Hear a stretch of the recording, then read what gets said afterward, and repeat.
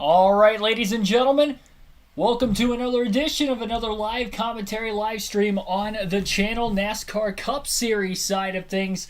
As we have a NASCAR doubleheader for you guys today, the Cup Series, and then, yes, the Xfinity Series will be taking prime time at the Auto Club Speedway later on tonight. We have live commentary for both races from flag to flag for you guys not in this stream, but throughout today's coverage on the channel. So be sure to hit the like button, subscribe for more daily NASCAR content as we are getting ready for today's action. First race, of course, for the Cup Series, the Pala Casino 400. Getting the chat up on my phone right now, and looks like you guys are pretty excited for today's race. I know I am as well. We have some pre-race predictions to get on here before the start of today's race. We have to advertise, of course, the Fantasy League along with that, and then we'll get into today's racing. We don't have very many predictions for today's race. There wasn't really anybody I could pinpoint to put on the don't haves list. It's pretty hard to predict who I think will not run well in early season races, especially because the only race we've had so far was a short track at the Clash, which is unlike any other, and the Daytona 500, which is a super speedway, so it's kind of tough to translate the finishes there onto the finishes on the intermediates, short tracks, road courses for the rest of the year going forward. So I don't have any don't have picks for you guys specifically this weekend, but I do have some sleeper picks for drivers who I think could potentially maybe compete for the win offhand, or at the very least, at least get a top 10, have a good run today. And two drivers who I think that could definitely compete for a win in today's race as well. So, gonna take a look at those here. Let's get the chat up on my phone, which I do have now. So, Jeff Sperry, VP Stillat, Billy Kramer, NASCAR Cup Series 2311 Racing, Patty and Rumdy Creations, welcome into the stream. I know some of you guys were asking what the weather was supposed to be like before the race, or before the stream started today. The weather is looking pretty good, at least for the sake of no rain. It is fairly cold compared to Southern California. It's typical weather even in the month of February. It is high 40s for today's race, so very cool. Very cool track temps. This is a track that doesn't have a lot of grip, but we're probably going to see it have maybe a slight bit more grip compared to years past, although with that being said, it's still going to be a lot of slipping and sliding. I know some of the drivers in the Xfinity Series race that was supposed to be held yesterday, they had a lot of interviews during their airtime that I was listening to, that we were listening to right here on the channel because we were live for that hour block yesterday. And pretty much they were kind of saying that they didn't think that the line was necessarily going to form all the way out to the wall like in years past with the cooler temperatures. We'll have to see if that will maybe happen today. Maybe it'll be more likely to happen in the Xfinity race because there's going to be more rubber laid down.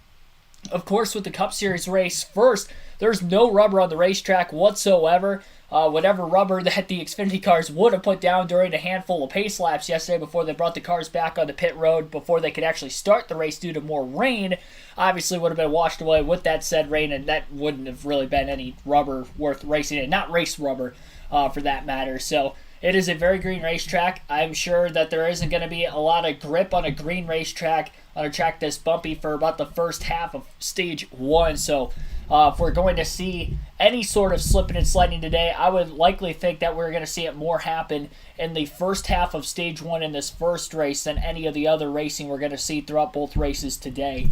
Christian Games, Robert L., Seth Thomas, also welcome into the stream. So yeah, let's get into our predictions. First and foremost, we have to take a look at the Fantasy League. So let me pull that up real quick. If you are not already joined into the Fantasy League on the NASCAR mobile app or website, be sure to do so. Chance to win 2 tickets to any NASCAR race of your choosing the following season in 2024 if you win either the regular season or playoff championship. So you can do that by, again, signing up with your email, free to join. Chance to win, obviously, if you win either the regular season or playoff championship. If you go to the NASCAR website, it'll take you, well, let's go to the homepage first. So we go to the homepage, search up NASCAR.com, and again, it's on the app as well, but specifically on the website, and go up to Quick Links, Fantasy Live, first one on the left. I haven't put my lineup in this week, so you guys can't see my lineup, but this is my lineup from last week. When you're not signed in or signed into a league, it'll ask you where I have the sign out screen. It'll ask you to sign in. You sign in. Again, put your email in. And then following that, you can go into league. You can search for KRC League, so KRC in all caps, capital L on League, a space in between the C and the L. As you see right up here, we have 36 members in the league already. 177 points was all it took to win the Daytona 500 last week, so Penske Fan 12 currently leads the standings. I'm in second with 173 points. Not an Elliott Fan, 172. Inside Uranus, the regular season champ 2 years in a row running now. We'll see if he can go for 3 in a row. He started the season off with a 4th place finish at Daytona. And Michael K. Pate, thanks for tuning into the league as well, at 160 points. So that is your top 5 going into next week, or this week I should say, at Auto Club. So with that being said, I'm going to put my fantasy lineup in. And also, again, be sure to join the league. Make sure you have your fantasy lineup set for today if you haven't already. If you don't reset your lineup, you'll have the same lineup you had last week. So at least, you'll have that. But remember, there are also bonus picks to try to choose from as well. So another reason you definitely don't want to miss. Today's fantasy picks, we're going to start off with the must-haves. Right after this interview, I can't really show you guys the interview because I want to make sure I get through all these predictions here first, because there are some talking points with these specific drivers. But they're talking to one of the drivers on the Fox broadcast right now, and he, in fact, is my pick to win today's race, as well as a must-have pick. I think you should absolutely have him in your top 10, and that would be Kyle Busch. Last weekend for the Daytona 500, I didn't have any specific predictions for him because he was having to start the rear of the field, going to a backup car. I thought he was going to be maybe one of the drivers to beat in the dual race on Thursday, and then if he ran well in that race, the 500 as well, because he got crashed out by Daniel Suarez. I did not want to make a prediction for Kyle Busch last week because I didn't know exactly how he'd run. I could see him being the dominant driver he was in the dual race, and I could also see him running mid-pack the whole race and not really being able to get that car forward, because I wasn't sure exactly how good his backup car was. Well, his backup car was really good. Fast forward to this week at Auto Club, one of his best racetracks, has 4 career wins, 2011, 2013, 2014, and 2019, all with Joe Gibbs Racing, 3 with Joe Gibbs Racing, and then his first career win in 2005 in the fall race was his rookie season at Hendrick Motorsports. But does have 4 wins here, and not only 4 wins, but he has been one of the best drivers at this racetrack in recent history, NASCAR. If you go back to 2012, Kyle Busch, or even actually 2011, pretty much any year that Auto Club has only had 1 race a season in for the NASCAR Cup Series, he has been spectacular. In those last 10 Auto Club starts, he has 7 finishes in the top 3, including 3 of those 4 wins. So I think he's got a great shot to compete for the win today. At the very least, he's going to get a top 10 finish, so it's a pretty smart bet to have there. I will definitely pick him to win today's race, so I'm going with Kyle Busch as my win pick. I picked him for the Clash, but as far as the points races go, I haven't picked him yet this year, so I'm picking Kyle Busch to win today's race. If you look back at, remember last season, Tyler Reddick in the 8 car led 90 laps, won the first 2 stages, and blew a tire while leading that race, dominated the first half of it before blowing that tire. So I do think that they're going to have a fast car. Austin Dillon's had fast cars. He finished second last year at Auto Club as well. So if we're looking at the next-gen car specifically at this racetrack, and specifically RCR, the next-gen car, I think it's going to lie into the hands of Rowdy today. He's got a really nice Lucas oil paint scheme there. So we're going to see that pretty blue car potentially in victory lane today. Again, he is my pick to win today's race. The other must-have pick who you should absolutely have in your fantasy lineups today is going to be Kevin Harvick. As for Kevin Harvick, got to pull the rest of my notes up. I remembered all those notes from Kyle Busch, but I want to make sure I pull them up for the rest of these guys so I don't get any stats messed up here at all.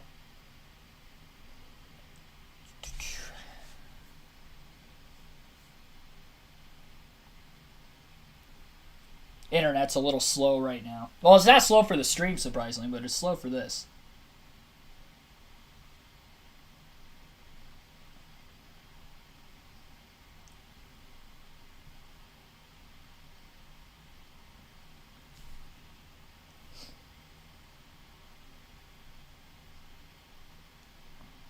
Alrighty. Clint Boyer's taking Kyle Busch as well today. There you go. See, I'm not the only one. Picks lock at 3:43, so drop the green flags at 3:48, so we still have about a half hour here to get these predictions in. Apologize for this light delay. There we go. Okay, so second driver I have for the must-have pick who you should absolutely have in your fantasy lineups today, and potentially for betting advice to take a top 10 finish home at the end of the race today, I think is Kevin Harvick.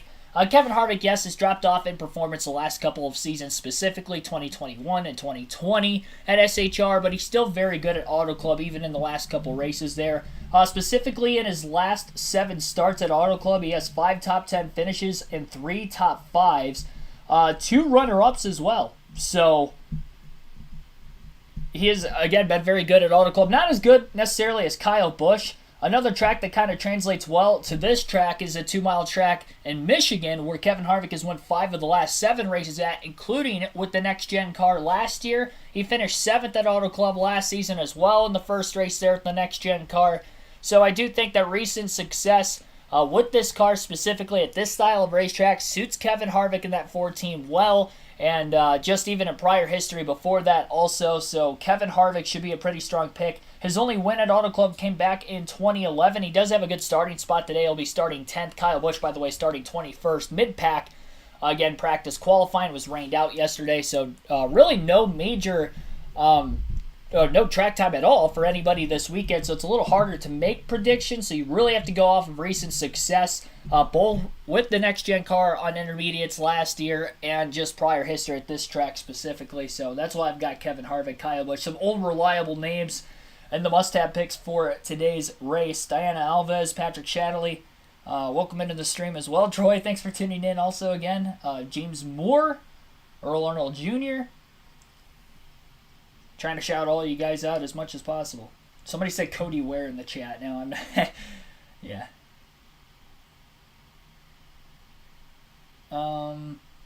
Yeah, I wouldn't take Cody Ware. Xfinity race starts at 8 tonight. Our coverage will be live at 8 also. On Fox Sports 2 for that race.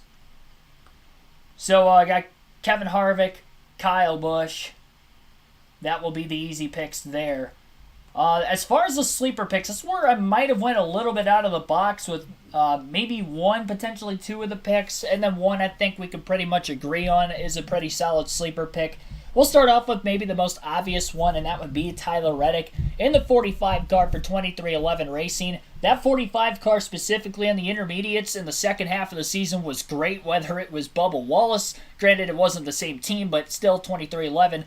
Bubba Wallace got a win at Kansas late in the year. Kurt Busch won the Spring Kansas race, of course. Kurt Busch actually finished in the top 10. Also, he ended up getting the 8th place finish last year at Auto Club. So the 45 car did at least have a good finish. I remember being at that race and him not running well throughout the course of the day, but ended up with a good finish with a lot of late race restarts, took some tire strategy. But if 23XI could get a top 10 finish early in the season last year when they weren't running well at all, both cars, on an intermediate, and then they finally started running well consistently on intermediates later in the season, I think that'll bode well for them today. Tyler Reddick, as mentioned a little bit ago, won the first 2 stages of last year's race, led 90 laps in the beginning of that race as well, was the most laps led by the end also.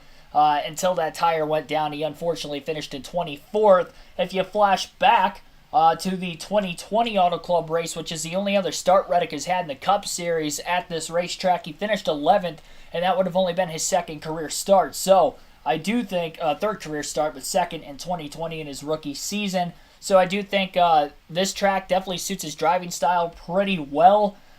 Starts 35th at today's race, pretty deep in the field because of being one of the drivers who DNF'd early in last week's Daytona 500, and based off of where they're at in points as well as how the metrics go for this. So I am going to say that Tyler Reddick, despite starting deep in the field today, is a pretty good pick for sleepers for your fantasy team. And not only that, I think he's a good pick, honestly, for a top 10 for the betting side of things go today as well. Very high on the Toyotas today specifically. I think with Bell on the pole, this is a track that suits him pretty well. You know, Kyle Busch is my pick to win. Tyler Reddick, even in maybe the secondary team for Toyota at 23XI, I think he could have a solid run today as well. Maybe even compete for the win by the end of the race. You never know.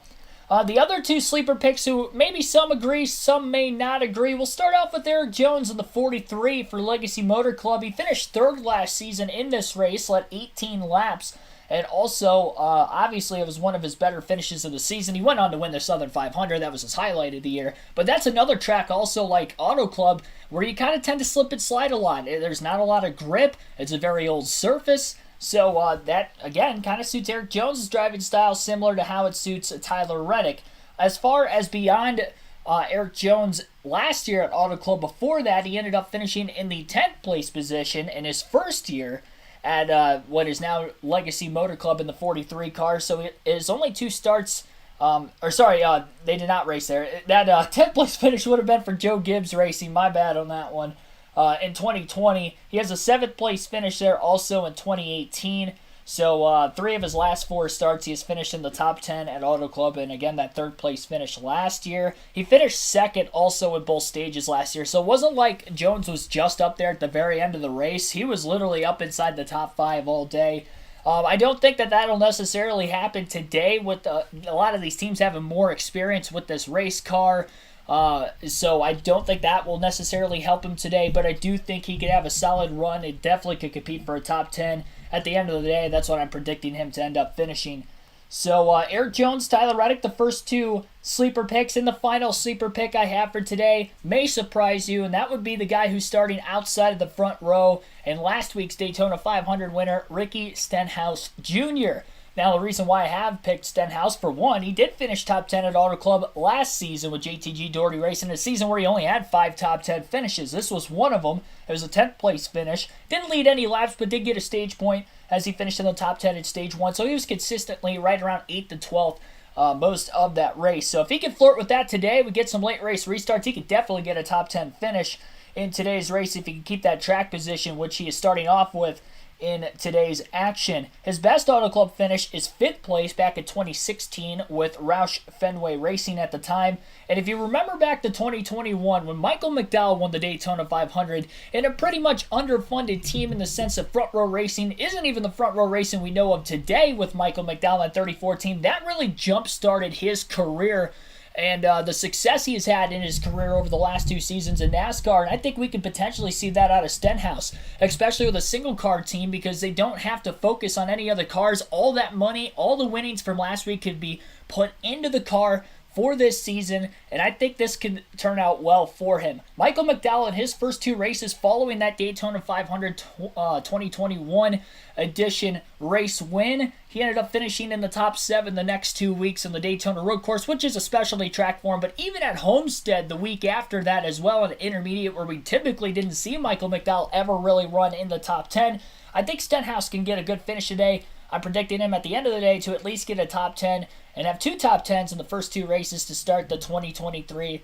campaign. So that's all my predictions for today's race. Again, don't have any of the don't-haves. I really couldn't find anybody that I could pick, with it being early in the season, especially that I could guarantee you guys were not going to run in the top 10. If there were more practice or qualifying time, I maybe could have bounced that off of it, but because qualifying practice got rained out, I didn't really get to look at that, unlike last week at Daytona where there's a lot of on-track activity leading up to Sunday's race. This weekend, there's been none. So I don't have anybody who I can confidently say will not get a top 10 finish today, outside of obviously the usual suspects like the Rick Ware Racing cars and so on. But I don't want to do that. I like to usually go out on the limb, pick a guy that would typically you would think of competing for a potential win or a top 10 on most given weekends. And I usually like to take those guys, but did not for this weekend. I couldn't really find anybody. So that is it for the prediction. So appreciate, again, everybody tuning in this weekend. So I'm going to get my fantasy team in here, and I'm also going to pull you guys up in the chat if you want to ask any questions for maybe who do you think that of the drivers I didn't mention, who you may think will run well. See a Christopher Bell pick down in the chat. Yeah, that's a pretty good one. He's off to a hot start this year. Obviously a hot end to last season as well. William Byron is a very bold pick. I don't know exactly how he is statistically. Another reason I didn't pull up the don't-haves, the website I usually use is driveraverages.com. That was actually crashing out on me. I want to say that website went down last week, literally in the middle of me pulling stats for the Daytona 500, but because I had most of them, I was able to at least finish off on the end. That website was not available for me at all today. I like Racing Reference, but it's really hard to narrow it down by track like driver averages. DriverAverages.com, you could literally just search up any driver, any track, and it has their stats from when they started their first race to their most recent race, and it's got everything, laps led, where they've ran most of the race, like average running position throughout the course of the race. So it has all that. Where Racing Reference, you can pull up their season stats, where they finish, but you literally have to go season by season by season. So I'm having to click, exit out of a page, go back to that page, instead of it all being on the same page. So it's a lot harder for me to pull stats off of Racing Reference when it comes to looking at specific driver stats, especially when I'm trying to go through a full, like probably half the field, 20 drivers or so every week, and I'm trying to narrow it down to, 2 to 3 picks for must-have, 2 to 3 picks for sleepers, and 2 to 3 picks for the don't-haves. And unfortunately, I wasn't able to get the don't-haves for you guys today, so I apologize for that. Yeah, I use driver averages too for searching up stats. Yeah, it's been down for me since last week. I tried it last night, and I tried it again this morning. But appreciate everybody tuning in. Robert Goodwrench, thanks for tuning in also. Dark Crypto, I don't think I shouted you out, but thanks for tuning in. Got a little less than 50 people watching right now. Be sure to hit the like button, subscribe for more daily NASCAR content if you haven't already.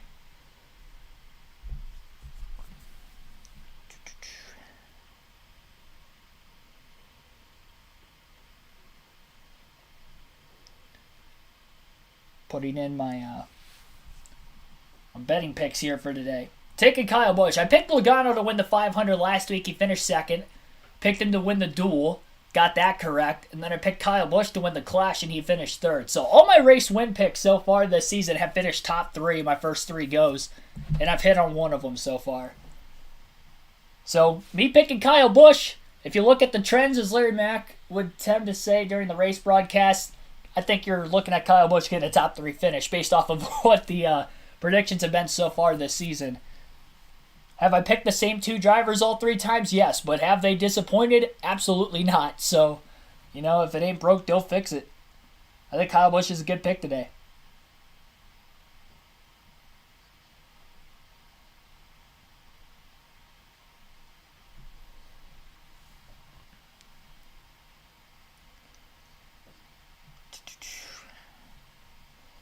Gotta be able to make sure I get this in. Turn on the race broadcast for you guys as they're about to go through the pre-race invocation. TC Titan Battalion from California State University presents our nation's colors. Here to perform today's invocation, please welcome the executive pastor of High Desert Church in Victorville, California, George Beasley. Let's pray. Our gracious Heavenly Father, we are so grateful for the weather that we so desperately need in California, but we are grateful today for the break so that we can enjoy a race in Fontana, California. Lord, we pray for the safety of the drivers and the fans, but most of all, we're thankful for the grace found only in you. In Jesus' name, amen. Here to perform our national anthem, please welcome singer and second daughter of Jenny Rivera, Jackie Rivera. Oh, say, can you see by the dawn's early light what so proudly we hailed at the twilight's last gleaming, whose broad stripes and bright stars through the perilous fight o'er the ramparts we watched were so gallantly streaming, and the rocket's red glares, the bombs bursting in air, gave proof through the night that our flag was still there.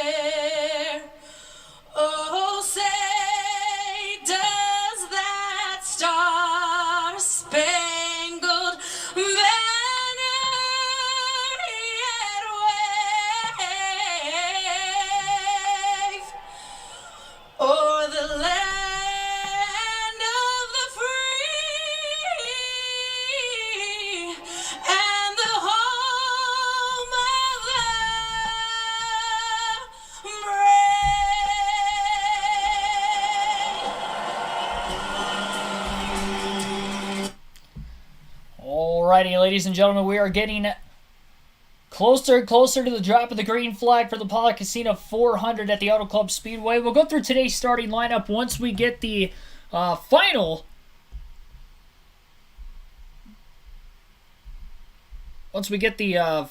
thing during the pre-race ifications underway, and that is the command for the drivers to start engines for today's race. Gotta get my fantasy team in here last second.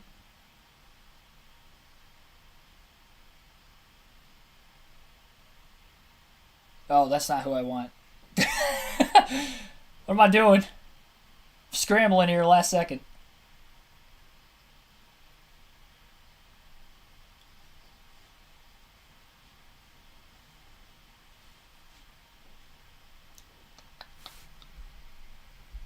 Pull the chat up for a little bit on my laptop means I don't have it on my phone currently. Yeah, I looked up. I did a double take on my TV, like middle of the national anthem. I'm like, whoa. She does have pipes. Sean Murphy, thanks for tuning in. He's going for Almirola to win the race. That is definitely a bold prediction.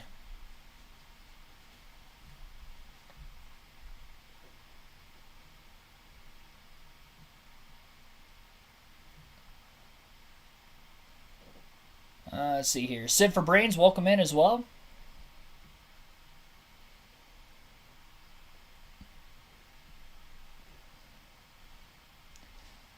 I gotta get my fantasy picks in the next 7 minutes.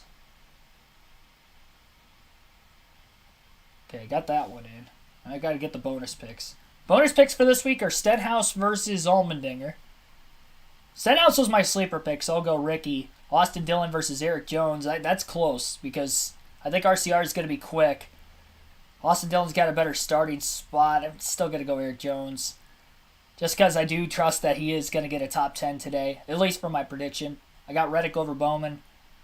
And I'll go Larson because he's pretty good at the 2-mile ovals. Even though Chase Elliott ran pretty good here last season also. So I'll give the full list of who I have on my fantasy team and most of my fantasy picks once we get closer to the drop of the green flag here. Pretty much once everything locks up. Even though I kind of spoiled some of it for you guys.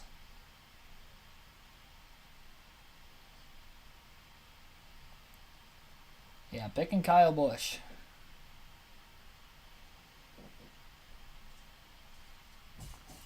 Sleeper, Chris Buescher. I don't really know about that one. RFK struggled last year on the intermediate tracks. When they started to run good later in the season, it was particularly on flatter tracks or road courses, and that was a Ford thing in general. It wasn't just RFK. The SHR Fords performed really well on road courses. Remember Harvick almost won at Sonoma middle of the season. And then some of the other flatter tracks as well. You know, Penske was winning like a Gateway and Phoenix at the end of the season. So I don't think it's necessarily just an RFK spike last season. I do think that they did spike last season, but it was primarily on the short tracks and road courses. I just do not trust them at all for intermediates. Maybe I could have went like Buescher for a don't have pick potentially, but I just I didn't think he had enough hype going in for me to have to try to shoot that down, I guess, essentially. Yeah, they've been talking about snow throughout the weekend. It was flooring at about 10:30 local time yesterday morning in Fontana, California at the racetrack. And again, today it is not a very warm temperature either. I know when I checked earlier on, it was supposed to be a high of 48 at Auto Club this afternoon for today's race. That is very cold compared to Southern California. Normally, even this time of the year, VSHAP Motorsports looking for a major rebound performance. I'm looking to keep up my performance from last week.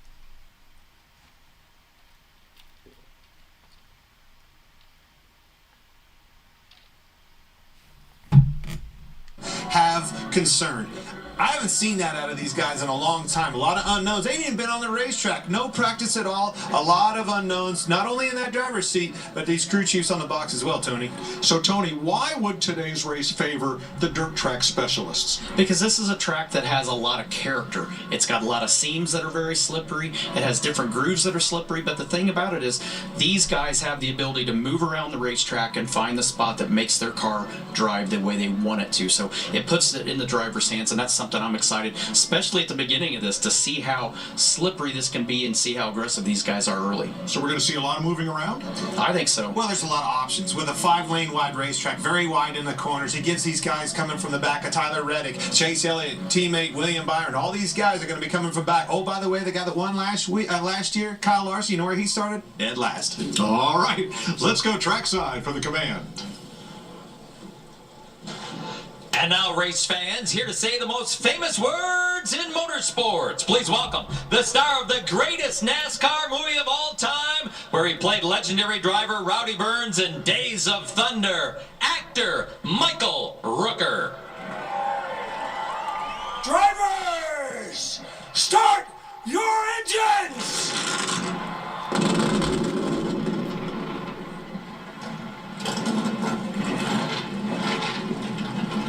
Rowdy Burns giving off the command for today's race, and now we will head through today's starting lineup for the final NASCAR Cup race at the Auto Club Speedway as we know it. Christopher Bell will be on the pole following a third-place finish in the Daytona 500, second-place finish in the Daytona 500 last week, and a Championship 4 appearance last year. His real chase for the championship starts today. And last week's Daytona 500 winner, Ricky Stenhouse Jr., will start outside of the front row in second based off of the qualifying metrics that were due to qualifying in practice getting washed out yesterday because of where Stenhouse is in owner's points for the 47 car, driver's points, and the finish from last week. Him winning the 500 got him the front row start today. His best career finish at Auto Club is 5th in 2016.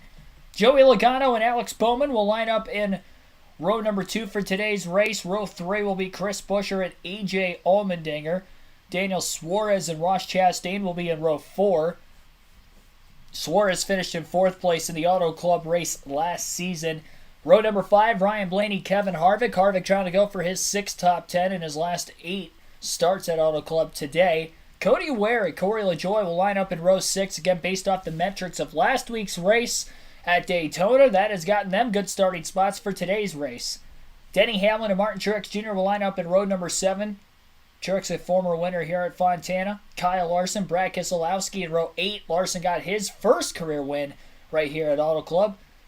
That was at Michigan on another 2-mile oval, but he does have a win here at Auto Club as well. Eric Almirola and Bubba Wallace will be in row number 8. Row number 9, rookie Austin Cindric and Noah Gragson. Cindric started on the pole a season ago at this racetrack. Kyle Busch and J.J. Yaley will be in row number 11. Busch is my pick to win today's race. He is a 4-time Auto Club winner, most of any current driver.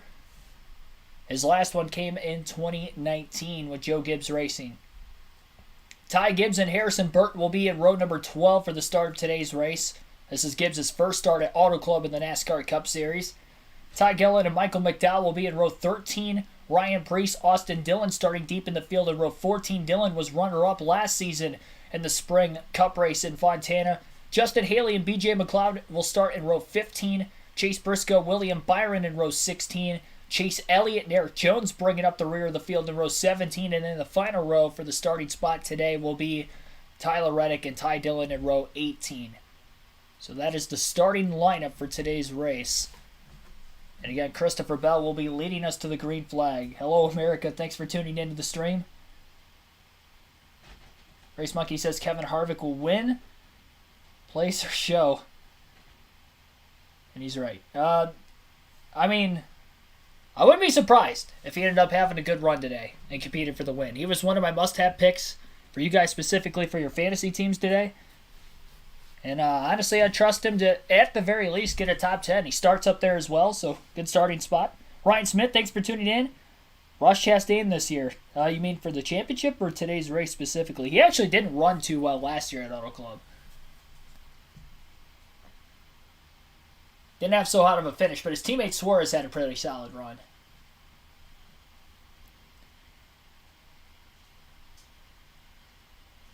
Terry Lewis also welcome into the stream.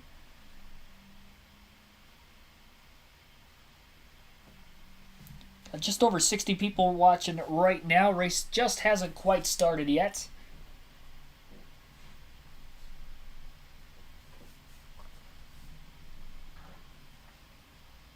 Gonna cue up Ricky Stenhouse, and you'll get to listen to that right now. You got us. I got you, boys. What's happening? Man, Daytona 500 champion. Changed your life this week. Tell me about your week, and then tell me that one thing that stuck out in our interview is that Brad Doherty saying, hey, have fun, let's enjoy this, let's soak it in, and then let's shut it off and go back to business out in California. Yeah, we had a blast this week. A lot of flying around, a lot of interviews, but it was well worth it. No sleep. I got caught up on sleep Friday and Saturday, but yeah, like Brad said, we're here to do business. Last week's last week now. We're in the race car. Our job today is, keep this thing up front. Our Rouse Treetop Camaro. We'll be the first to find out what it's like entering turn one here, just checking out the seams right now to kind of see where the water is and make sure we stay off of that. Well, buddy, you nailed it there. You're the first one through it. Good luck out there. Hope things go well for you. Appreciate it. It's been a fun week. This is going to be a great race here today. Should have a couple more pace laps and then we'll be going green to start today's action. He was talking about potential rain in the grooves of the racetrack. So what they tend to call them are weepers necessarily. So on these older surfaces, when you have a bunch of rain like we had over the course of the last couple days at Auto Club, what tends to happen is in the seams of the racetrack or the cracks of the track on these older surfaces, the puddles basically stay there. There's no way for the jet dryer to get all the potential rain out of there.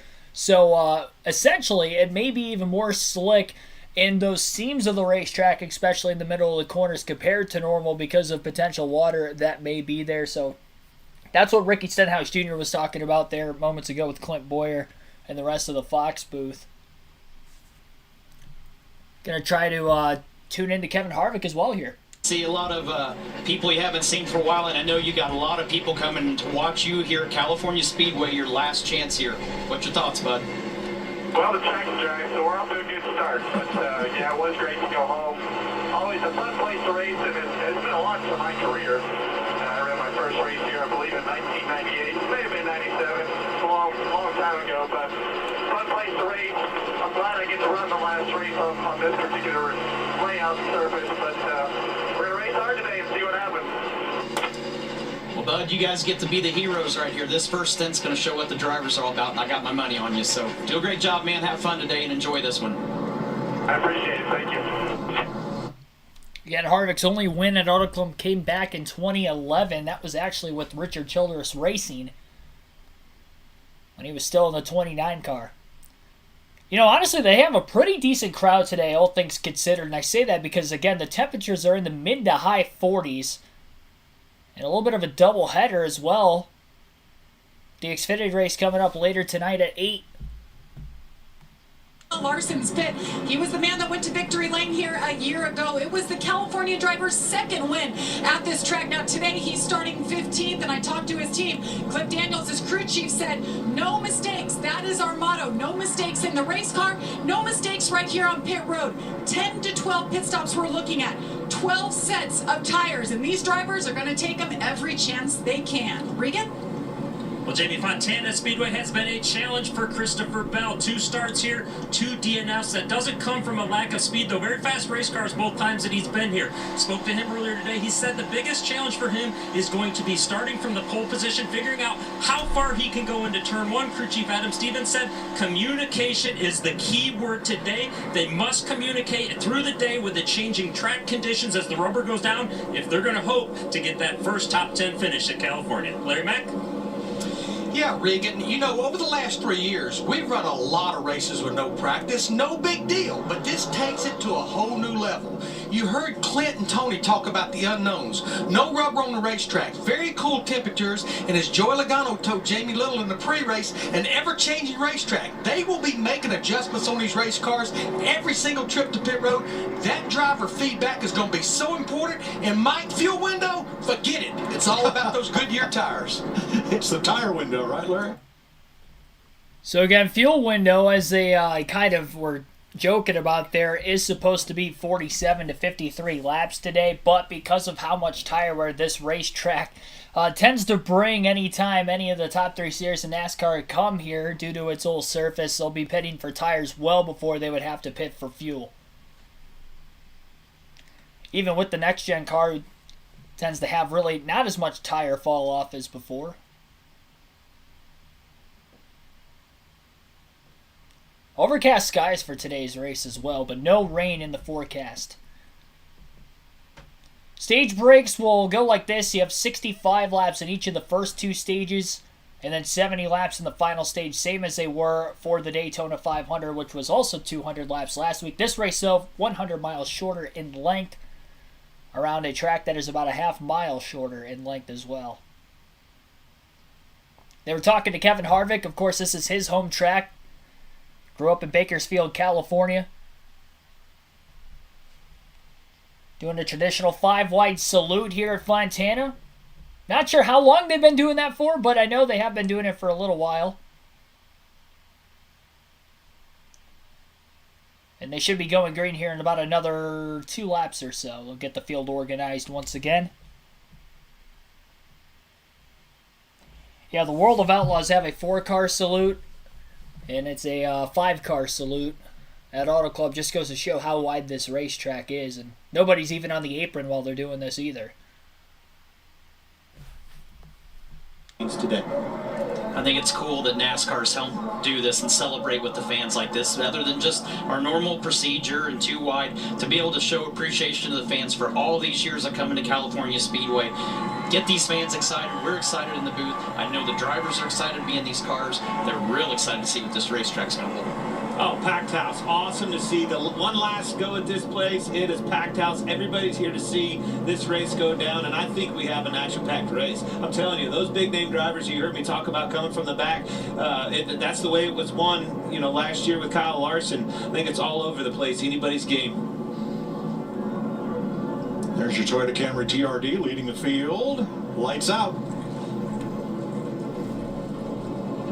And here's some Joey Logano audio. Something going today. A good start last week. Plenty of pit stops today. We'll keep our heads in it. Plenty of opportunity to make up spots if we need to. Try to keep our strategy on point and point the last one here. That's spot on, Tony. And, you hear a lot of concern in the drivers, the crew chiefs. Was down talking to Randall Burnett, Kyle Busch's crew chief. Having adjustability built into this race car for these guys. No practice. This track, it is a monsoon. Tons of water down. Has it had any more character? What's that character? Those characters are bumps. We saw it last year. Cars bottoming out, making sure that they don't get on those limiters too hard early. That's hard to do all off of last year's notes. So trying to figure out the other aspect of that is the pace. It being this cold, the pace could be upwards of 0.8 of a second faster. Guess what that does? That puts more load on that car, and it makes it even lower yet. So making sure you have adjustability, have a little bit of, that adjustment built in from when they get to that competition caution is where the whole game is made. Let's listen in on Ryan Blaney's team. Let you know what I need. So have fun, be safe. It's the coolest racetrack. Be really cool to win the last one here. So good luck. Yes, sir. We'll be behind you all day. Have fun out there. Roger Penske built this track with help from Les Richter in the mid-1990s. The Penske drivers would love to win the final race on this 2-mile configuration for the captain today. Once again, this track will be turned to a half-mile short track, and that rebuilding process will start after this weekend's NASCAR events. We have the Cup race followed by the Xfinity race that got washed out yesterday. Field heads into the Geico restart zone, and the final race at the Auto Club Speedway is underway. Christopher Bell on the outside lane will lead the field to the green, and we are racing in the Pala Casino 400 in California. 3 wide, almost 4 wide, already forming middle of the pack down into turns 1 and 2. One driver down on the inside lost about 4 or 5 positions. Must not have just taken off well on the start. Meanwhile, at the very front, they're 3 wide for the race lead. Now for second, as nearly Stenhouse crowds the 48 of Bowman into the outside wall. Didn't realize he was there. In the process of trying to get off him, he swung down to the bottom and almost sideswiped the 22 of Joey Logano. Kyle Busch almost down in the grass in the middle of the corner. Stenhouse now has to get out of the gas off the exit of turn 4, loses more spots as they split 4 wide off the exit of the corner. Truex going to give a bump draft to Chris Buescher, and Stenhouse hung out to dry in that middle to upper groove. Meanwhile, at the front, Alex Bowman to the bottom of the racetrack will take the lead into turn 1. He had a big run after running the outside lane up near the wall in turns 3 and 4 and rockets out ahead of Christopher Bell as he was able to lead the opening lap of the race. Bubba Wallace going to pull out a line now, trying to pass Stenhouse. Stenhouse has already fallen back to 12th place after starting second in less than 2 laps. And he's 3 wide middle between LaJoie and Wallace right now, just outside the top 10, and still 3 wide off the exit of turn 4. Bowman will also go on to lead lap 2, already out to almost a half-second lead over Christopher Bell. Ross Chastain will now try to take over second place.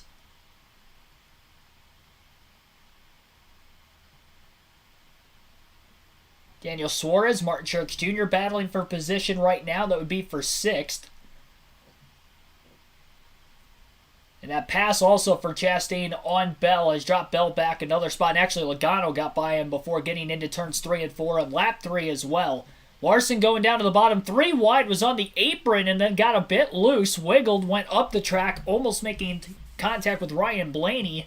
And then Chris Buescher, who was on the outside of that 3 wide mess, ended up able to clear the 5 of Larson as well off the exit of turn 4. Larson dropped back in line and had about 3 cars hauling the mail behind him after that loss of momentum from the 5. So Bowman won back in 2020 at Fontana, which was the original last race at this racetrack. So you never know, maybe we do end up having more races at this 2-mile oval going forward, but I think this year compared to other years is probably more likely that this is going to be the final race. They've already taken down, I believe, some of the grandstands in preparation for the upcoming teardown of the actual track itself. They've sold off some of the land as well in recent weeks.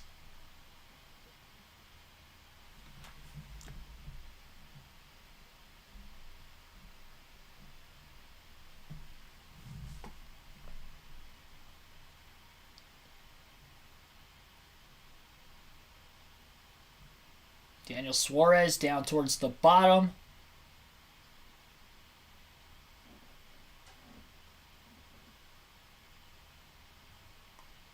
Was not able to make a pass on Martin Truex Jr. in turns 3 and 4 that last lap either. Suarez was initially in front of him before Truex passed him on the second lap, but Truex has him pulled away from the 99, and Suarez continues to battle. Most of the field running up towards the outside near the wall, really fanning out. That seems to be the preferred lane in the early going. Cars are trying to pass on the bottom, but I haven't really been able to see anybody work it well enough to get it done. As the tires start to fall off, though, it'll be interesting to see if that'll happen later in the run, more so than early in the run on a very green racetrack. Bowman setting the pace early, already out to a 0.6 of a second lead now. Seems to be about a 10th faster a lap than second place Ross Chastain. AJ Allmendinger trying to pass the 19 car on the outside after getting by the 99, nearly making contact off the exit of turn 2. Christopher Bell holding both cars up on the back straightaway as he's still on the outside right in front of the 16 of Allmendinger. Drops maybe a lane off the wall. AJ all the way up near the wall, trying to get as much clean air as possible. But still ended up having to lift a little bit more in the center of the corner. Merging 3 wide with Daniel Suarez and Ryan Blaney, who were working to the bottom. And instead of pulling out a line trying to make a pass on the bottom of the 19 into turn 1, the 19 will try to get to the inside of the 20. Allmendinger waited patiently, then drops to the bottom behind Truex. Truex will clear Christopher Bell for 4th, and Allmendinger will get to his inside off the exit of turn 2. Blaney with a pass on the outside on Daniel Suarez as well for 8th that last corner. 3 wide, down into turns 3 and 4. Blaney to the inside of the 16 and the 19 now. Biggest movers in the early going of the race would have William Byron as the biggest mover so far, up 12 spots from the start. Chase Elliott, who started outside the top 35, as well as Tyler Reddick, have now broken up to 25th and 26th through the field. Eric Jones, who started as well deep in the field after DNFing early in the 500 last week, is up to 27th right there with Elliott and Reddick. Top 5 right now on lap 9 would be Alex Bowman in the lead, Ross Chastain second, Joey Logano third, Martin Truex Jr. fourth, and Ryan Blaney is in fifth. There is a competition yellow scheduled for lap 15. Once the last lead lap car passes the start-finish line, the caution flag will wave. And again, the reason for the comp yellow is because practice and qualifying was rained out yesterday. Fastest lap in the early going of the race so far has been ran by Ross Chastain with a 175.64 mile an hour average, which clocks in at a 40.992. And there's already been so much fall off in lap time as well, because that was Chastain's fastest lap, which was on lap 3, and we're on lap 11 right now, and already his most recent lap was a 42.209, so already has fallen off 1.3 seconds off the pace just 8 laps later. Just goes to show how abrasive this surface is on these race cars, on the tires specifically, and handling will be an issue over the course of longer runs in today's race. I can guarantee everybody's going to be coming down to take 4 tires and top off on fuel when we get to that comp yellow in the very beginning. Bubba Wallace trying to defend on Ty Dillon for position right now. Rather, Noah Gragson in the 42 car. After already being passed by Kevin Harvick in recent laps, as well as the 17 of Chris Buescher. That battle with Gragson is currently for 17th place. William Byron has joined it as well. Already breaking the top 20 is Byron again after starting outside the top 30. Martin Truex Jr. Ryan Blaney running side by side. Blaney rocketing through the field right now. Started outside the top 10 and he's already up to 4th as he passes Truex heading into turn 1 on lap 12.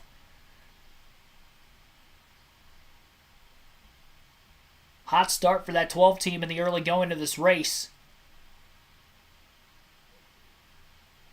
Was runner-up at Auto Club in 2020 to Bowman until he ended up blowing a tire on the final lap of the race and had to come down into the pits as they were taking the white flag.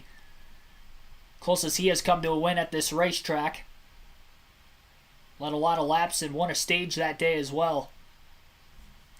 Bowman dominating the early going, though. He has led the first 12 laps. Kyle Larson very slow with some sort of an issue right now. Would probably rank as today's favorite for this race.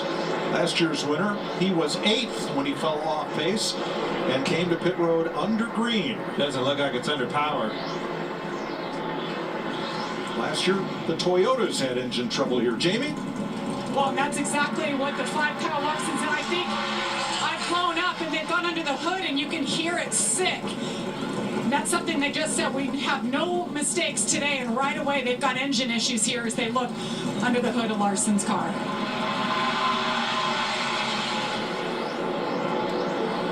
New look for Kyle Busch, who was in contention in the closing laps of the Daytona 500, which once again slipped through his grasp.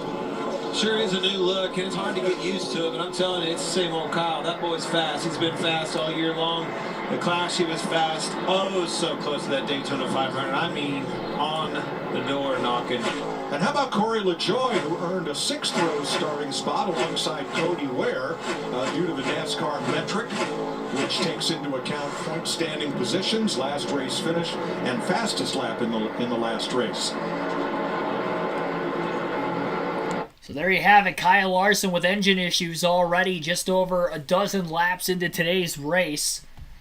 Lap 15 right now for Bowman. Larson is back out on the racetrack, but it does seem as if they are under power. He should get the free pass during this caution flag to get 1 lap back, but I believe he is 2 laps down as of right now after leaving pit road. Who's to say that that car is even going to be able to continue going forward? And that's what the no practice and qualifying does, but it wasn't scheduled to be that way. They were supposed to have practice yesterday. They were supposed to have qualifying in the afternoon, but because of the rain washout, they were not able to get this situated. It seems like Larson is still under power after leaving pit road. Ryan Preece making a 3-wide pass on Tyler Reddick and Chase Elliott. Larson still off the pace on the front stretch as the field rushes by on the outside. 1.4 second lead for Bowman, and the caution flag is out for the first time today. So again, competition yellow, which was scheduled after 15 completed laps, is now here. And we'll be seeing the field pit during this caution very shortly.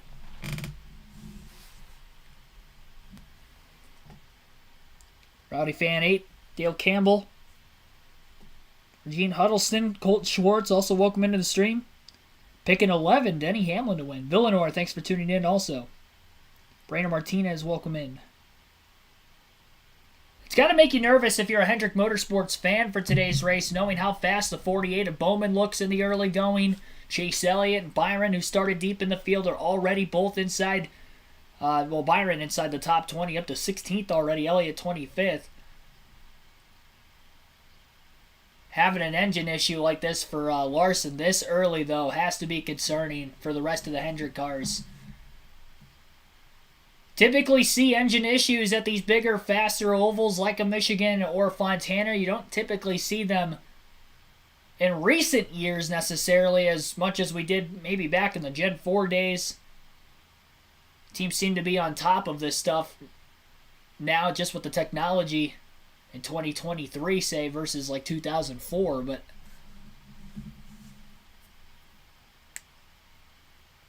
and the fact that the engines aren't turning as many horses as well as what they did necessarily at that time, but still tend to see these engine issues. Now, this 5 team specifically has had engine issues on these bigger tracks before. Remember, Talladega in the fall last year had an engine issue just a handful of laps into that race. And also at the Daytona Summer Race in 2021, he had similar issues. Pit road is open this time by, and here comes the field on their way in. Now pit road is open. Jamie. And the 12, Ryan Blaney on the radio with his team saying he wants a little bit more turn at both ends of the track, but definitely 3 and 4 are his strongest corners. He also told the team, let's not make any big changes here until we get a better feel for the racetrack. So it'll be minimal changes for the 12, 4 tires as well. Ross Chastain, a little tight to start this race. Rear slide on throttle, so slight air pressure adjustment and 4 tires for him. Maybe Alex Bowman just a little bit too hesitant to turn the wheel in the corners right now because the back is loose. That means it wants to slide out from underneath him and go towards the wall. And the 22 of Joey Logano, that race car started the run too tight. It was getting better as it ran, and it actually ended too loose. Race is going to be one off of pit road. Couldn't tell who that was exactly. They don't have the leaderboard on the left side of the screen for the race out of the pits. Larson's team back under the hood of his race car during the pit stops as well. I don't think our leaderboard is completely accurate on my screen. It could be. Maybe Bowman won the race off pit road again.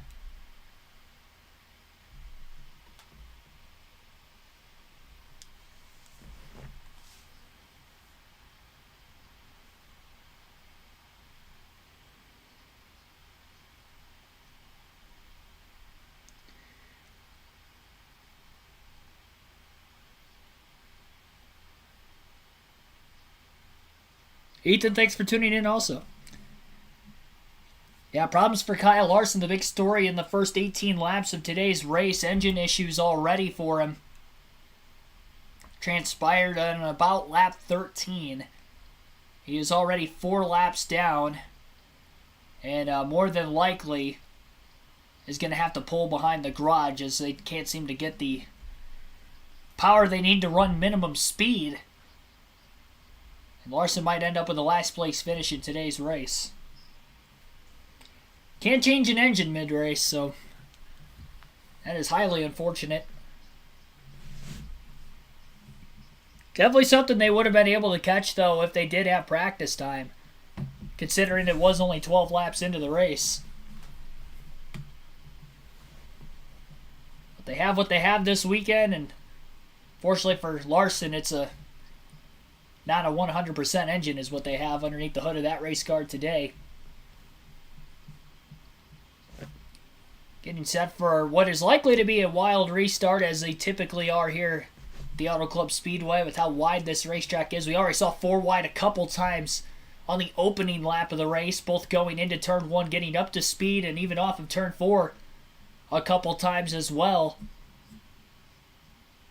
Seems to be a little bit wider in turns 3 and 4 than in 1 and 2. It's kind of harder to run the apron down in turns 1 and 2, but in 3 and 4, it's a lot more gradual of a decline off the regular racing surface of the track all the way down to the flat of the apron.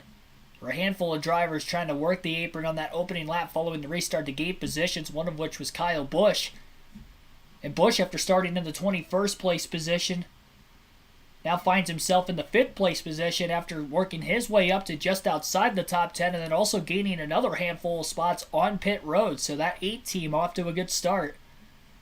And Ross Chastain, by the way, was the driver who won the race off of pit road, so he'll be leading the field to the green. Bowman got out of the pits in 2nd, Logano 3rd, Suarez 4th.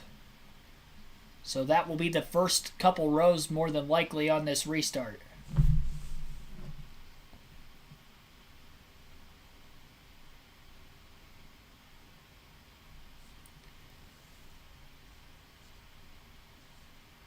They'll be getting the 1 to go signal this time and head into the choose cone rule. The drivers will get their choice of what lane they want to position themselves in for the restart. You saw that for the first time on a super speedway at Daytona last week through Speed Weeks.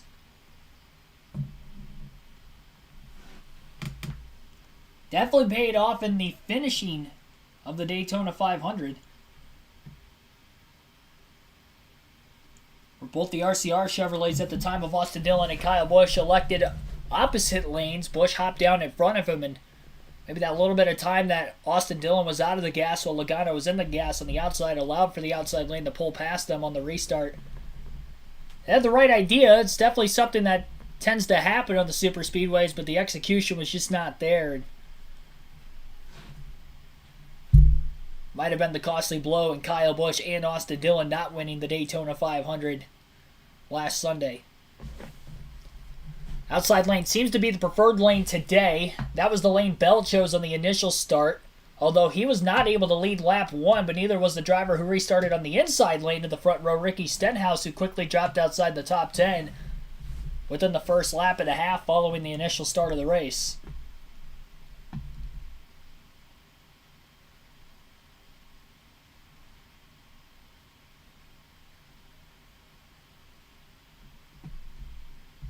So Kyle Larson staying in the race car right now.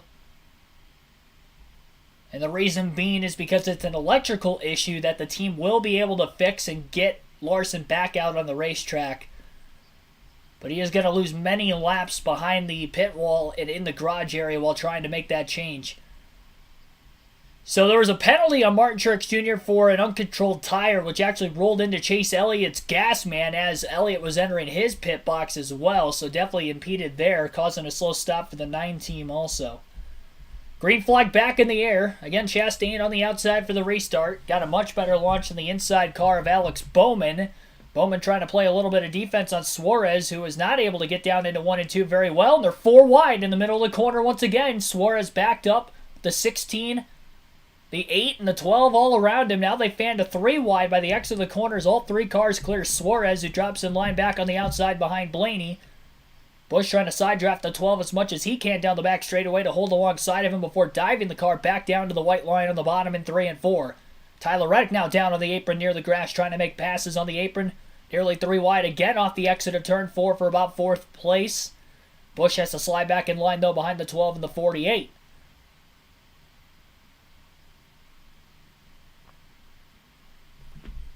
Chastain has just led his first green flag lap of the race. Ryan Blaney almost clear of Alex Bowman, trying to pull off a slide job. Bowman pulls back to the outside. Both cars almost made contact. Might have had to lift a little extra, and that gives the run to Kyle Busch in the 8, who now takes it 3 wide to the inside of the 12 and the 48. Suarez gave the 48 a big push on the back stretch heading into turn 3 as well. Busch now trying to slide job, almost gets into Ryan Blaney, and Bowman able to clear up on the outside 3 wide once more. Blaney drops in line between the 48 and the 99. Kyle Busch almost lost control of his race car, trying to make 2 passes in one corner on the 12 and the 48. And it instead lost at him a net loss of 1 position as Suarez was able to get by on the front stretch instead.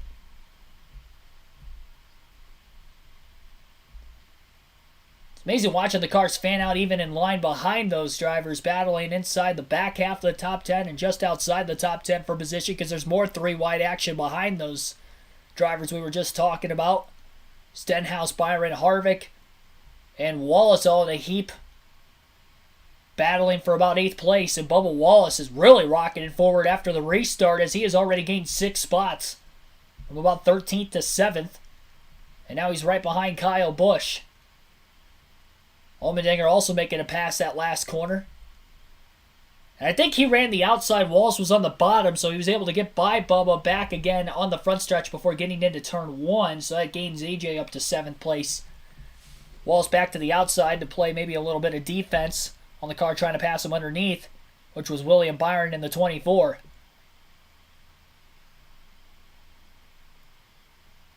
Still about 42 laps to go yet in Stage 1. Everybody will likely have to pit one more time in this stage, mainly because of tires. They're pretty close to the edge of the fuel window, but I wouldn't want to push those tires more than 40 laps at this racetrack. We already saw 1.3 seconds of fall off just in an 8-lap stretch. Imagine a 48-lap stretch, what that could entail. I'm curious to see if we see maybe drivers try to pit twice in stages 2 and 3, which won't be impeded by a competition caution if we don't have any other cautions for incident as well. May see some sort of a 2-stop strategy versus a 1-stop strategy in those next stages. Wallace not only got back by AJ Allmendinger the next lap after AJ got by him, but also rockets himself into the top 5 for the first time today, passing cars of Daniel Suarez and Kyle Busch.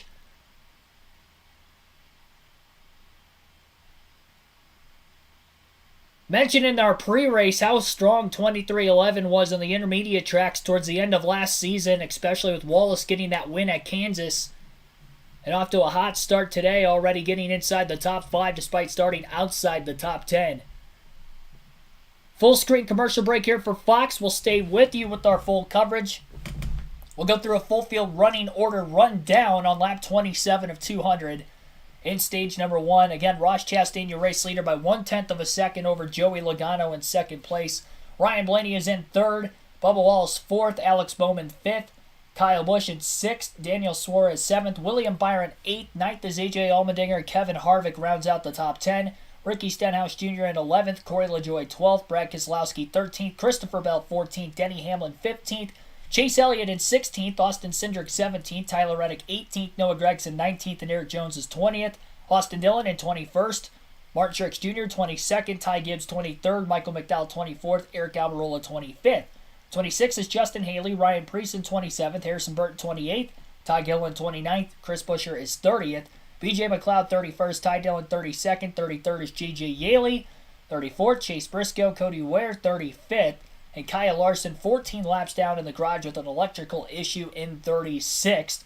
Again, they are working on that car right now, hoping to get him back into the race, but he will be in no contention of trying to get any sort of a good finish today, just basically trying to get the car back in. For anybody who can't make it to the end, hopefully he can make up enough laps that he can eventually at least gain a couple spots in the finishing order. With it being so early in the season, this could drop him back quite a bit in the point standings overall.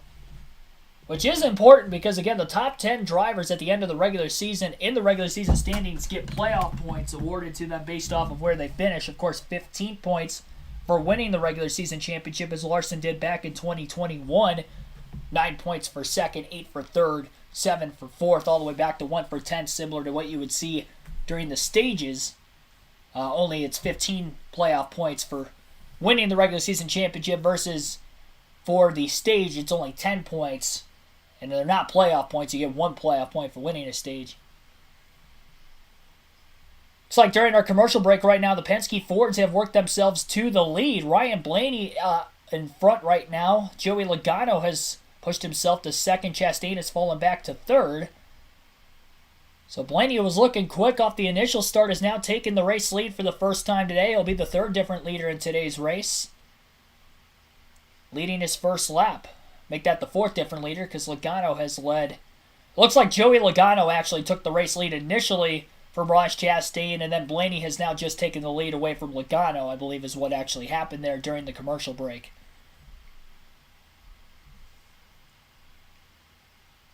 Showing a replay of what happened during the commercial as well. Noah Gragson got up into the outside wall off turn 2 while battling for position mid-pack. Kind of got forced there, maybe a little bit of contact. Couldn't tell what car that was that tried to clear him. But Blaney is out in front, though. Logano up to second. And Blaney has about a 0.2 of a second lead, which is about 3 or 4 car lengths out ahead of his teammate Logano right now. Remember, Blaney went winless last season despite the fact that he still finished in the top 10 in points and made a round of 8 run in the playoffs. Finished second in the season finale at Phoenix as well. Had a shot to win the race. The Fords have been very good on the flat tracks between last season and even with the clash earlier to start this year. Hot start for that 22 team of Joey Logano. Mentioned that he ended up nearly winning the Daytona 500 last week. Runner-up in second place, and then also won his dual race. He is the points leader coming in based off the stage points, the race points from last week's 500, as well as the 10 points he got for winning the dual race, which points were awarded for the top 10, similar to what we would see in the stages for every race throughout the course of the season.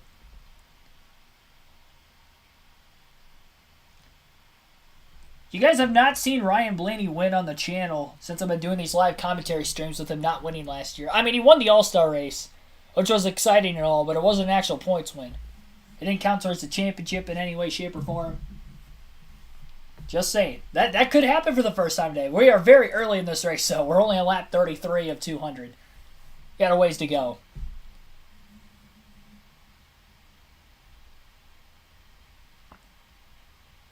Our spotlight drivers coming into the race today. Again, no don't have picks in our predictions show, but we have 2 must-have picks that I had predicted to, at the very least, get top 10 finishes, and some sleeper picks as well for drivers who I predicted that could potentially get top 10s or underdog picks to do so.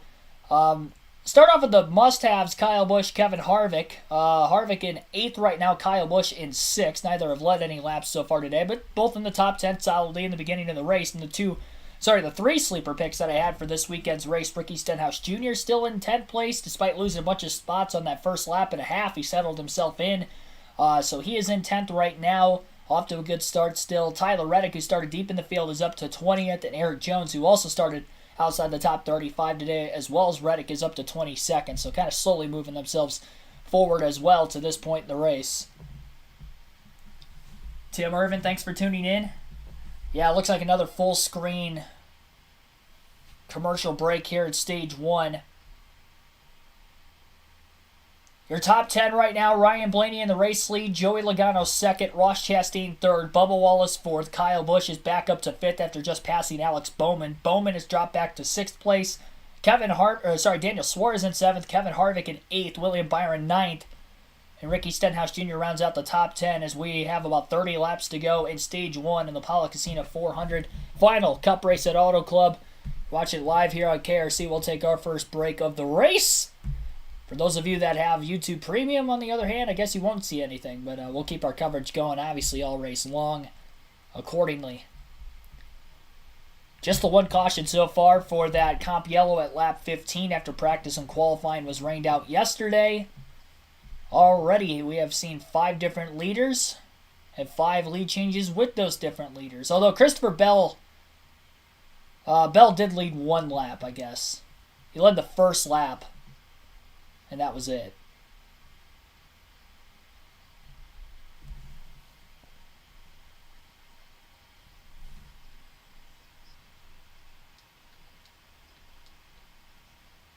Two laps of racing. It was a little more than 2, but yeah, I get what you're saying. It just stinks that they're full screen. That's my big gripe.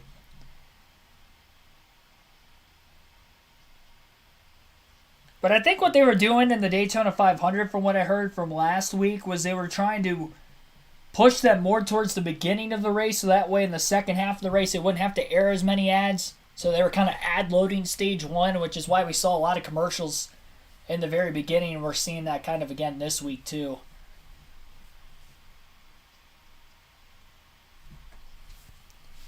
Blaney has extended his lead out to about 0.8 of a second over Joey Logano. Chastain still settles in 3rd. 1.8 seconds back right now. Bubba Wallace 3.4 back. And Kyle Busch is 3.5 back in the top 5. Bowman 3.6 back. Harvick 4.2 off the lead. Suarez close to him at 4.3 off the lead. Then a big gap between 8th and 9th. Hamlin is in 9th. 8 seconds off the lead. And Byron has cracked the top 10 for the first time now. 8.1 seconds back. Right before the commercial, I saw Kyle Larson was back on the track. He has scored 17 laps down right now. And Cody Ware, by the way, has just gone a lap down as well on speed in the 51 car for Rick Ware Racing. So he's in the free pass position currently. But again, everybody will have to pit before the end of stage 1 for tires. Fuel, they may be able to make it, but 40 laps plus is asking a lot out of your tires on this old surface. Some of the drivers that aren't running too well right now that are at the very back, Chris Busch or Chase Briscoe are 33rd and 34th right now in the Ford camp, over 20 seconds off the lead already from a couple of Fords who are out in front leading for Penske. Harvick's having a good run so far, so it just seems to be those two cars. Even Keselowski, who started mid-pack right now, he's about 13th. He's slowly working his way forward. But those two specifically, not off to a good start at all.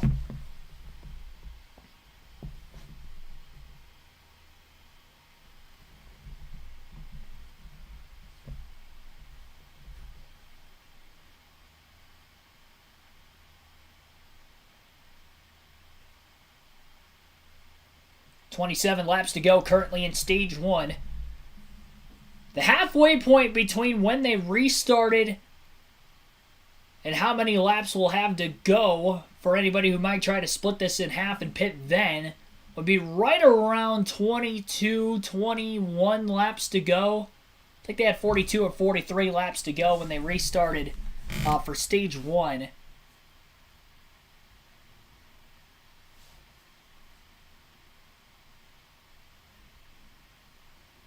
Showing the in-car of Chase Briscoe is well off the pace right now, as we just mentioned.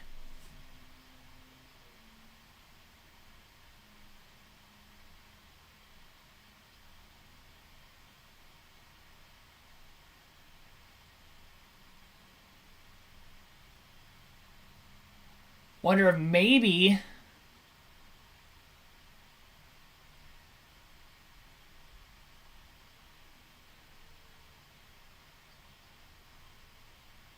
so Briscoe feels like he's down power. I mean, that'd be the second driver having some sort of an electrical issue, potentially, if Briscoe's having a problem as well.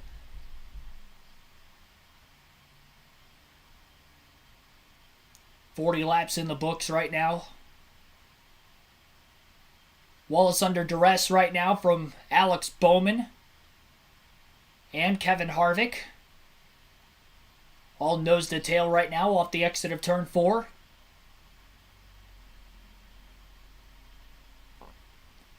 Bowman now taking a look to the inside of Wallace into turns 1 and 2.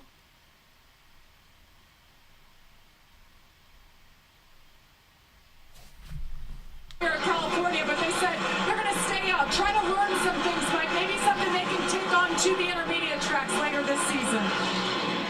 Boy, they... A little late on that delay. We got a spinner, it looks like, off turn 2. Brad Keselowski has gone around, bringing out our second caution of the race. He's able to lock it down. He's keeping the car rolling so it doesn't get stalled out. I don't believe he flat spotted any tires, but he has definitely spun. It's our first incidental caution of the race. He's battling Corey LaJoie for position off the exit of turn 2, and it looks like they made contact. Corey LaJoie snags the left rear corner panel of Keselowski's Castrol Edge race car, and around went the 6 of Keselowski. Battle was for 13th place on the racetrack at the time of the incident. A good job by Keselowski being able to lock it down and not head all the way for the inside wall there.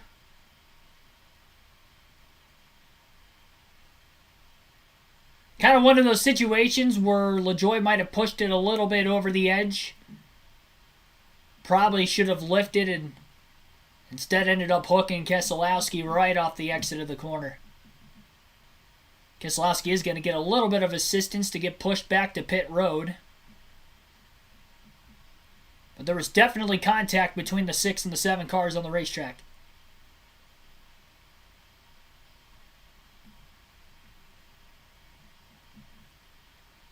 Pit road will be open, more than likely this time by. And the field will come down to pit now, so they will not have to make another stop before the end of stage 1. Each team got 12 sets of tires this weekend for today's race specifically, so anytime we get a caution, you're more than likely going to see everybody hit pit road at once. This will be the second set of tires going on the race car right now. Blaney leads the field into the pits. Loose right now, and remember, a lot of them didn't take big swings out of just air pressure on the first round of stops. Maybe a little bit more aggressive changes here for the 12. He's just loose all around, so it'll be 4 tires for him. And the one at Ross Chastain in as well, saying he's extra loose when he's out front. So an air pressure adjustment and another 4-tire stop here, Regan. 48, Alex Bowman. That race car was too tight from the start through that entire run. He was trying to manage the tires with expectations if the run went long. And the 22 of Joey Logano, that car also takes too long for the front tires to start working. Needs the front side of the run to be a little bit better. Ryan Blaney wins the race off of pit road. Logano going to lose a couple of spots, falling from second to about 4th.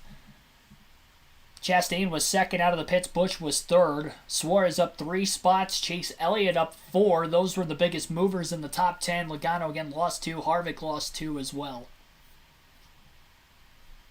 22 laps to go, stage 1, our second caution of the day. And again, first for incident at the Auto Club Speedway. We'll have about a little less than 20 laps to go when we head to the restart on the other side of Fox's commercial break. Brent Dial, thanks for tuning in. Daryl Smith, welcome into the stream as well. Again, caution for Brad Keselowski spinning off of turn 2 after contact with Corey LaJoie.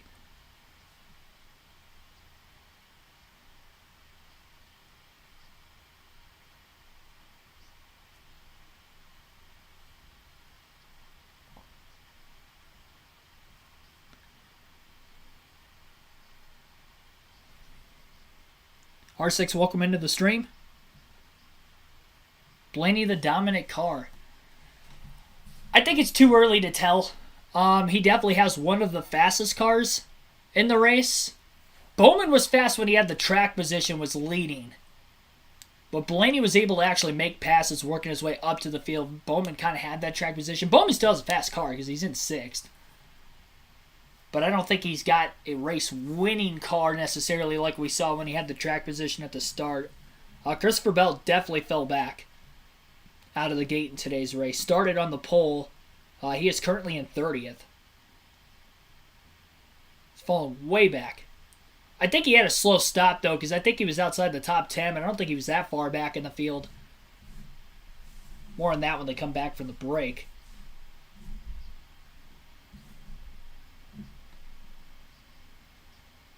Easy E Network also welcome into the stream.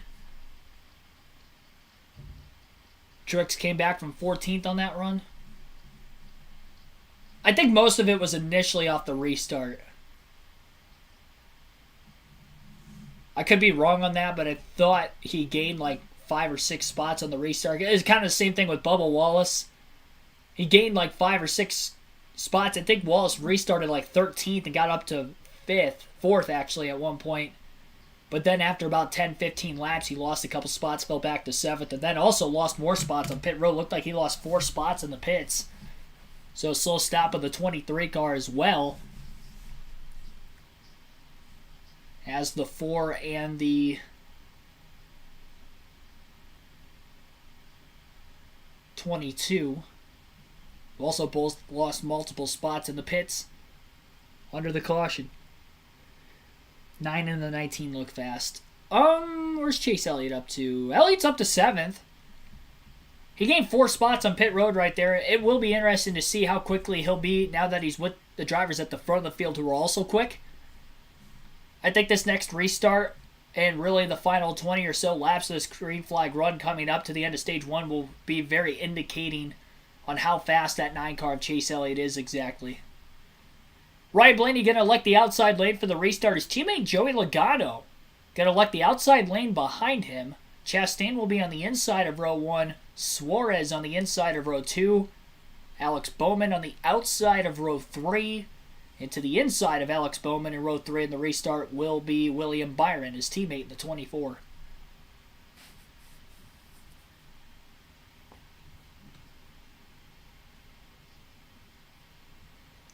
Elliott took only 2 tires.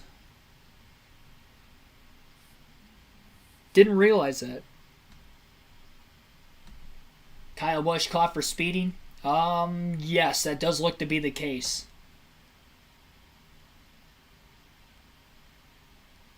The audio is a little behind. Yep, too fast exiting pit road for Busch. So he cycled off pit road in third, but he will be restarting last car on the lead lap at the tail end of the longest line here.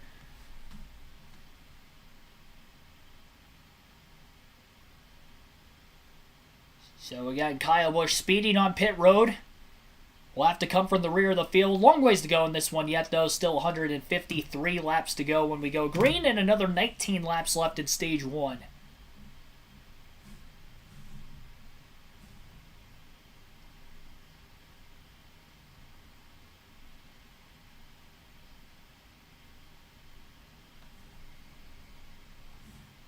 Fans on their feet.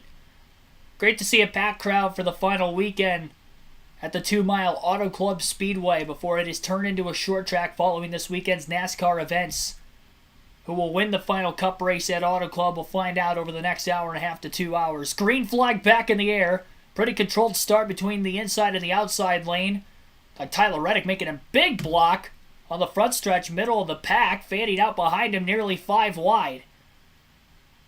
Ryan Blaney got hung out on that outside lane after not taking off well initially, and Chastain will grab the lead with his teammate Daniel Suarez for Trackhouse Racing right behind him off the exit of turn 2. So Ryan Blaney loses the lead to both the Trackhouse cars, has his teammate Joey Logano underneath him now for third, 3 wide behind him between Denny Hamlin, Alex Bowman, and William Byron through 3 and 4.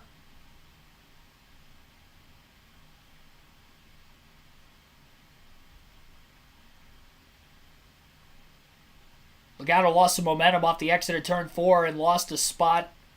Looked like middle of the pack there behind the 12. My bad. That was actually... No, it was Logano, yep. Bowman, Elliott, and Hamlin have gotten around the 22 as well as William Byron now. So Logano has fallen from the outside of row 2 on the restart, now back to 8th place. Led a couple laps in this one in the early going. But not a good restart for either of the two Penske Fords, who are both on the top 2 lanes on the outside. Now, I almost wonder if Ryan Blaney messing up might have messed up Logano behind him, forced Logano to have to get to the bottom. Then when he was able to make a pass on Ryan Blaney, he then began to get freight trained by everybody running the outside behind him, which again seems to be the preferred lane in the early going. If you can't complete the pass on the bottom lane and can't find a way in line on the outside at the end of that, it is very, very difficult to hold on to your positioning on these restarts. That's why we've seen a lot of big movers and big losers every restart. It seems like we see somebody who was in the top 10 fall back 6 or 7 spots, and we've also seen some drivers gain about 6 or 7 spots in the first 2 laps after a restart as well. Blaney on the quick recovery, though, is raining down the Trackhouse cars of Suarez and Chastain, who lead with 16 laps to go yet in stage 1. Entering turns 1 and 2 right now, all particularly running the outside lane. It's the second different time Ross Chastain is lead. He led off the restart before this when he restarted in the lead. So 2 for 2 on restarts and leading the first couple laps following that said restart. Blaney struggling off turn 2 again, more than likely in the dirty air that time between the Trackhouse Chevys in front of him as he lost ground from Suarez and Chastain. And Suarez seems to be slowly gaining on the one of Chastain in the middle of 3 and 4 as he ducked down to the middle line that time, but has to duck back in line and try to draft behind him to keep his speed up a little bit on the straightaway from not running higher up near the wall, getting as much of that progressive banking as possible to get the run on the straightaways following the exit of the corner. Hamlin gets to the outside of Chase Elliott looking for a spot. Side by side for 5th place right now. And Denny Hamlin will complete the pass on Elliott. Elliott ducks in line behind him. A lot of trash just got caked onto the grill. The 48 of Alex Bowman there moments ago in the back straightaway. Have to monitor that if he can't get closely behind another car. Try to affect the airflow to move that debris off of his grill. But it is covering about half the grill. Some sort of a clear plastic wrap. I almost wonder if it may have been a tear-off or something. But it was something very big. Not a tear-off, but, well, not like a windshield or a windshield tear off, not like a visor tear off, like in dirt car racing. But it was something very clear, like a clear plastic. Byron Hamlin battling for position, for both keeping Chase Elliott behind him and both making passes on that 9 car. Remember, Byron started outside the top 30 and already with still just 14 laps to go in Stage 1 has worked himself now inside the top 5 for the first time this afternoon. Logano trying to get some spots back as he's battling Bubba Wallace for 8th place. Fell back to 9th initially. Restarted in 4th. They were really good here a year ago. They just thought it was going to be an actual benefit starting back there so they could take a big swing at it in the first round of stops, and that's exactly what they did. Nice big air pressure adjustment, helped the balance of that car. They only put tires on it that last stop. He's happy now. That was an update on Chase Elliott, the adjustments that team made during the last pit stop, which had cycled him inside the top 10. They're also starting deep in the field along with his teammate William Byron. Both of those two drivers started outside the top 30, and they're both inside the top 7 late Stage 1 and looking for stage points here in a matter of moments. Fox going with a side-by-side commercial break here. We'll keep our coverage going. Full field running order rundown with 12 to go in Stage 1 will look like this. Again, Ross Chastain is the race leader. Daniel Suarez in 2nd. Ryan Blaney 3rd. Alex Bowman 4th. William Byron 5th. Denny Hamlin in 6th place, Joey Logano 7th, Chase Elliott 8th, Kevin Harvick 9th, and Bubba Wallace is 10th. Martin Truex Jr. in 11th, Eric Jones in 12th, Corey LaJoie 13th, Ty Gibbs 14th, Ricky Stenhouse Jr. 15th, Kyle Busch is 16th after restarting in the rear of the field, had a speeding penalty under those last pit stops during caution. It's a quick recovery for him. Tyler Reddick is in 17th, Ryan Preece in 18th, AJ Allmendinger 19th, Christopher Bell 20th, Eric Almirola 21st, Justin Haley 22nd, Austin Cindric 23rd, Michael McDowell 24th, Austin Dillon 25th, Harrison Burton 26th, Chris Buescher 27th, Noah Gragson in 28th, Ty Gillen 29th, Ty Dillon is 30th, J.J. Yaley in 31st, B.J. McLeod in 32nd, 33rd is Cody Ware. Chase Briscoe's the last car in the lead lap at 34th. Keselowski, who spun bringing out the last caution, is a lap down at 35th, and Larson, who had an electrical issue, fell 16 laps down. He just took the wave around to get one of those laps back during the last caution, so he is 16 laps down right now. Well out of contention for any sort of a good finish in today's race. And just the 2 cautions so far, the comp yellow at lap 15, and then the Brad Keselowski spin, which took place at lap 41. Couple Toyotas battling for the 10th place spot. Martin Truex Jr., Bubba Wallace. Again, it kind of seems like Wallace is good on the takeoff on the short run and then starts to fade over the course of the long run as Truex is battling him for position. Wallace got from about 11th up to 7th again on the restart, but then has dropped right back to about that 11th place position as Truex side drafts him on the front stretch. Wallace going back down the track to side draft the 19 as they aggressively battle for that 10th place spot. Last spot for a stage point here, which will be awarded in another 8.5 laps. Chastain growing the lead out a little bit over Suarez to 0.8 of a second. Blaney's 0.9 of a second off the lead in 3rd. Bowman's got a big gap back behind Blaney. He's 2.5 seconds off the lead in 4th, and Byron is 2.9 back in 5th. So those are the intervals inside the top 5 late in Stage 1. So we're about 50 minutes into the race. Suarez trying to hold Ryan Blaney back as much as possible, who seems to have one of the faster cars in the field today. Blaney led on that last restart, lost the lead, fell back to 3rd, has been unable to get any of those positions back. Despite quickly running down those 2 cars in front of him, he has not been able to make a pass. Very consistent with trying to stay on the outside lane and not try to pass Suarez on the bottom, and the risk of losing a chance at trying to stay alongside of him and in return losing more momentum with the 1 car of Chastain, who's got the clean air out in front of the field. Blaney turns down in the center of the corner that time on Daniel Suarez through turns 3 and 4. Not quite going to pull to the inside of him, and will again have to drop back in line behind him.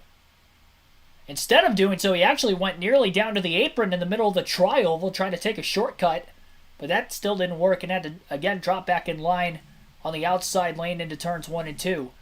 He's not running the top near the wall, kind of like the one in the 99 are, trying to get as much clean air on the nose as possible, but obviously his car can't be handling well enough on the bottom that he's not trying to pull off any sort of a slide job move in the early going. Tough break with this playoff point on the line. Now Blaney goes all the way up near the wall. Suarez runs about a lane off the wall. This is going to help the 12 car by the exit of the corner and may be able to get alongside of him on the front stretch for second.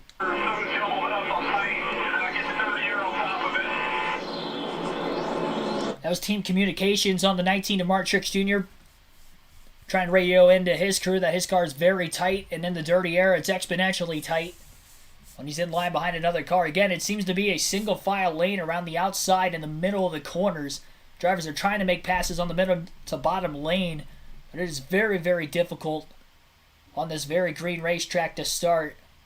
With no on-track activity yesterday. Remember, we were supposed to have not only practice for the Cup Series as well as qualifying, but also practice for the qualifying and qualifying for the Xfinity Series and a whole Xfinity race that did not take place yesterday. So roles are kind of reversed with the Xfinity Series is going to have a lot of rubber laid down on the track and the Cup side today, the lack thereof. So we're down to 5 laps to go in stage 1. Still a 1.2 second lead for Chastain. Blaney, by the way, was able to get by Suarez for second. They did not show that on the screen. Blaney's about a half a second already ahead of the 99. Kyle Busch has gained 19 laps since the restart and has already gotten his way up to 14th and may still have a shot to get inside the top 10 to get a stage point or two back before the end of the stage. He is a little less than 2 seconds behind Chase Elliott, who is the 10th place car right now.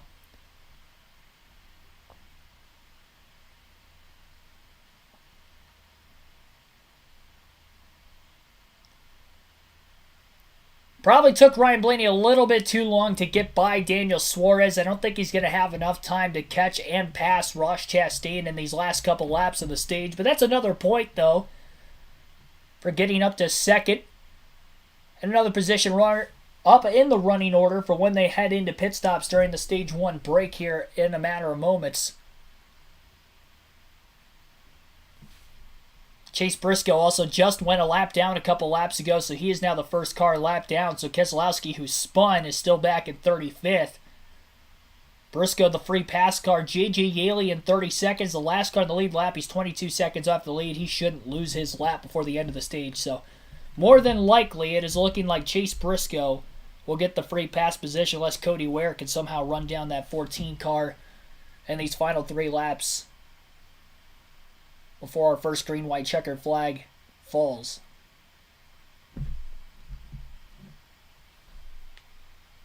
Frank Powers, thanks for tuning in also.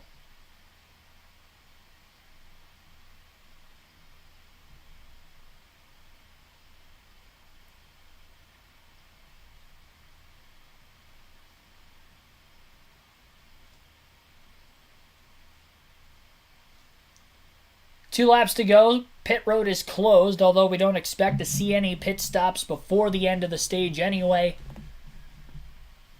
Once the race leader crosses the start-finish line with 2 to go in the stage, you cannot pit.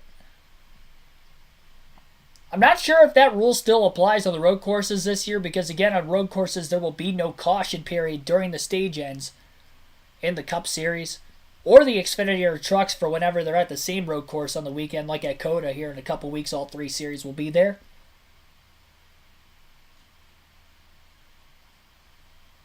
Looks like the camera lens is broken on the 4 car. Kevin Harvick, like something hit it. Maybe there's some...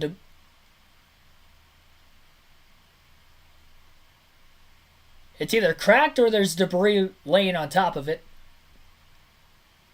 Same kind of goes for Christopher Bell's camera also.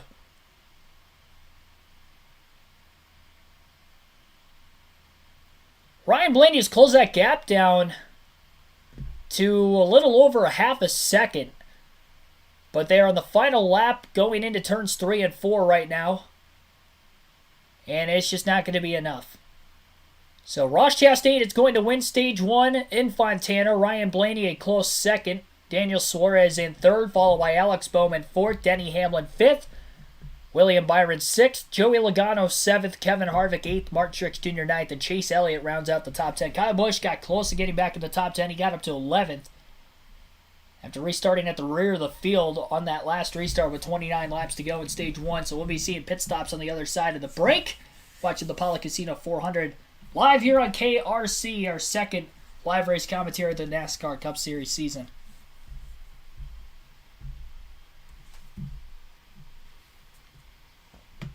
Colton Thompson, thanks for tuning in. Barely in first on fantasy. Oh, you're in first. Okay. Yeah, I'm not sure exactly, what the names are because a lot of the team names are different from your guys' names in the chat. But congrats on being first after our Daytona week, at least.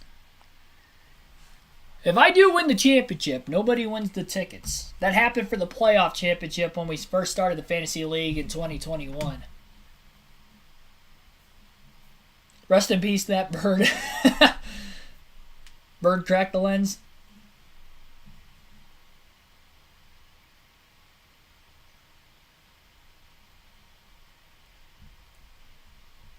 I don't know if that's actually... Is that true? Did they say that? I can hear the race broadcast, but I can only get so much of it.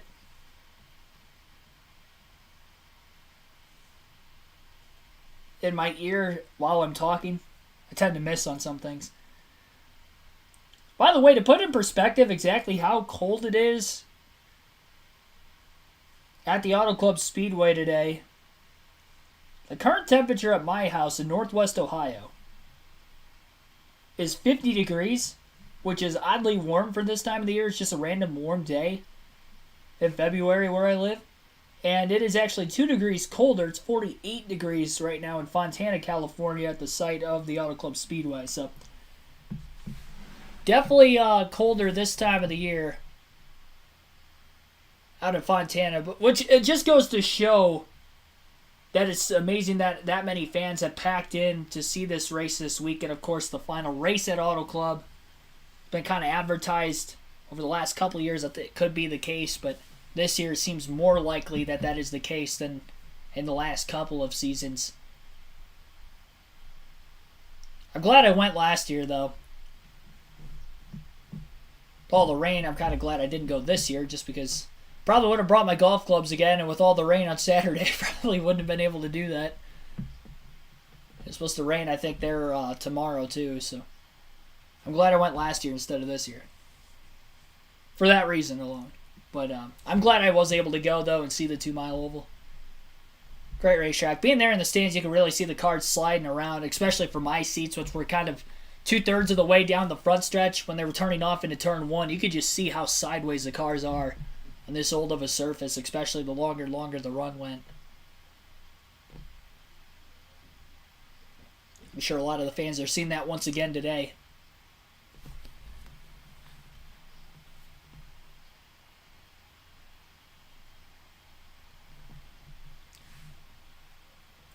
So that is the first stage win of the season for Ross Chastain. First playoff point of the year as for him as well.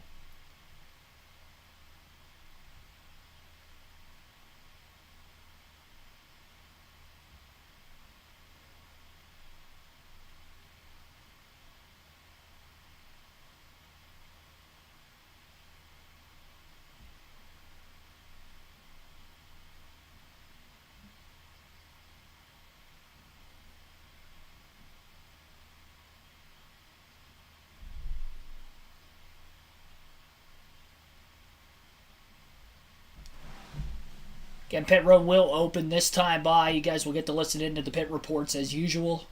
This will be the third stop of the day, so the third set of those 12 tires going on. Pacing pretty well, considering we're about a third of the way home.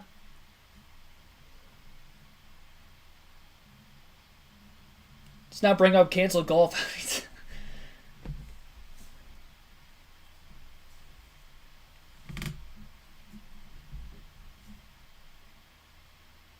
And here comes the field into the pits. Jamie? Well, it's been a great opening stage for Ryan Blaney in the 12. That run there said he didn't fire off very well, but it came back to him, and it showed. He's coming in second now. He's led 16 laps so far today. There'll be a 4-tire stop as he locks him up getting into his box. The one at Ross Chastain has been so good, led 31 laps so far. It just all of a sudden just got extremely loose on him. They'll make some adjustments there. 4 tires here. Megan? The 99 of Daniel Suarez, that race car just has to wait too long to get to the throttle and make the straightaways long. They told him to stop short in the box as well and help him out. The 48 of Alex Bowman, race car's 3 in turns 3 and 4, but too tight in turns 1 and 2. They got to work on that. Chastain wins the race off of pit road once again. Biggest gainers in the top 10 in the pits were Bubba Wallace and Kyle Busch, both up 3 spots. Hamlin and Byron up 2, as well as Truex up 2. A couple guys lost 1 spot, Harvick and Bowman in the pits. Ryan Blaney with a really slow stop there as well, as he fell outside the top 10. And a penalty for Daniel Suarez for too fast entering pit road, so he'll go to the tail end of the field. And Blaney came out of the pits in 25th after going into the pits in 2nd. Fox Booth going to cue up Ross Chastain now. Well, man, I'll tell you what, holding it pretty well. The reason we're talking to you, stage 1 winner, got him up front, beating that competition. How's it feel out there? Feels good. Got the fastest tractor in the farm field. Fastest car on track here. Got really loose into that run, so I'm asking for some more rear grip. All right, rear grip's the name of the game. Hope we'll be doing the watermelon curl at the end of this thing. Looking forward to it, buddy. I don't know how to do it, so you'll have to show me. Maybe somebody better than you. Come on, man. Just give me a watermelon. You just do your job. You can get this baby one. Good luck. All right. 60. Come back from the break. We'll get back to green flag racing and the start of stage 2 at Auto Club. Somebody asked where Larson's at. Larson is 16 laps down in last place currently. He had an electrical issue about a dozen laps into the race today. Had to go behind the pit wall. They made a change to whatever it was that the problem was on that 5 team. He's back on the track, but many, many laps down. Credit to his picker, though, for making the change as quickly as they did to keep him from not losing more laps. But nobody else out of the race for him to try to get any positions back. Again, 1 point per position, so any position he can finish higher than last, it is worth him running out there.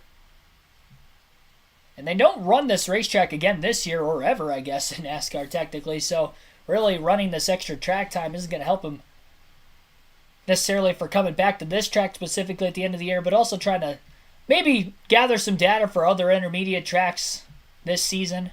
They made some changes to the race car to try to help with that. Never have enough seat time, especially in a time in the sport where there's a lack thereof on most weekends out of the racing season. Brad is 2 laps down. No, he's just 1 lap down. Free pass did go to Chase Briscoe during the stage break, by the way. Cody Ware and Brad Keselowski are still 1 lap down.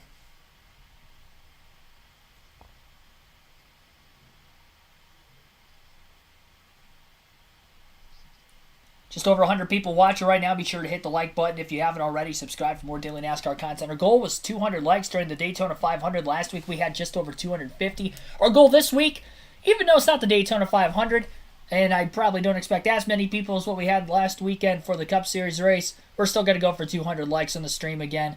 So if you haven't hit the like button yet, definitely do so. And we'll be covering tonight's NASCAR Xfinity Series race as well. We will end this stream once all the race coverage has concluded with our post-race, letting you guys get to listen to all the post-race interviews, of course, getting a full field rundown of the finishing order, how my predictions ended up, and where the Fantasy League is looking after week 2 of the NASCAR season. After all that, we'll end the stream, and then at 8 p.m. Eastern Standard Time, we will be back for the Xfinity Series race later on tonight, which will be the final race at Auto Club ever. That race was rained out yesterday, again rescheduled for 8 p.m. tonight. That race is on Fox Sports 2, so if you're unable to watch it, definitely come in. I'll have the coverage for you guys. I do have Fox Sports 2 available for myself, so.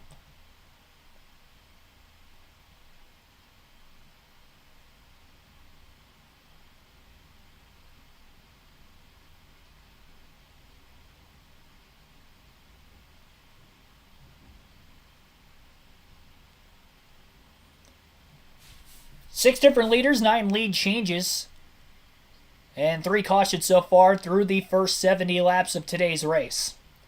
Stage 2, again, will be 65 laps in length as well. Everybody will have to make a pit stop at some point in time in this stage, at least one.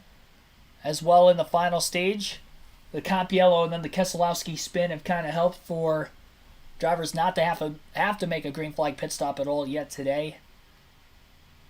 Remember, it took till the final stage of the Daytona 500 to have any green flag pit stops in that race last weekend, so we'll see what will happen here.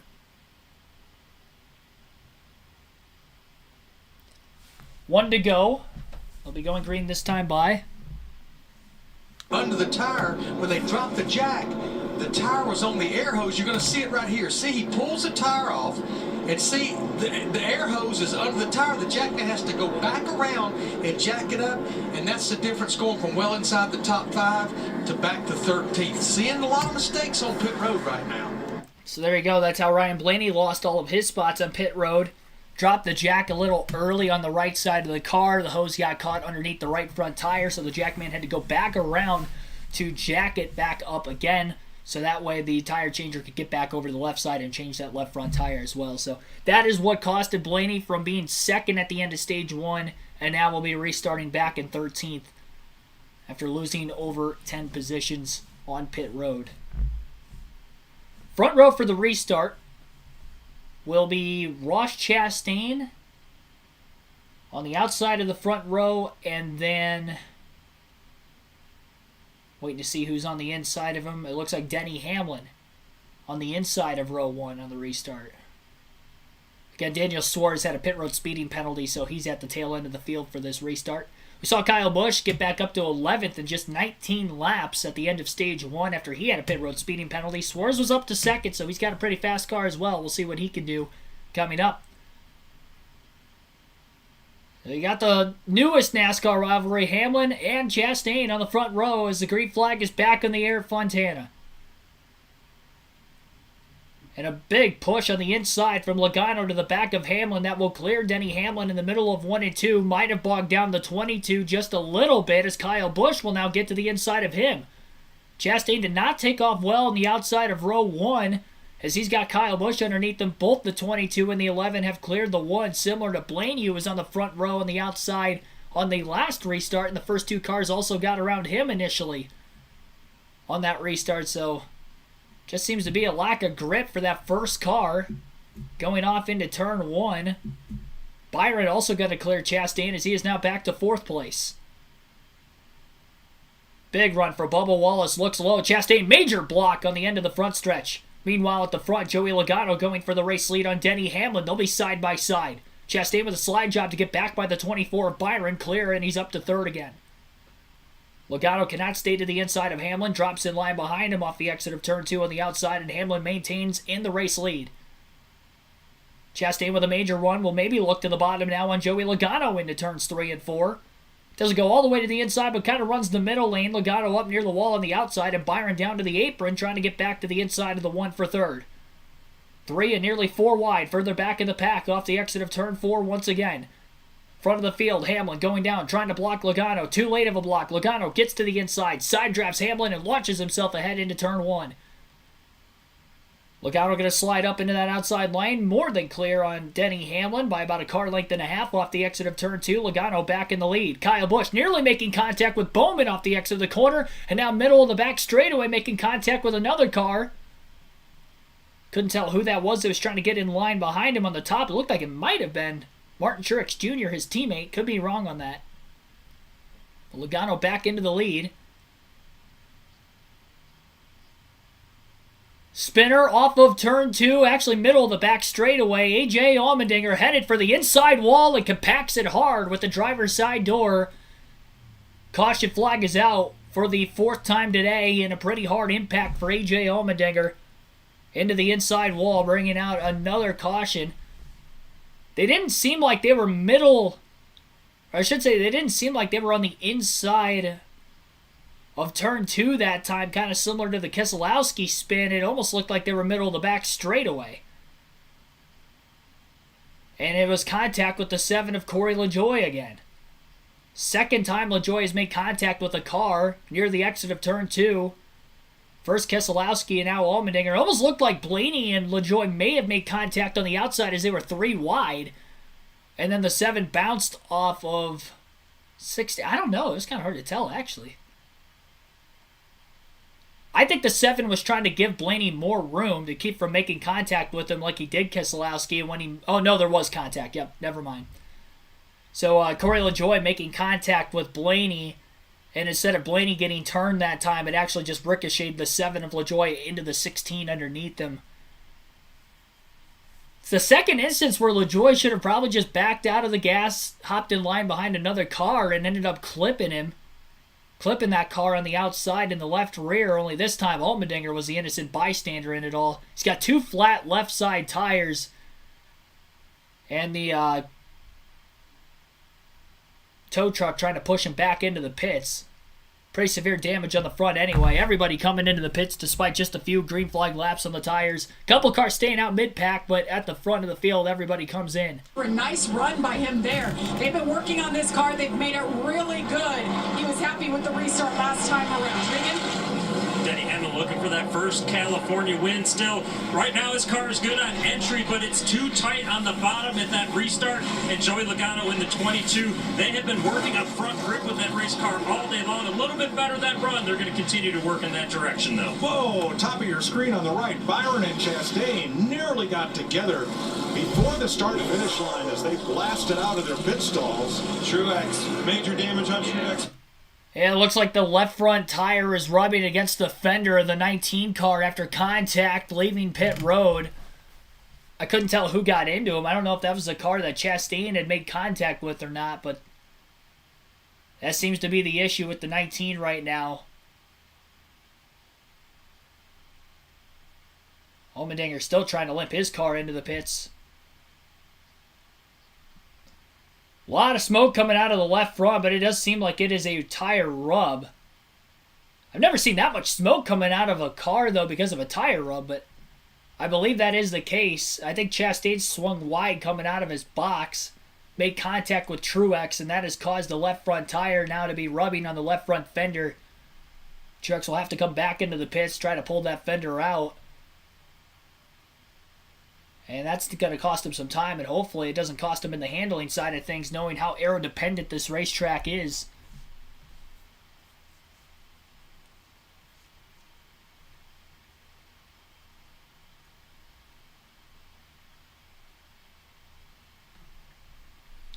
So A.J. Allmendinger bringing out our most recent caution after spin, after contact with Corey LaJoie, after LaJoie and Blaney made contact on the outside.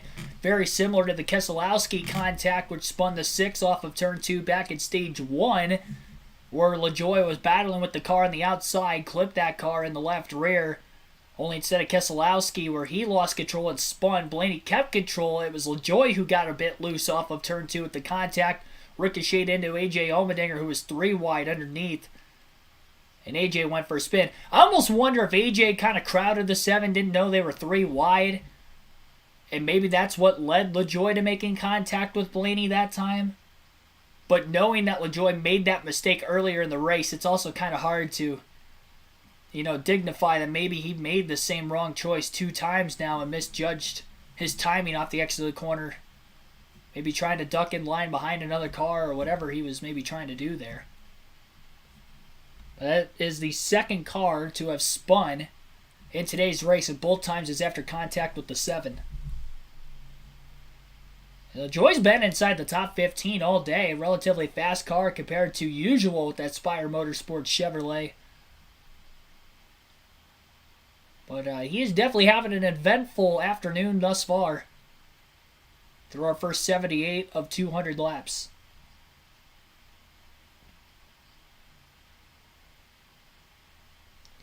Just a reminder for anybody playing in the Fantasy League at the end of Stage 2, the Fantasy lineups will lock, so whoever you have in your Fantasy lineup at the end of Stage number 2 and your starting 5 will be all locked up. So be sure to try to change that out before then. By the way, with this caution, Brad Keselowski got the free pass. He'll be back on the lead lap. Martin Truex Jr. is back on pit road during the yellow. He is 2 laps down right now trying to repair the damage on the left front. And for A.J. Allmendinger, he is 3 laps down, but with that heavy impact to the inside wall, it's going to be tough to get him back on the track at minimum speed and keep him in the race, which could be a spot for Kyle Larson, who had that electrical issue very early in the first dozen laps. And it looks like the tire has actually come off of the 19 of Martin Truex Jr. during the actual commercial break, so problems for Truex. That might have been the reason for the tire rub. Maybe it wasn't contact, but the tire itself was not on correctly, and that's what was causing the rub. They're showing a little kid rolling in the grass.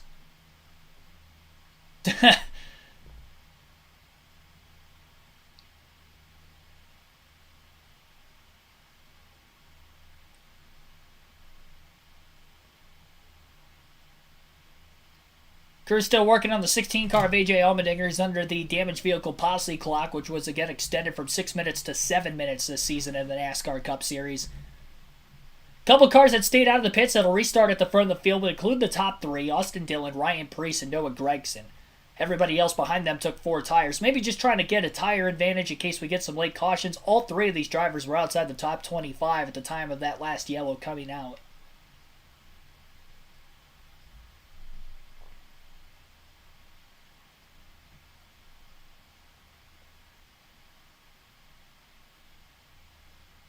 No, I don't think Truex was hit by another car. I think I had that right. There was contact with Chastain and another car leaving the pits. I don't think it was him, though.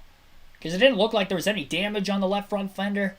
I think the tire just wasn't secured tightly when he left pit road, and that was causing it to rub on the fender before eventually coming off. It wasn't the contact that knocked the tire off. The tire was just not secure. Dillon elects the outside for the restart. Preece on the bottom. Green flag back in the air. Everybody from 4th on back on the restart on fresher tires than those that stayed out.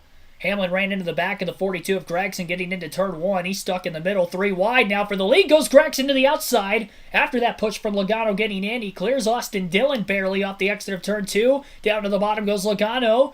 And 3 wide as they split Ryan Preece on the back straightaway. Noah Gragson to the race lead now into turns 3 and 4, trying to lead his first lap of his NASCAR Cup Series career. And off the exit of turn 4, it will be Gragson leading his first lap. Logano gets to second, sliding up in front of Denny Hamlin, who's now up to P3 as Dillon and Preece go backwards in a hurry.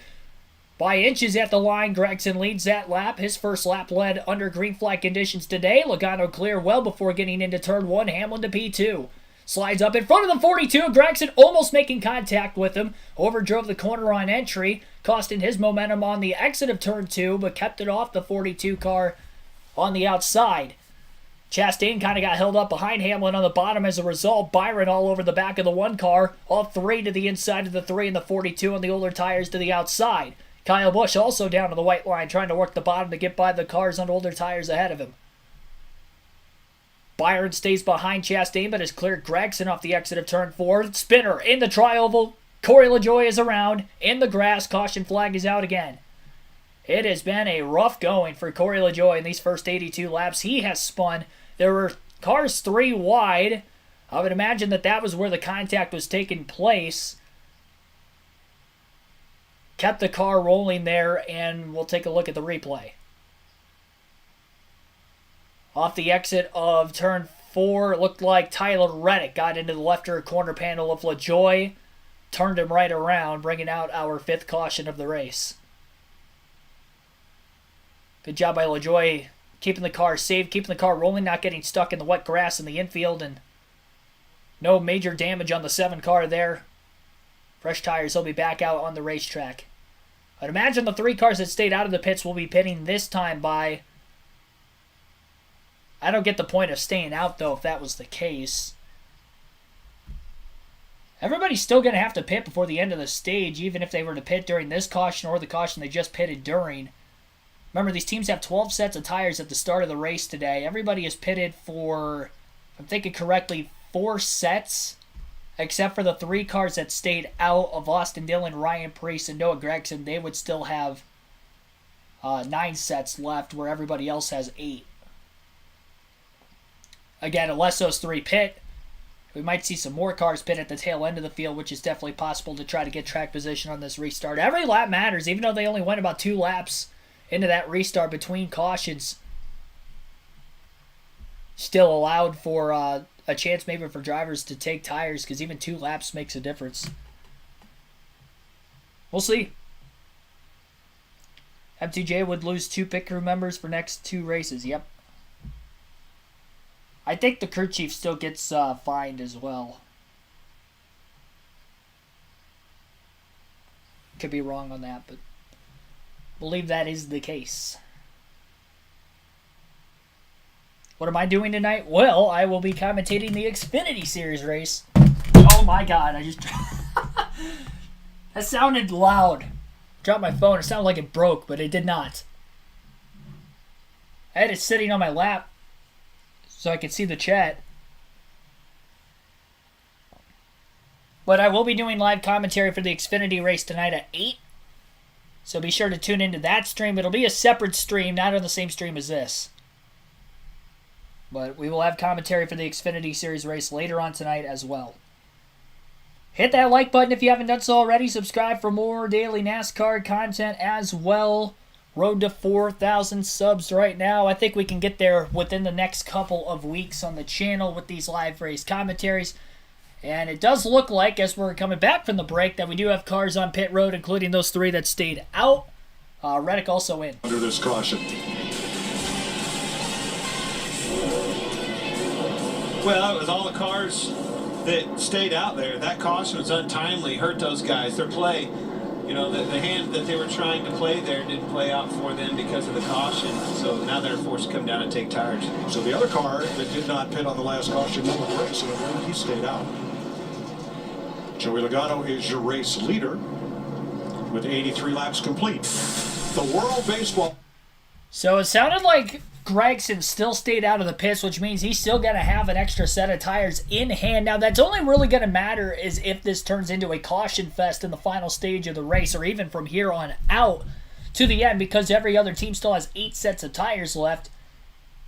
They had 12 to start, so ideally, mathematically, they could use 6 sets in the first 100 laps, 6 in the second set. They've only used 4 sets so far, and we're only about 16 laps away from halfway. So I just don't see why staying out, logically speaking, was going to help here. I could see maybe earlier in the race if we started having caution after caution after caution. We only had 3 cautions, well, 2 really in stage 1 and then the stage break, and then we've had 2 cautions early in stage 2. I mean, there's a chance that we still continue to see caution after caution after caution, but I just don't see that happening. Showing the finish of the 2013 Fontana race. We actually watched that on our Throwback Thursday live stream earlier this week. We do Throwback Thursday live streams every Thursday on the channel. We watch an old NASCAR race for whatever they are racing at in person that following week. So next week we'll watch an old Las Vegas race. You can vote on the race in the community tab on the channel every Monday. I will have a poll up and ready for you guys to vote on various races that we will potentially watch. But last week we watched the 2013 race. My personal favorite Auto Club race of all time. I'm sure most people would probably agree when it comes to NASCAR at least. And it was a lot of fun rewatching it. I had some chills at the end. I'm such a nostalgic person when it comes to, you know, sports or just things in general. And obviously with my passion for NASCAR, the nostalgia act grows more with this sport for me. So going back and rewatching these races, every time it comes down to the finish of a race, I can remember the call almost vividly, and yeah, every time I'm rewatching it, it's still cool. It feels as if I'm watching it for the first time. So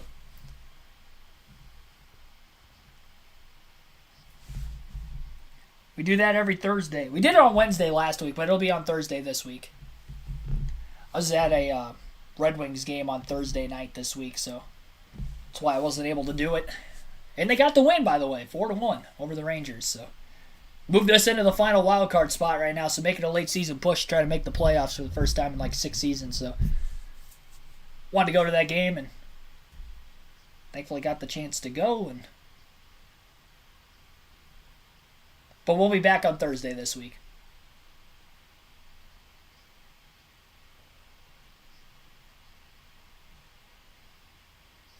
Sucks the track is getting reconfigured. Has to happen. I mean, the track is bumpy. Even if they repave it, track will be mid at best for racing. Yeah, I agree. I still would rather them keep this track and maybe go to like a Texas Motor Speedway. Because, I mean, somewhere along the line, we're going to have tracks that are going to have to get repaved. Like, it's going to have to happen with every track eventually. And I don't like the fact of reconfiguring every single intermediate track that needs to be repaved. Like, Homestead's probably going to be the next one that's going to need repaved. Not anytime in the next couple years, but maybe in the next 5 to 10 years. Are we going to reconfigure Homestead again? You know, like, because they reconfigured Atlanta. They're about to reconfigure Texas. They're already set with plans to reconfigure Auto Club.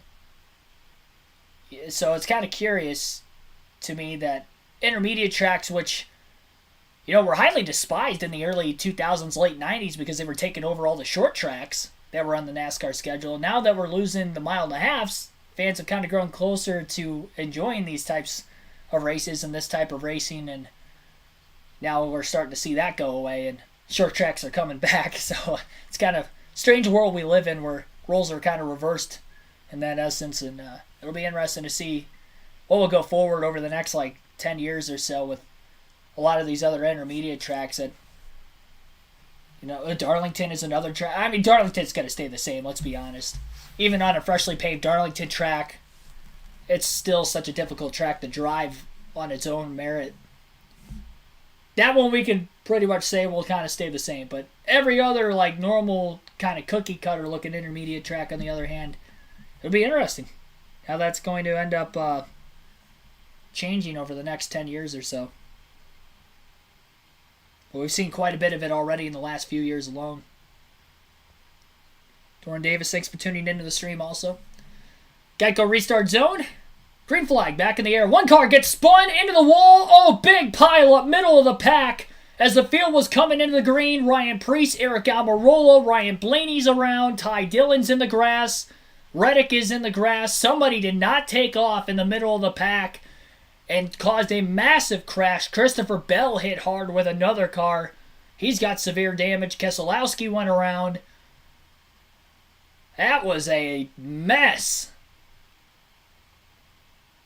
Somebody did not get going on the restart. Waiting on a replay here, but there was a major stack up middle of the pack, and it turned about 8 cars around.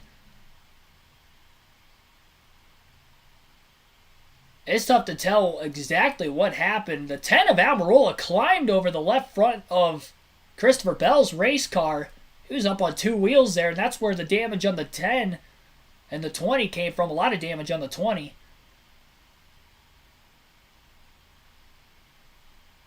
It looked as if they had contact from behind potentially, and the cars in front of them didn't get going.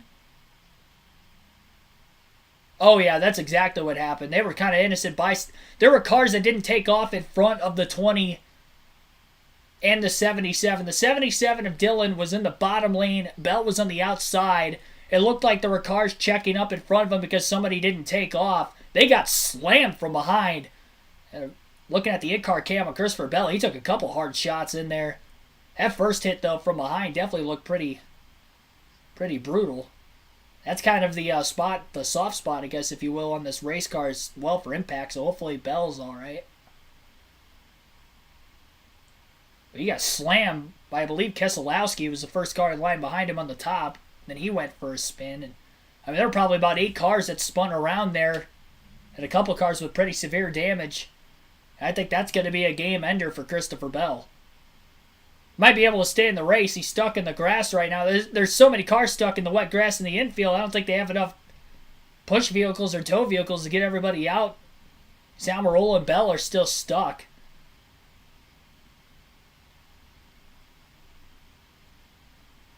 Like Keselowski pretty much had it missed down in the grass. I think he just went down there to avoid everything. Blaney was the first car on the outside behind Bell, who slammed him and then spun towards the outside wall. Blaney had one of the faster cars of the field, lost some track position on pit road, which put him back mid-pack for that restart because of a couple pit stops ago, and unfortunately in return got caught up in that mess as a result. And Bell, who started on the pole but fell back from the get-go in this race today, now with pretty severe damage. And he has already lost a lap, as well as Reddick and Almirola. Truex a few laps down after losing that left front tire. And then A.J. Allmendinger out of the race right now. Kyle Larson should be able to pass him in the running order here in a few more laps. Yeah, the bottom and the top bottled up. But somehow, it was just so hard to tell because it happened so quickly. But the cars that started spinning were at no fault. And the cars that hit him from behind were really at no fault. They were just expecting everybody to go, and some were checked up. I wonder if Noah Gragson, who was on the older tires on the restart towards the front of the field, if he maybe stacked up one of the lanes. But then that would only be one of the lanes that got stalled out, and he's the only car still on older tires. But it looked like both lanes did not take off there. If that wasn't the case, then maybe it was the two cars on the front row that maybe didn't take off well. And then everybody else behind just kind of started stacking up. And by the time they got to about middle of the pack, they were already pushing the cars in front of them as they got slammed by the cars behind. And obviously couldn't keep control of the race cars as a result.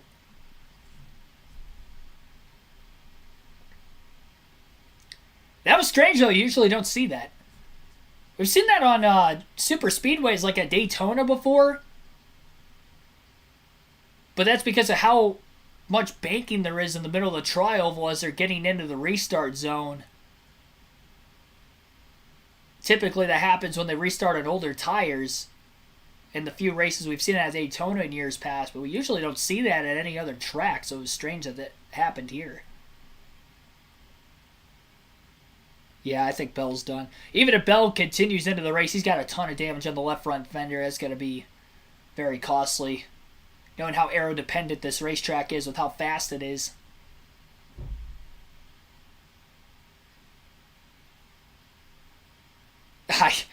I couldn't care. I don't really watch boxing, so I got nobody for that.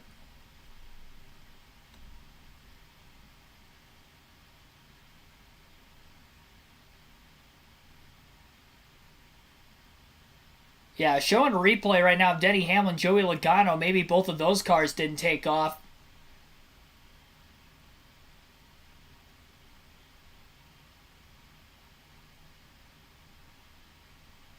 Man, I can't believe the 10 of Almirola climbed up over the left front tire as much as he did on Bell's car.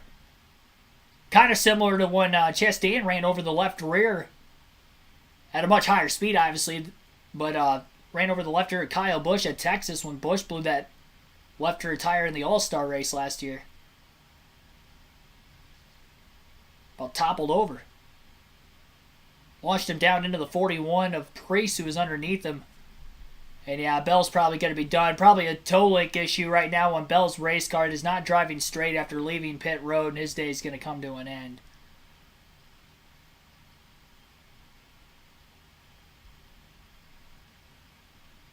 Keselowski, Almirola, Blaney, Bell, Haley, Gilliland, Preece, Reddick, LaJoie, and Ware were all involved in the accident. As Mike Joy just stated on the broadcast, that is the largest accident by number of cars in Auto Club history in the Cup Series.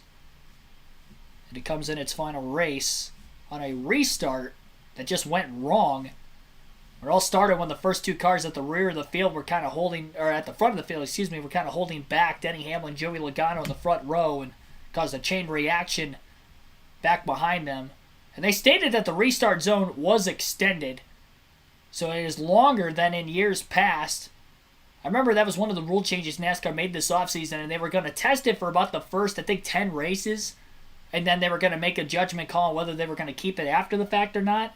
And in its second race with the larger restart zone, we already see an issue with it, so it'll be interesting to see if they make that change. But I remember that was a rule change that wasn't necessarily, it was set in stone for the first handful of races, and they were going to make a call going forward. They were just going to test it for the first few races, and obviously it doesn't look like it's off to a friendly start here in this one. We'll see if we have any other issues with that going forward over the next couple races. Big Dog, thanks for tuning in. Ricky, no, it wasn't Stenhouse. He was ahead of it, I think.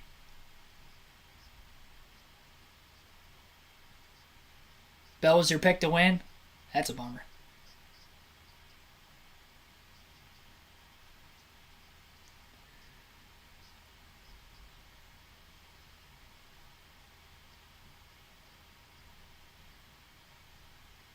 Black and yellow Blaney paint scheme? You talk about the advanced auto parts, like the Midnight advanced auto parts car?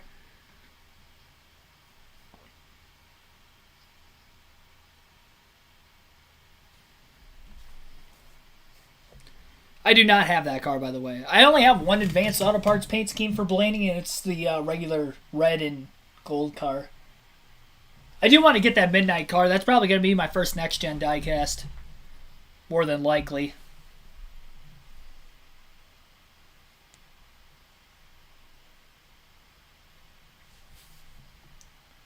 The end of Stage 2, by the way, I will show off a diecast. I've been doing that. We have 2 races today, so we're showing off 2 of them. I'll have to get up and get it, though, at the end of Stage 2 because I don't have it on me right this second.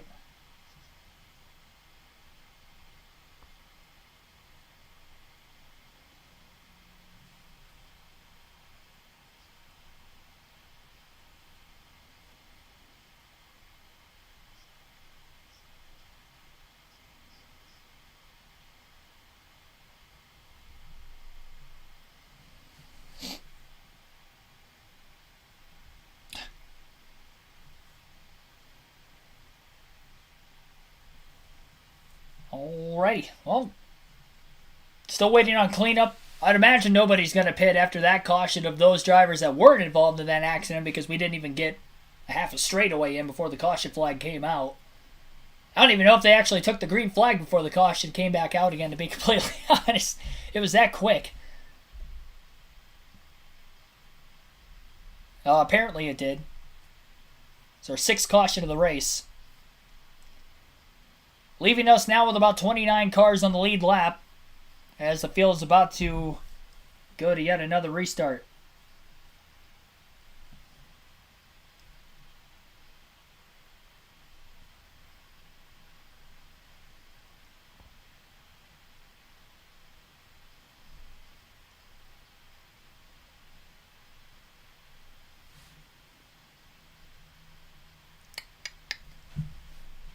Should be going green this time by. Fox back from the commercial break. I think Hamlin and Logano are going to be on the front row again for this next coming restart.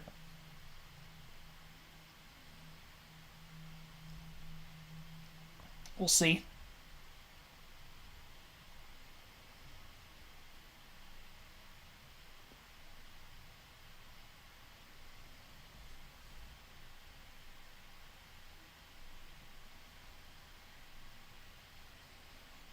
Curse of the bird, setting the pecking order. Jeez. Still talk about the bird. Green flag back in the air. Again, it is Logano on the outside and Hamlin down low on the bottom. No chain reaction of events going on mid-pack there, although they are 4 wide towards the tail end of it all. And 3 wide at the very front off the exit of turn 2. Logano, Hamlin, obviously, and then Byron down underneath trying to keep up with the 11 and the 22. Run by the car on the outside lane of Logano will propel him clear nearly of Hamlin and Byron. Now with a push from Chastain from behind. May launch the 22 a little bit wide in the center of the corner. It does. Byron down to the bottom. Chastain looking into that kind of like middle lane in between Logano and Hamlin, trying to get as much clean air as he can. Drops in line behind the 22. Byron couldn't clear either of the 2 cars he was underneath, and Hamlin leads the opening lap following the restart. And Byron gets freight trained by 3 cars on the front stretch going all the way back to 5th as Chastain and Kyle Busch will pass him for position as well.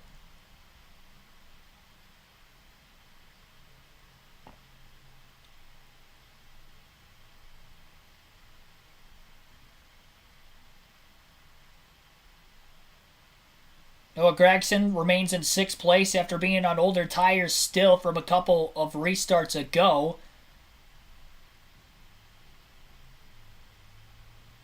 Trying to save a set for the end of the race in case we continue to see cautions and bringing other drivers onto pit road to have to pit for fresh tires. He may have an extra set left. I'd imagine is their strategy.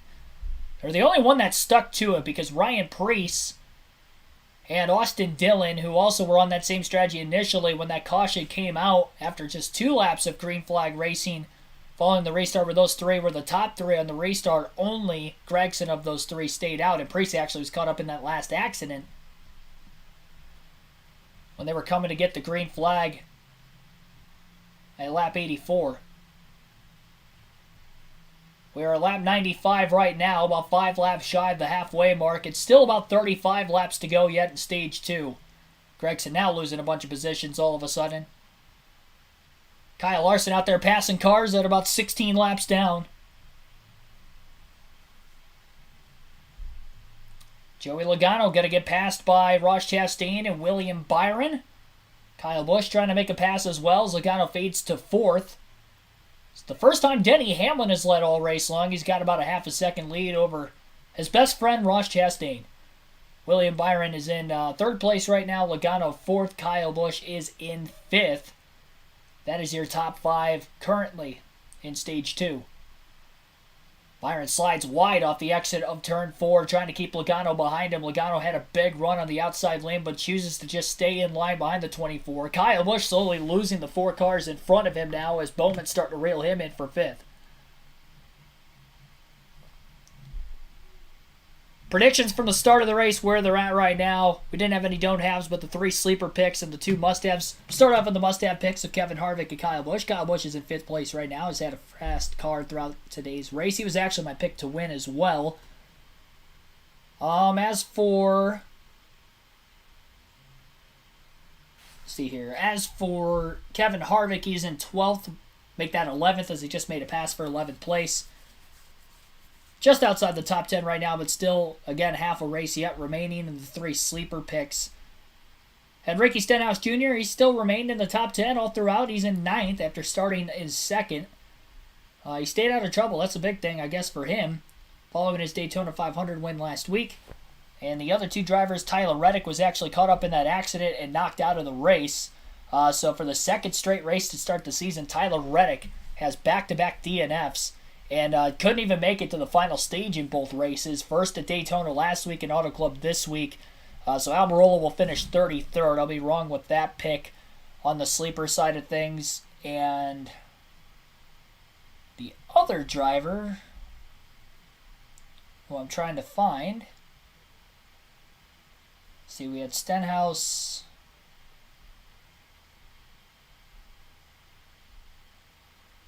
I'm trying to think who I had. Stenhouse, Reddick. Which reminds me, I have to take Reddick out of my fantasy lineup. Eric Jones, sorry. Eric Jones is in 12th. I was having a brain fart of who else I had in my sleeper picks. Yeah, he's in 12th place right now. And he started outside the top 30, so he is slowly working his way through the field and perhaps looking for some stage points before the end of this stage.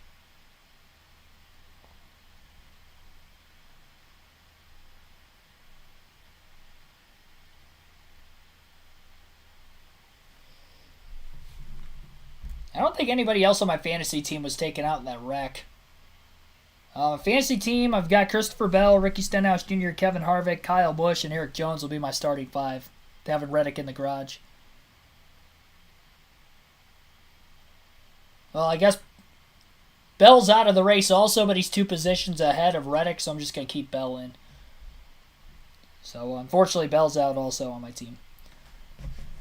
I can only take 1 out, and I'm taking the guy who scored the least amount of points, which is Reddick with 4 points, and Bell ends up with 6. And actually, considering Larson's still in this race, Larson should pass Almirola, Reddick, Priest, and Bell, who are out now as well, so that'll actually move Larson to 31st after running in last for a large part of the beginning of this race today with that electrical issue he had back on lap 12.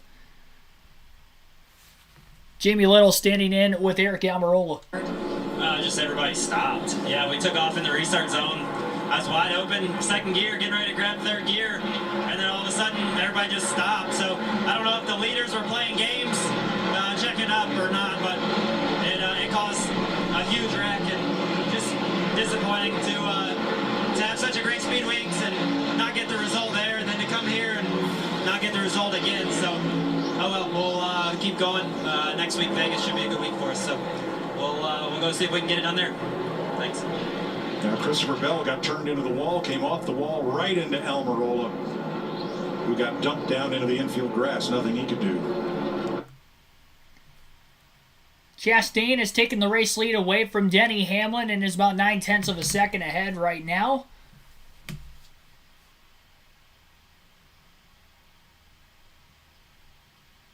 Just past halfway home. Chastain's led 40 of the 100 laps so far today. I believe it is the most of any driver so far, and it is.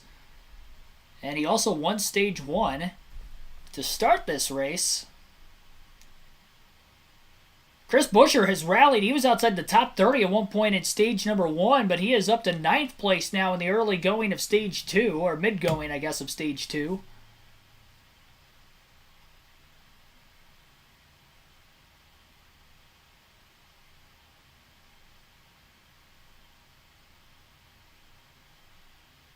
Kyle Busch catching right back up to Logano and Hamlin, who we initially lost on that last restart. They are running 2nd, 3rd, and 4th on the track. And again, about 9/10 of a second still behind Chastain, who leads in front of them. Decent gap between Busch and Byron from 4th and 5th. About a 1.3 second difference. Kyle Busch battled side by side through 1 and 2 with Joey Logano. And I believe he was able to clear him as well. So Kyle Busch now up to P3. Going after Denny Hamlin now for 2nd place, his former teammate. Yeah, that is very true. 3 drivers that will be racing in the Cup race and in the Xfinity race later tonight that will be trying to go for 700 miles of racing. Tyler Reddick, Ross Chastain, and Austin Dillon. Kyle Busch up to 2nd as he passes Denny Hamlin on the outside lane. Cody Ware going a lap down right now at the tail end of the field. He and Martin Truex Jr. will be racing for the free pass to the next caution. We know we're going to get at least one more, as we still have 26 laps to go yet, stage 2. I don't believe anybody will have to pit for tires before the end of the stage unless we start to see some blowouts, but it'll be interesting what the handling will be like at the very end of this stage. Great rally by Kyle Busch. Remember, at the end of stage 1, had a pit road speeding penalty, and he's already back up to 2nd as well. Daniel Suarez also had a pit road speeding penalty, and he's driven his way from 2nd to 5th as he passes William Byron for position as Fox heads to a side-by-side commercial break. Ross Chastain again currently your race leader. Kyle Busch in 2nd place, 9/10 of a second off the race lead. Joey Logano is in 3rd, Denny Hamlin 4th, Daniel Suarez 5th, Kevin Harvick in 6th, William Byron 7th, Alex Bowman 8th, Chris Buescher 9th, and Ricky Stenhouse Jr. rounds out the top 10. Bubba Wallace in 11th, Chase Elliott 12th, Eric Jones 13th, Austin Dillon 14th, Brad Keselowski is 15th, Corey LaJoie in 16th, Austin Cindric 17th, Michael McDowell 18th, Ty Gibbs 19th, Justin Haley is 20th.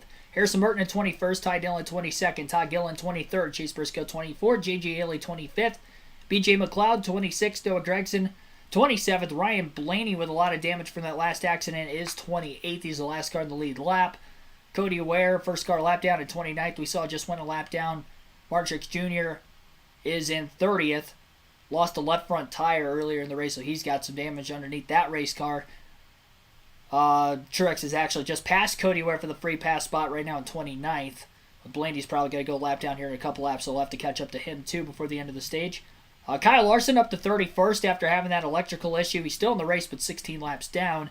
Christopher Bell is in 32nd out of the race. Everybody from Bell on back is out after an accident that took place on the second to last restart coming to the green. They all bottlenecked on the inside and outside, took about 5 cars out.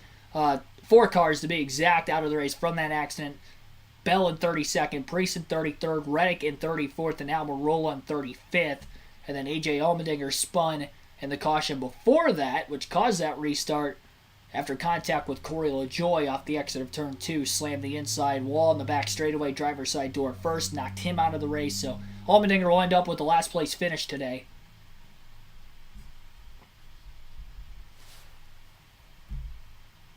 Tell you what, though, Tyler Reddick not off to a good start this year. He's finished outside the top 30 in the first 2 races now, 2 DNFs with his first 2 races in that 45 car for 2311 Racing.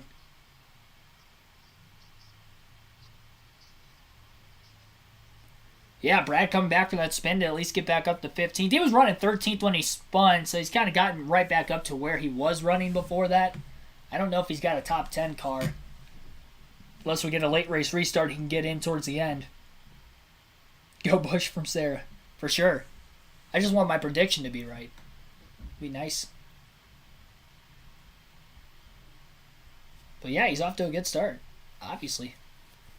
Looking fast. Honestly, I'd say he looks faster now than what he did back in Stage 1. Stage 1, he was kind of mired right around like 3rd to 5th. Now he's up to 2nd place. Blaney, who looked fast, has damage from that last accident. He's a lap down now. So that took one fast car out of contention.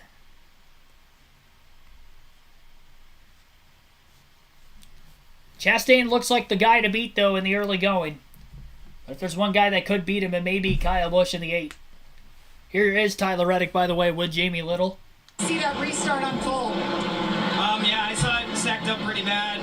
I saw the car behind me kind of laid off and got a really big run, so I kind of elected to make the decision to shoot to the bottom and get around it. Unfortunately, I think, Ryan had the same idea, so we just got collected and went through the grass, and right front of Beast Unleashed Toyota Camry TRD was broke. So fortunate end to the, my cup racing career at this 2-mile track, but thankfully I got one more shot a little bit later on with Gear Wrench and Sam Hunt Racing, the Xfinity car. All right, we'll see you in the Xfinity race coming up.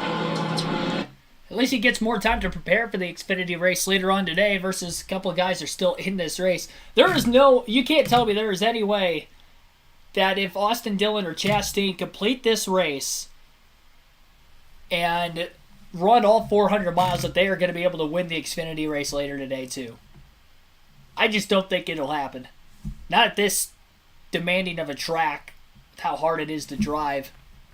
Nothing by the tools or videos that we have show anything, so just keep us posted. Well, that's the key. All their tools, and what that is that the air pressure in the line shows them if that thing was tighter or not. If they hit it, they're going to go back and watch obviously the film and see that first and foremost and make that decision. But hey, ultimately he's holding that wheel. I don't care what that guy says. If it feels like it's going to fall off, that's what you're feeling. Let me tell you something. Go ahead. This Kyle Busch is running. That was some team communications on the 22 of Joey Logano. Busch is slowly running down Chastain, about 1/10 of a second quicker the last few laps, and is closed in within 0.6 of a second of the one car. Running about a half a lane higher on the outside lane, trying to stay out of the dirty air into the clean air, and that is allowing the 8 to close in on the 1. And he's able to at least stay in the draft through the tri-oval and on the back straightaway as well. So Chastain not running all the way up near the wall, seems to be kind of costing himself just a little bit. Now Busch pulls off the wall a little bit in 1 and 2, runs the same line as Ross Chastain. I think he had to burp in the middle of the corner and get out of the gas because he got squirrely and almost into the wall off turn 2. Breaks his momentum, and he's going to fall back a little bit longer into the field than what he was running, or at least off the lead. He'll remain in second. He's about 1.6 seconds off the lead now. And Ricky Stenhouse Jr., I guess a couple laps ago, just scraped the outside wall. He still remains in 11th. All tires are up on that race car as he continues on. Riding the outside as well. Maybe getting closer to the wall than anybody else, and that was what led to him going a little bit over the edge and scraping the wall there moments ago. Takes a little bit of pressure off from Ross Chastain. We'll see if Busch can try to run down Chastain back again.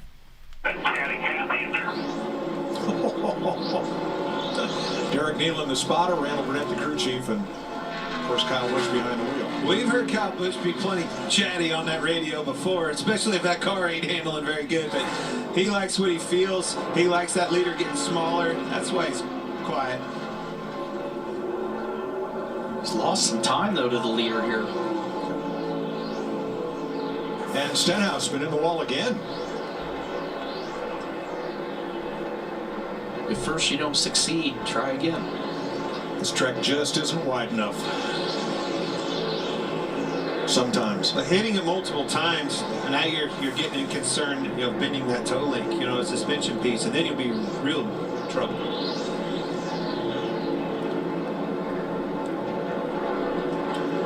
"15 laps to go in stage 2. Ross Chastain, the stage 1. Sounds like they're headed to a commercial break once again. And I believe they'll be going side by side, and they are. So we'll keep our coverage going. Again, your top 10 with 14 laps to go at stage 2. Ross Chastain leads by a second and a half over Kyle Busch in second place. Joey Logano is in third. Denny Hamlin fourth. Kevin Harvick is up to fifth. Daniel Suarez in sixth. William Byron seventh. Alex Bowman eighth. Chris Buescher quietly in ninth. And Chase Elliott rounds out the top 10. So that is the top 10 currently towards the end of stage 2. Just over 100 people watching right now. Again, be sure to hit the like button. Subscribe for more daily NASCAR content if you guys haven't already. 69 likes right now. Our goal is 200 by the end of this thing. So definitely be sure to hit that like button if you haven't already. Our first race of 2 today on the live commentary streams. Will be commentating the Xfinity race later on tonight as well. So that'll be a lot of fun. Had a 300-mile race, 150 laps. 50 laps and 100 miles shorter than this race for the Cup Series this afternoon. And that'll be the final race on the 2-mile oval at the Auto Club Speedway. Coverage will be on FS2 as far as the TV broadcast goes, so whether you're unable to watch it or still would rather prefer to listen to this, you can definitely do so later tonight. We'll be going live at 8 p.m. Eastern Standard Time for that race as well. Stu Isaac, thanks for tuning in.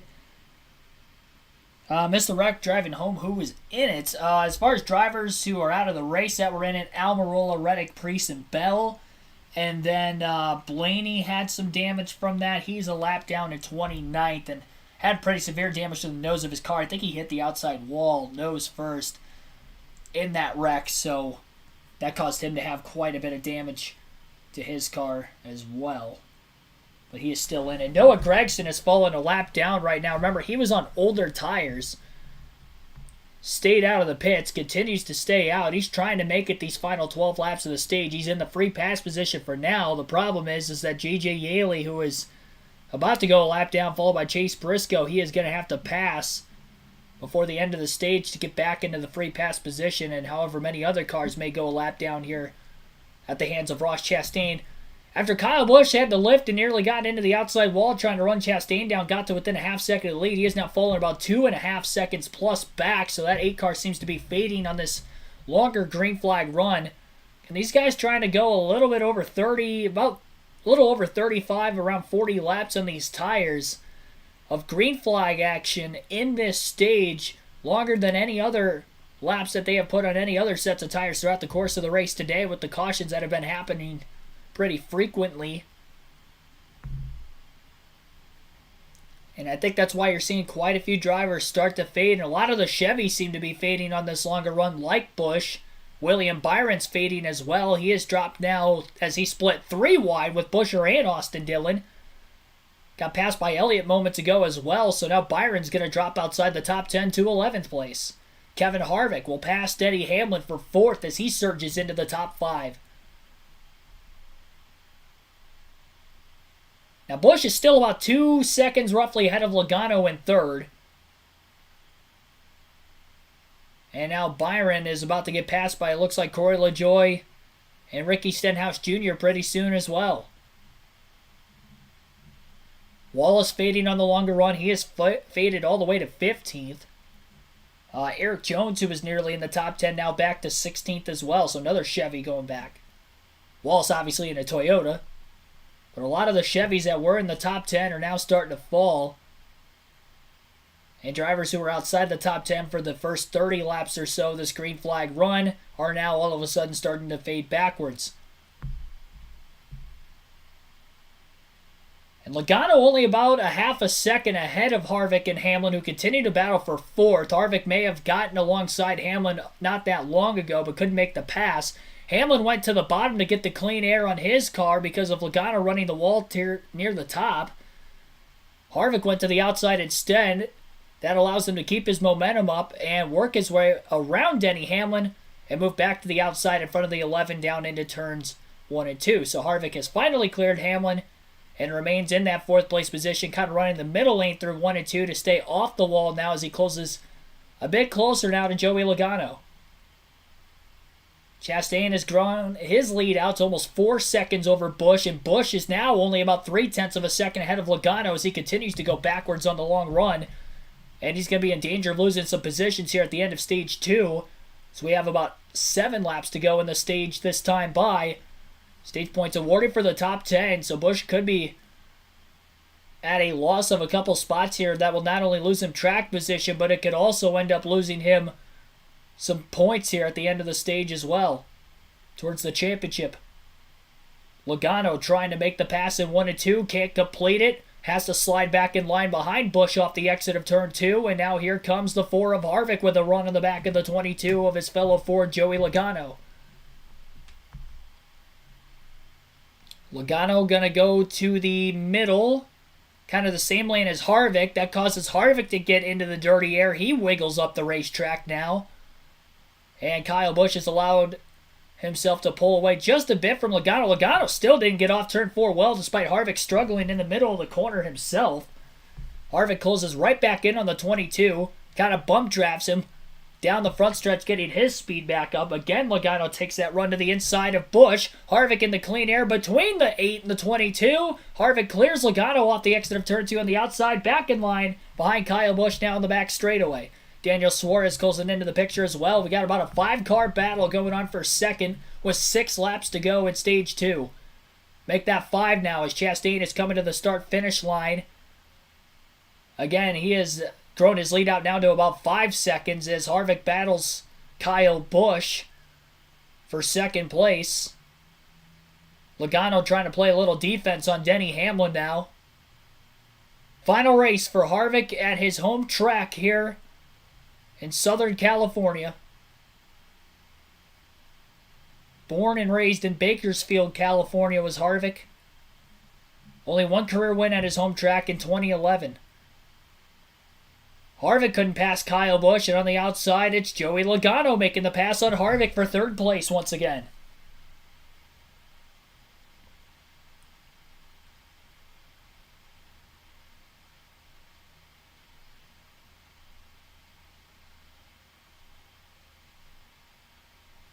So it sounds like Alex Bowman is starting to run a little low on fuel right now as we get into the closing laps of stage 2. Regan Smith kind of reported into the Fox booth that is a concerning issue. So Bowman trying to save some fuel here as we have 4 laps to go in stage 2.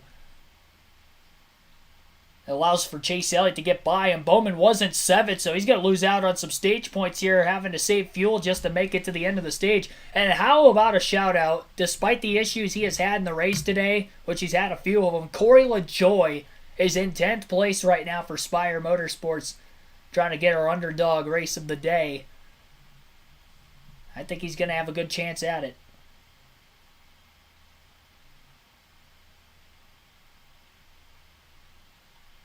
Busch continues in 2nd place.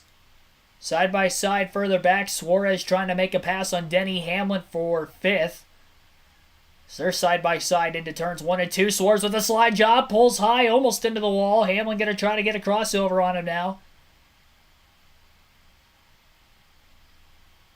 And he's going to be able to get back alongside the 99 on the back straightaway.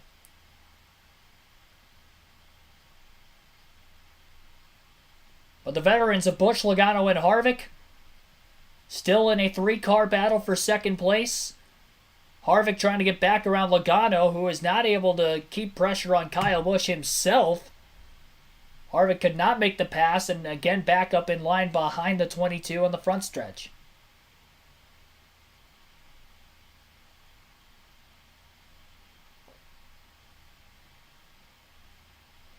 A lot of trash on Brad Keselowski's grill right now that the Fox cameras are showing. Keselowski, by the way, is just past Corey LaJoie for 10th place.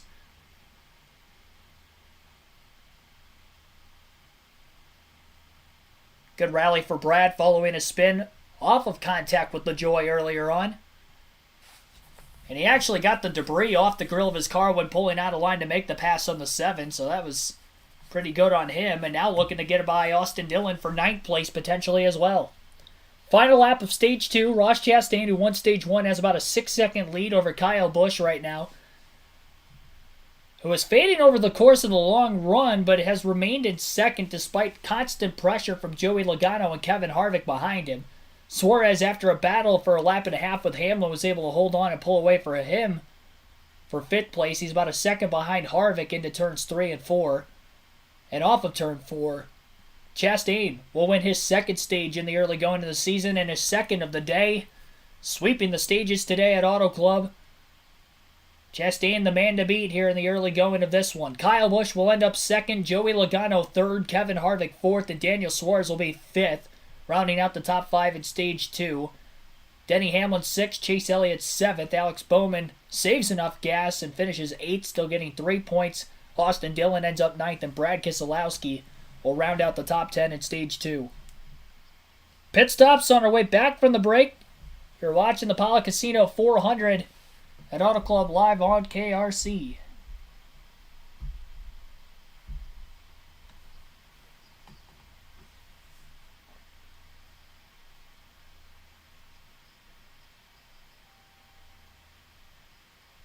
Xfinity live stream starts at 8 p.m.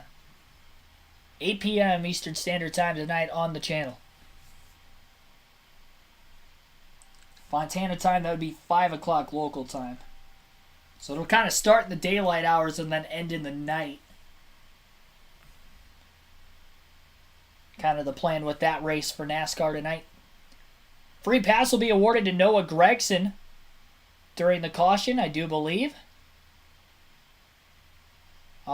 Could be wrong on that, but I believe Gragson gets the free pass during the stage break. So he'll be back on the lead lap. Led a lap early in Stage 2 after he stayed out of the pits, after the first caution for incident in the stage. As far as drivers who have led laps today, we've had 7 different leaders. 7 different leaders, 16 lead changes amongst those 7 leaders. And this stage break is now our 7th caution of the day. Final stage will be 70 laps. And this will not be the final pit stop quite yet. Any cautions we get, I'm sure we'll see pretty much everybody hit pit road, as we saw that for most of Stage 2. Except for that caution that came out when they got less than a lap in. Less than a straightaway in, really. Well, they had 2 laps in the caution before that they all pitted, but not even a full straightaway they did not pit. Unless there were drivers that picked up damage from that accident. But those were the only drivers that pitted.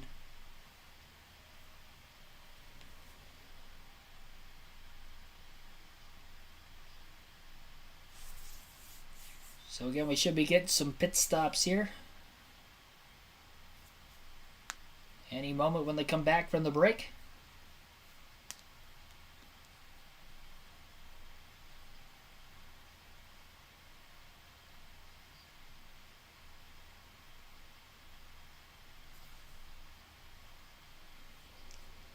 Thought Brad might have a good car too. Well, he's looking... Him and Buescher kind of slowly working themselves up there right now. Buescher quietly was in the back half of the top 10, kind of faded out right at the end of the stage, and Keselowski bouncing back from that spin he had early in Stage 2 as well.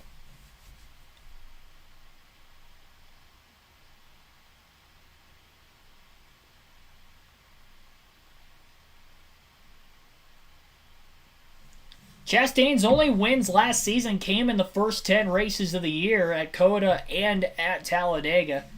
Made his way into the championship 4. Was very consistent throughout the course of the year, which led him to that point.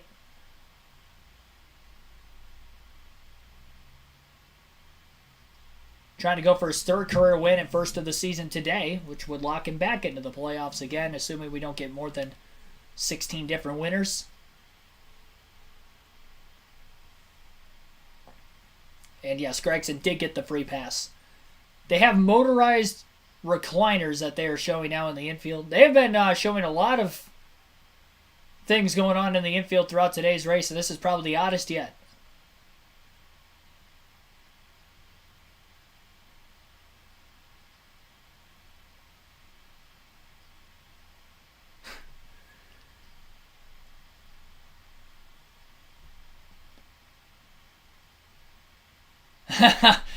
Clint talking about my kind of people. It does seem like a Clint Boyer kind of thing to do.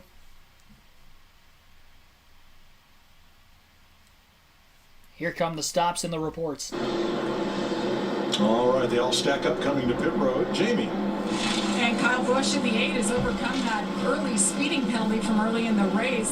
Said the car is pretty good. He just wants to free it up a bit so he could fire off better. They're looking at an air pressure adjustment here, a packet full of fuel, and a clear tear off there as well.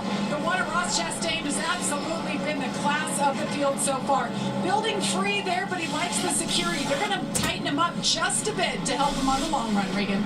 Daniel Sorensen, the 99, a great recovery as well from that speeding penalty. Right now, he needs help over the bumps on low air pressure in the 22. And Joey Logano burned the right rear off of that car too soon. Still tight firing off, but it got loose at the end, and it is still shaking bad. Drag race off of pit road, won by the 4 team of Kevin Harvick as he gains 3 spots. Chastain, who went in with the lead after winning stage 2, will lose 3 spots. Suarez down 1 as well. Hamlin down 2.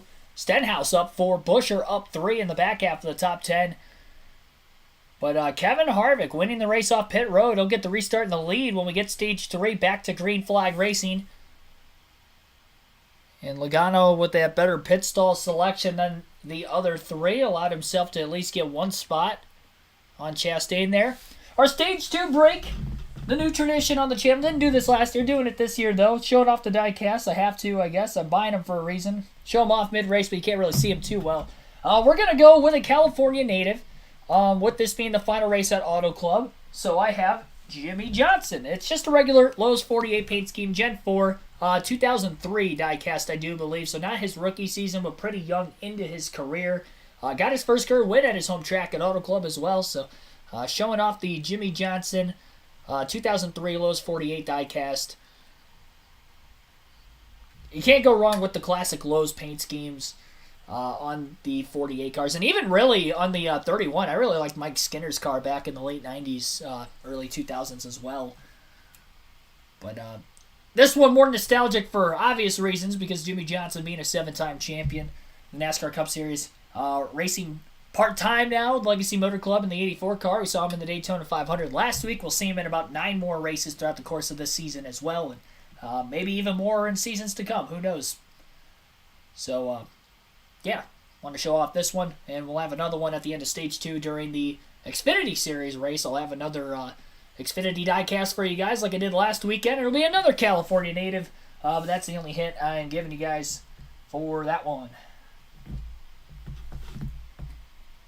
Had to get a classic Jimmy Johnson paint scheme knowing that he is the GOAT of my childhood in NASCAR. So, had to go with the classic Lowe's 48. I work at a Home Depot warehouse. Oddly enough, I showed a Lowe's diecast off.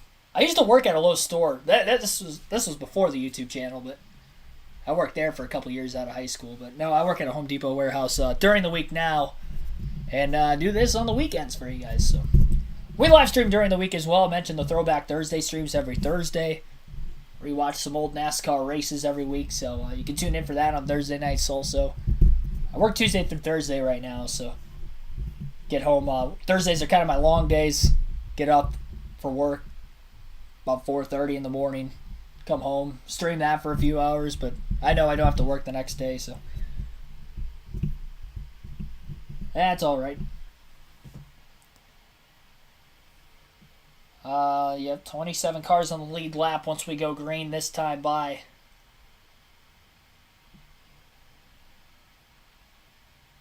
Should be getting to crank it up sometime soon. We haven't had that yet. About to get into this final stage. Notice in the Xfinity and the Cup race for the 500 last week, we saw the crank it ups at the end of, I think it was at the end of stage 2, or really right at the start of stage 3. So we'll see if we end up having that again. And obviously, you guys will get to listen into that as part of our broadcast as well. Live at Home Depot. Well, there you go. I couldn't tell you the last time I was in a Home Depot store, though. I just work at a warehouse.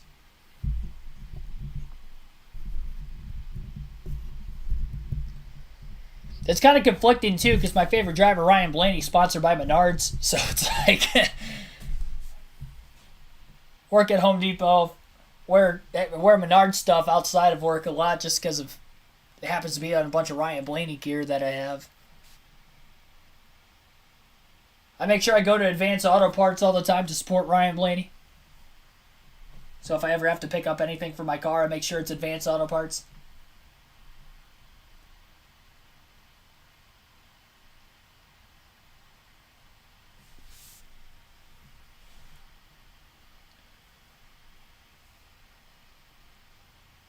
Fortunately, Blaney is 3 laps down at 30th right now.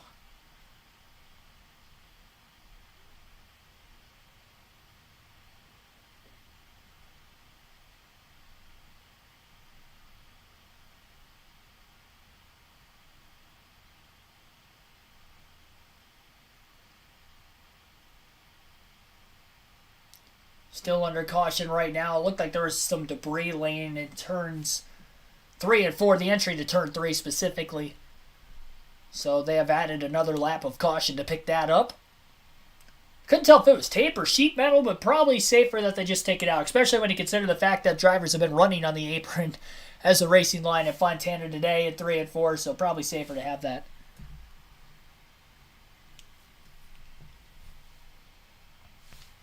For his money, but that is without a doubt class of the field so far. Chastain will restart third on the inside, Logano to his outside.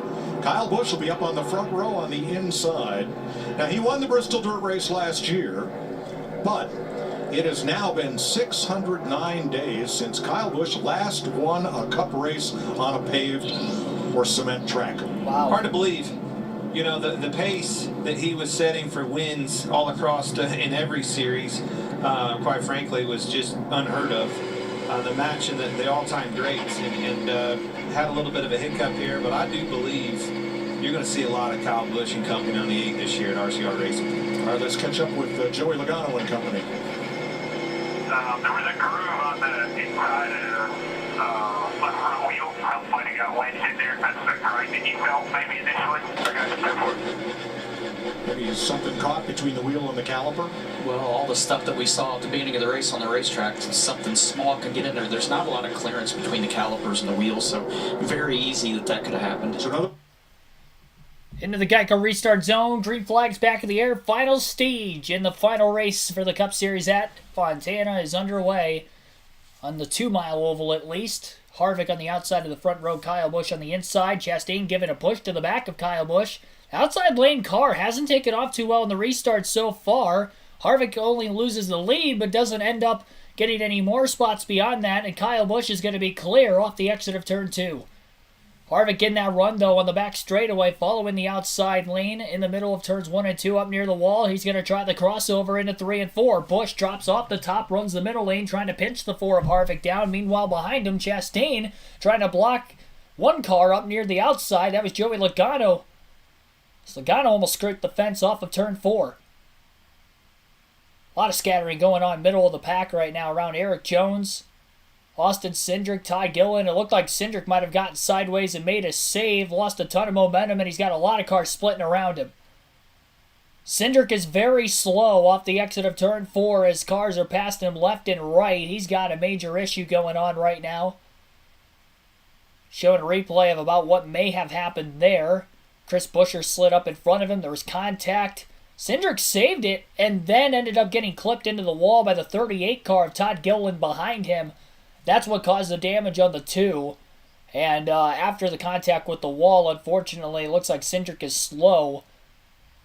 And lost a lot of time, maybe having to come to pit road now as well.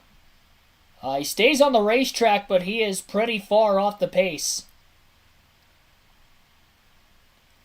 Be interesting if he comes into the pits within the next few laps. Well, we got a slow car on the track. Ty Dillon. Mechanical issue of some sort there. We stay green. Kyle Busch slowly pulling away from Kevin Harvick. A half a second lead. Harvick seemed to be a lot better on the longer run during the last green flag run we had. 60 laps to go now. Joey Logano on the inside of Chase Elliott. They battle side by side for about 5th place.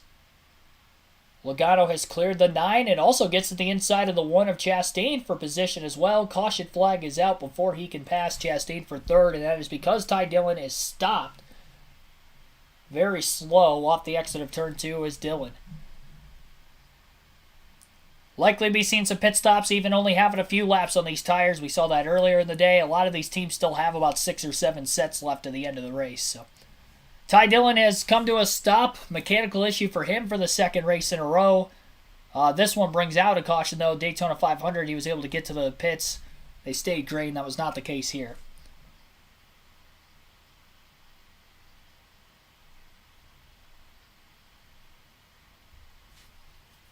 Again, 12 sets of tires for these teams coming in, so a lot of these teams have pitted only about 6 or 7 times. And with the fact that we have less than 60 laps to go right now, they have plenty of sets to be able to make it to the end of this race, so they will more than likely all be pitting. We saw drivers stay out earlier, even on about a handful of lap older tires, and how quickly they faded. After about 8 laps, we are seeing about 1.3 seconds of fall off. So even if they're only going 3 to 5 laps and they get a caution, that's almost a full second of pace dropped off after about 5 laps.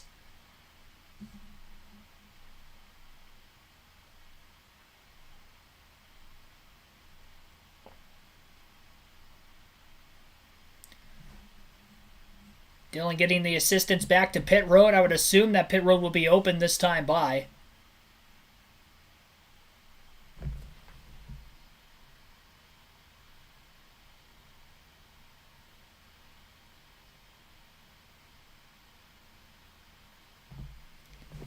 Quite a delay. That would be YouTube. Yeah, there's like a 30-second delay on YouTube. And then because I'm watching the race on Hulu and not cable, there's a slight delay there too. So there's a good chance that I'm probably a minute behind what you guys are actually listening to on this live stream specifically. Kyle Busch leading everybody into the pits for our 2nd stop in the final stage. Front led his first laps of the day there in the 4th. He said, my car's really good up here in clean air. A 4-tire stop for him. The call on the 8 is Las Vegas. How appropriate for the driver from Las Vegas. It's a 4-tire stop. No adjustments. The car's good. Regan?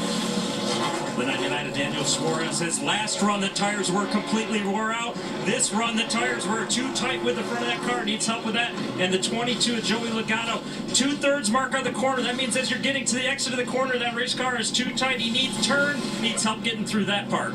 Here comes Kyle Busch to the end of pit road.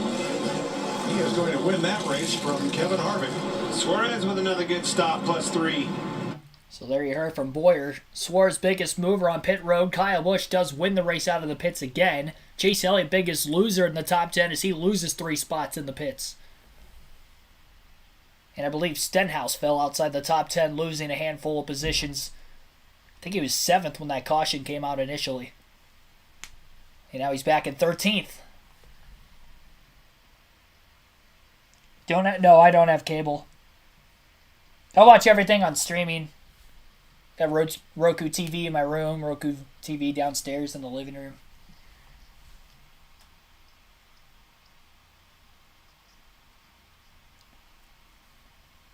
Dale Opplinger also welcome into the stream. I don't think I've shouted you out yet. Thanks for tuning in. Got just over 100 people still watching the stream. Hit the like button if you haven't done so already. Subscribe for more daily NASCAR content. We are at 70 likes on the stream.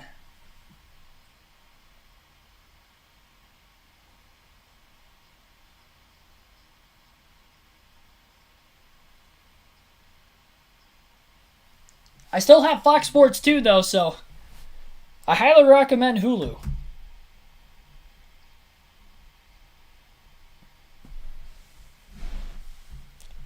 It's way cheaper than cable.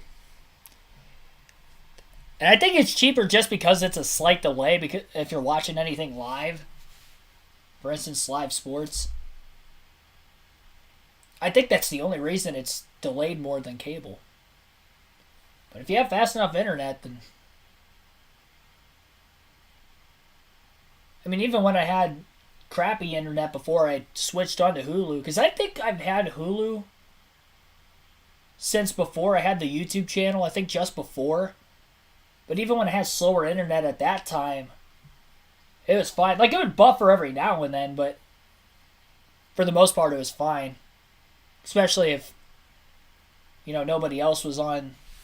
Because technically, there's 3 TVs in the house that have it.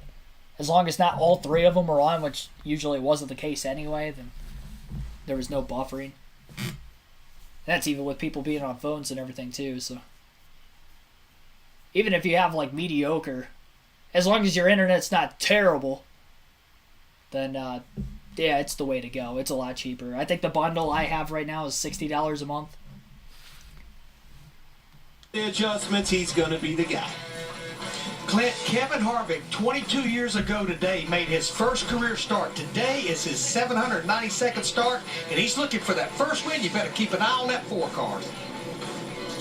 Hey, I'm going to go with the guy that has been the most consistent all day, and the stat of 4 out of the last 5 winners have led the most laps. I'm going with the one of Ross Chastain. Hey, we haven't talked about Chase Elliott in the 9 very much, but he started in the back, and they've made some good improvements. In 7th now, remember, he was battling his teammate for the win at the end of this thing a year ago. I think Chase Elliott gets it done today. Mike? Roger Penske built this track in the mid-1990s. This is a race that has been circled on his drivers' calendars. Joey Logano has never won here. Maybe today.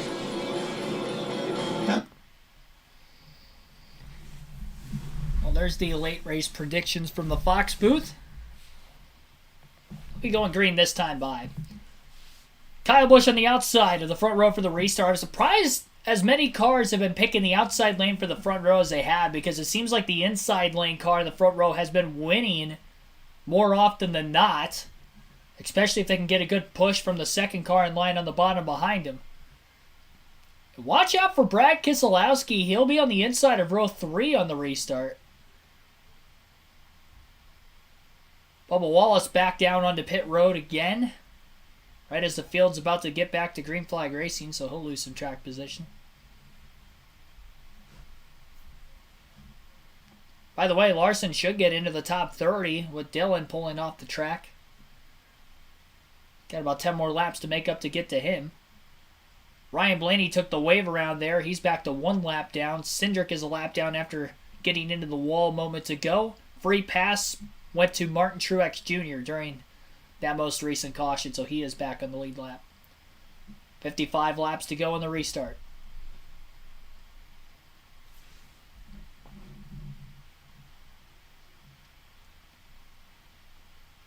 New configuration is supposed to be a half mile. It's supposed to be like a hybrid of Martinsville, Bristol, long straightaways, but higher banked like Bristol. Green flag back in the air. 1 car pulling out of line. None other than Ross Chastain taking it 3 wide for the lead. Gets by Harvick but can't clear Kyle Busch. Busch leads off turn 2. Harvick has to get out of the gas behind the 1. Almost clocks the 22 of Logano on the outside. Even tighter 3 wide further back around Chase Briscoe, William Byron, and Ricky Stenhouse Jr. Field funnels into 3 and 4. Chastain going for the lead to the inside of Kyle Busch. 4 wide middle of the pack between a couple of Hendrick Motorsport Chevrolets, the 17 of Buescher and the 47 of Stenhouse. Side by side at the line. Logano looking low. 3 wide. Chastain blocks him almost down into the grass. Logano to the lead into turn 1 as he clears the 1 and the 8. That block did not work, but as Logano slides back into the outside lane, it's Chastain who tries to occupy the bottom. They almost make contact again off turn 2. Logano wiggles. Busch has to get out of the gas to let the 22 go. And Suarez is up to 3rd with Keselowski now in 4th. Looking to the inside of Suarez into turn 3.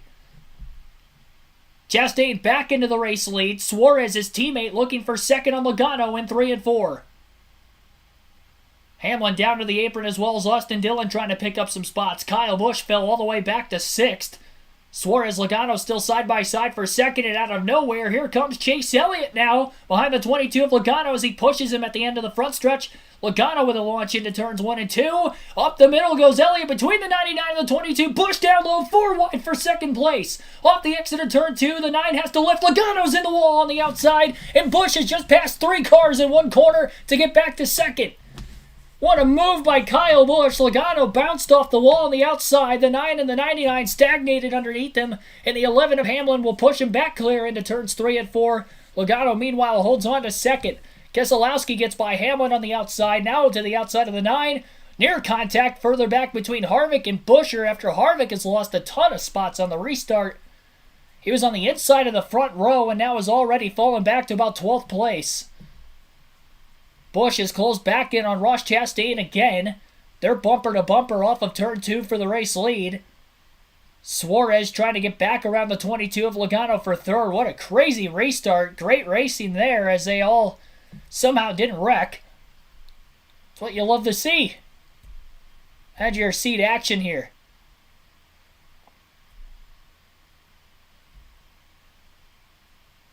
Suarez side by side with Logano off turn 4. Gonna side draft him through the tri-oval as they battle for third.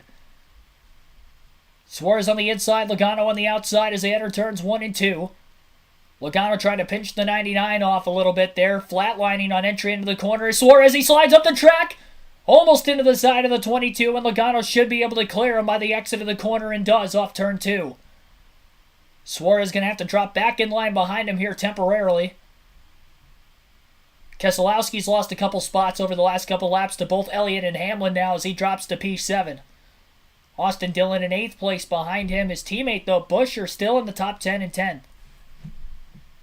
Suarez still can't clear Logano, and again, they stay door-to-door. They touch as they try to side draft each other simultaneously. The 99 moved up as the 22 went down, then may have made slight contact.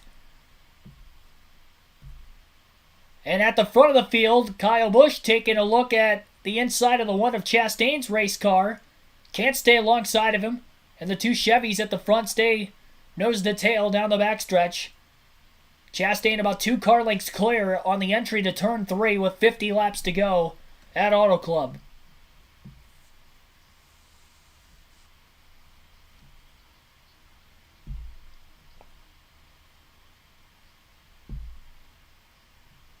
An incredible move by Kyle Busch to go 4 wide to the inside to pass Suarez, Logano, and Elliott to move him up to second. Kept him within close proximity of Ross Chastain. Didn't let the one car get away this time. And now he stays closely behind him. Though over the course of the longer run, we tend to see Busch's car fall off once we get 20 plus laps in. So he's desperately trying to get around him now before the car really starts to fade so he can get the track position. But the clean air advantage Chastain has seems to be a little bit of an advantage, or a lot of it, I guess, of an advantage. Nonetheless, the fact Chastain has one of the cars that are the fastest in the field with the track position, and the combination of the two is what is going to be tough to beat on the one team today, as long as they don't make mistakes on pit road and Chastain doesn't make any mistakes behind the wheel. He has dominated this race. He's led 78 laps. He won the first 2 stages, so 2 playoff points already collected and 20 stage points collected for Chastain. Next closest driver in laps led is Joey Logano with 19. So this time by the start-finish line, Chastain will have led 60 more laps than the next closest driver, and we still have 47 to go. How many sets of tires left? At least 5 for most teams, so that won't be an issue.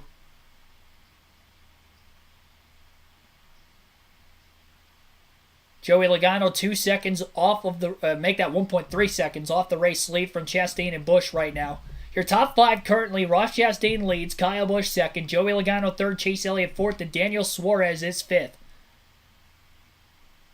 Busch seems to have just a little bit quicker car in the early going of the run. Continues to keep pressure on Chastain. He went down a little bit, still carried a decent amount of speed off the exit of turn 2. Chastain trying to mirror drive on the 8 of Busch, trying to put as much of a dirty air wake on the front of his car as possible as they both come off the wall a little bit in 3 and 4. Chase Elliott just made a pass for 4th place on Daniel Suarez, and now Hamlin looking to make a pass on the front stretch for 5th as well. Austin Cindric going to go a 2nd lap down, so Ryan Blaney in 27th, now in the free pass spot if we see another caution.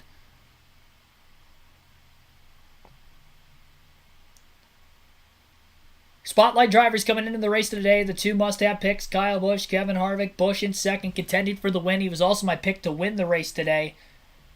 And then also Kevin Harvick, who was the other must-have pick, still hanging out in the top 10 in ninth. He was on the inside of the front row in the restart. Actually led a few laps in today's race as well. But faded back on that last restart to about 12th or 13th. He's gained a few of those spots back. He seems to have one of the faster cars over the long run, especially once we get 30-plus laps in. We saw that towards the end of Stage 2, so that'll be when we'll have to look out for Harvick as we get later into this run. Everybody will still have to pit for fuel and tires one more time before the end of the race, so if it stays green, there will be a pit stop. And when to pit will be key because we have seen a lot of tire fall off today. So even if you're about 3 seconds off the lead, you pit like 3 laps before the leaders, you're going to end up coming out of the lead probably 4.5 seconds ahead of them if you have a decently fast stop. And of course, don't make any speeding mistakes on pit road as well.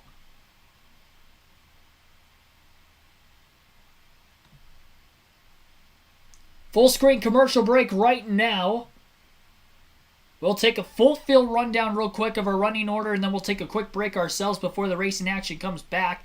Again, Ross Chastain is in the lead by 0.5 of a second over Kyle Busch in second place. Joey Logano is in third. Chase Elliott in fourth. Denny Hamlin is fifth. Daniel Suarez in sixth. Austin Dillon seventh. Brad Keselowski eighth. Kevin Harvick ninth, and Chris Buescher rounds out the top 10. Eric Jones in 11th. Alex Bowman in 12th. Ricky Stenhouse Jr. 13th. Corey LaJoie 14th. William Byron 15th. Mark Truex Jr. has come from a lap down up to 16th. Harrison Burton 17th. Chase Briscoe 18th. Ty Gibbs 19th. And Ty Gillen is 20th. Michael McDowell 21st. Justin Haley 22nd. Bubba Wallace 23rd. Noah Gragson 24th. BJ McLeod 25th. And J.J. Yaley's the last car in the lead lap at 26th. Ryan Blaney 27th. Austin Cindric 28th. Cody Ware 29th. Kyle Larson 30th. And then everybody from 31st on back is out of the race. So Ty Dillon 31st. Christopher Bell 32nd. Ryan Preece 33rd. 34th is Tyler Reddick. Eric Almirola 35th. And AJ Allmendinger last and 36 will be scored for today's race. You're watching the Pala Casino 400 live on KRC at Auto Club. Be sure to hit the like button, subscribe for more daily NASCAR content if you haven't already. Just over 2.5 hours into the race and still one more race to go later on tonight. Xfinity Series racing at 8 p.m. Eastern Standard Time. That is when our live commentary coverage will begin.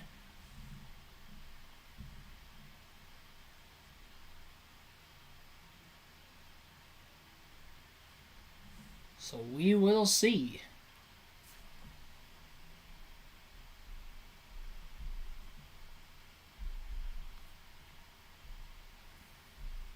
Pete Kramer, thanks for tuning in.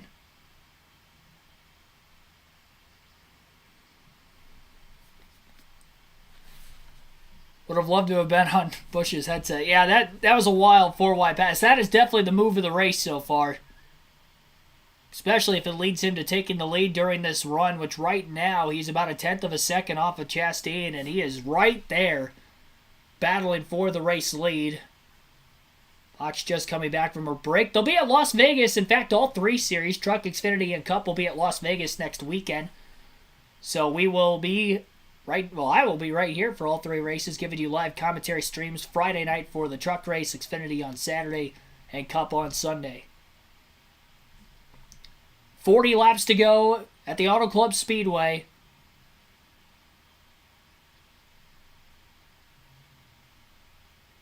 Kyle Busch about a half a lane higher than Chastain through turns 1 and 2, trying to build up enough momentum off the exit of the corner to get the straightaway speed needed in the draft to then pull out a line and make the slingshot move more than likely on the bottom. Chastain probably doesn't feel comfortable with his car all the way near the wall, which is probably why he's running just a little bit off of it. Because if he was running all the way on it, it would keep Kyle Busch from having to run what is probably the fastest line on the track to try to keep out of the dirty air, so Busch then doesn't make a mistake. So I'd have to imagine Busch's car handling better than Chastain, which is allowing them to battle. Chastain pulls to the bottom, a potential block that just wasn't really a run big enough for Busch to tempt himself to go down to the bottom there. Busch pulls down to the middle in turns 1 and 2 and lost a bit of time to Chastain that time around. This kind of reminds me a little bit of the 550 package, just the way the dirty air is coming into effect. I think a lot of it is the colder temperatures at Auto Club today. Again, 48 degrees for the race. Very cold compared to most races throughout the course of the year. You usually don't see this too much.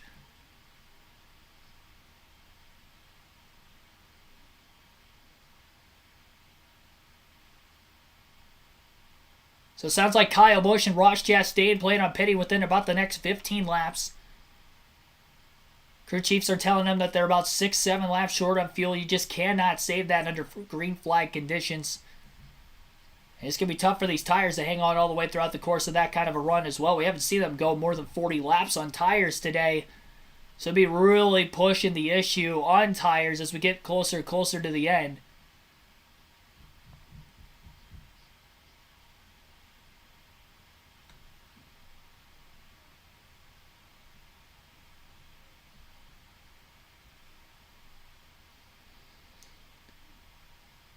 Chastain trying to get a little extra draft off the lap car of Ryan Blaney, who will go a second lap down right now.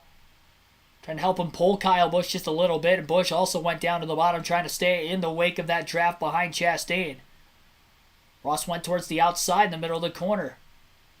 Kyle Busch right behind him still. Battle for third going on right now as well. Chase Elliott has pulled to the inside of Joey Logano on the back straightaway. Side drafting and then pulling to the bottom. Big slide job move from Chase Elliott. Pulls up in front of the 22. He's going to have a big run on the outside lane near the wall. And may potentially look for a crossover. Nope, not enough of a run there. Chase Elliott holds clear and up to third. He is about a second and a half off the race lead after passing the 22. And Denny Hamlin now right behind the 22 of Logano as well. And it's Hill battling for fourth.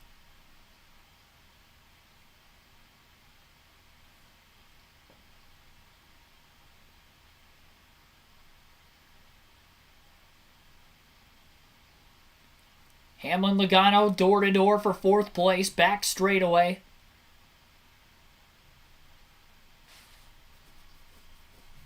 Hamlin down to the inside of the 22. And he will be able to clear Logano off the exit of turn 4. With Daniel Suarez still just close behind as well in sixth.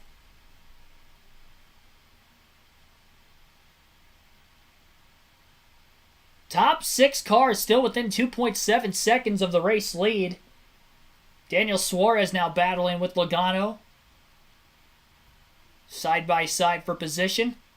Suarez trying to move himself back inside the top 5 once again this afternoon.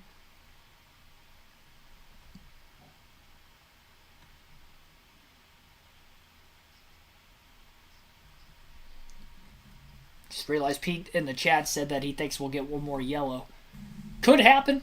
May not. We'll have to wait and see. Joey Logano way down on the inside. He's going to be the first car to pit road from 6th place. Just less than 3 seconds off the lead. Meanwhile, Busch and Chastain are side by side for the lead into turn 1.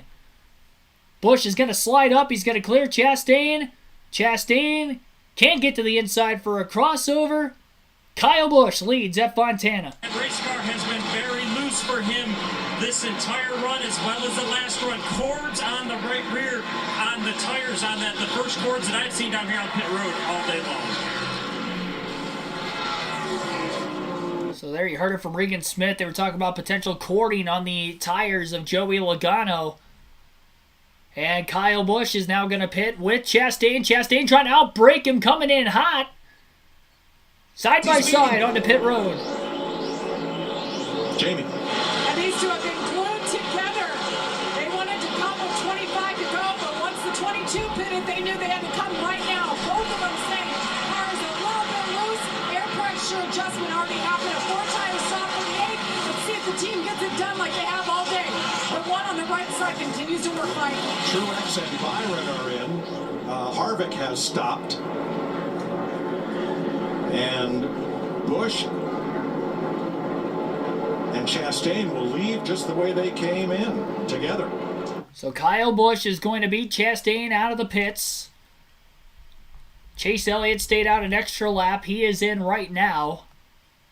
And I believe has Austin Dillon also in behind him. Stenhouse is also in behind those two as well. Making his way forward, worked his way up to third there as his pit crew goes to work. A 4-tire stop here. Really want a rebound after Daytona last week, and the 3 is in as well. Dillon is in, Stenhouse, Eric Jones to pit road, Ty Gibbs in as well. So far, 10 cars have come in under green in this sequence. And Larry, I would guess you'd want to be in by now if you're not just going to stay out.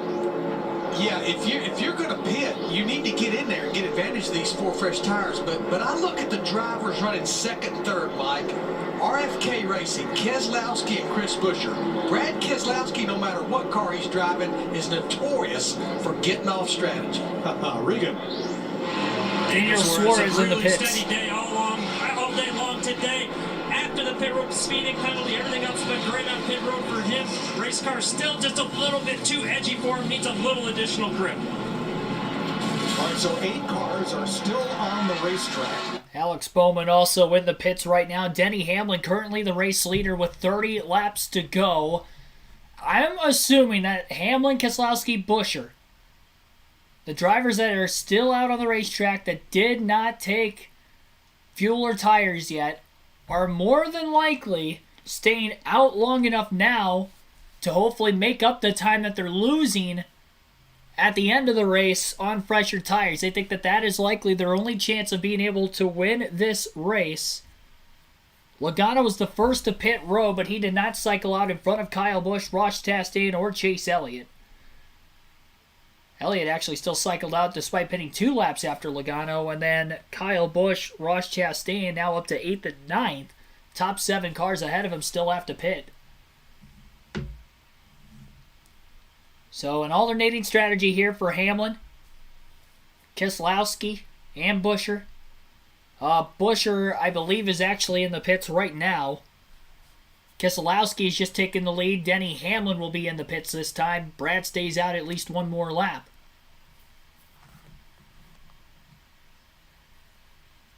So trying to stay out a few extra laps, maybe to get fresher tires to try to run these guys back down by a few more laps, because we're seeing about a second of fall off after 8 laps.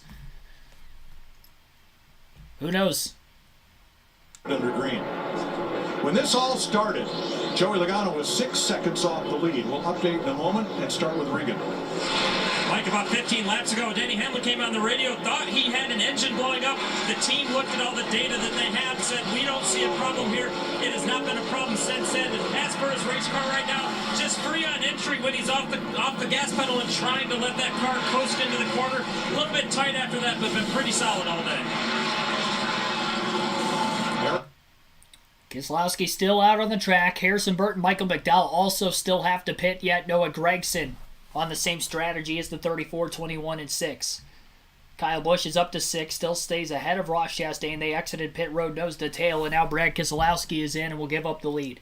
Keselowski coming to the pit lane, and if Burton stays out, he is the leader. Now, I mentioned Logano, who started all this. He was 6 seconds back of Kyle Busch when he came in. He is now 6 seconds back of Kyle Busch, so no improvement there.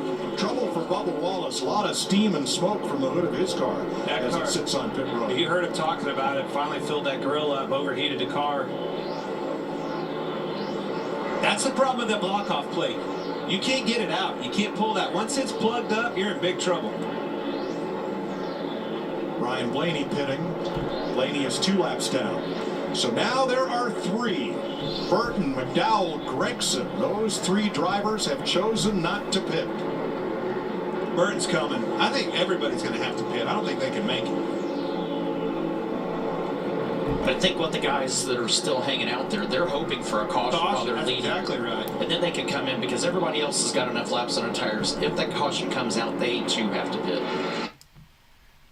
Yeah, I mean, anybody that's still staying out, it looks like Michael McDowell stays out of the pits. Gregson also on pit road right now. 4. So Michael McDowell on the left of your screen.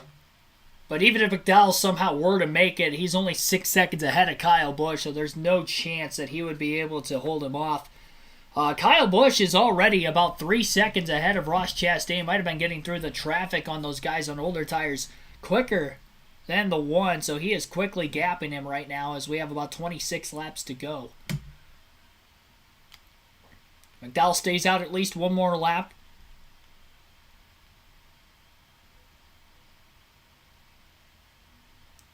25 laps left.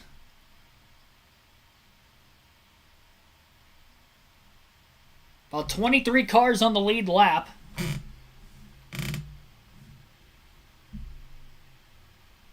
But Ross Chastain definitely not able to keep up with Kyle Busch after Busch cycled off of pit road. And Kyle kept up with Chastain every step of the way before those green flag pit stops, which he was unable to do in stage 2. McDowell continues to stay out of the pits. Justin Haley, who's got a lot of damage to his Kaulig Racing Chevrolet right in front of him. He's about to go a lap down. That will put just 21 cars on the lead lap.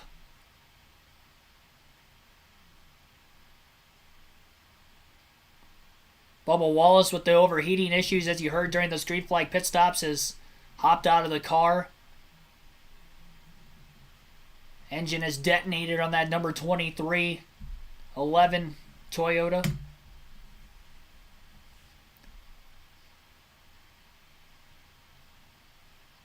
Seven drivers have now DNF'd from this race today, and that's not counting Kyle Larson, who had an electrical issue and came back in. Larson will have enough laps to be able to pass Wallace for position for 29th as well. So he's about 9 more laps behind him, and we still have 22 laps to go this time by. Kyle Busch now 4 seconds behind Michael McDowell, with 23 to go still.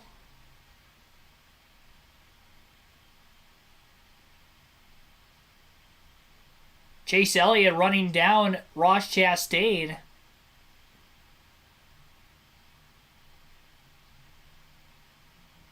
And as of the last few laps, Chase Elliott was about a tenth and a half quicker than Kyle Busch that last lap. So depending on how quick he can get by Ross Chastain without using his tires up, maybe Chase Elliott could have a run at Busch for the win. McDowell still 2.5 seconds ahead of Busch. Busch got held up behind Cody Ware off of turn 2. Ware got a little bit loose. That has absolutely choked down the momentum of Busch on the backstretch, and that will help out Chase Elliott and Ross Chastain a little bit.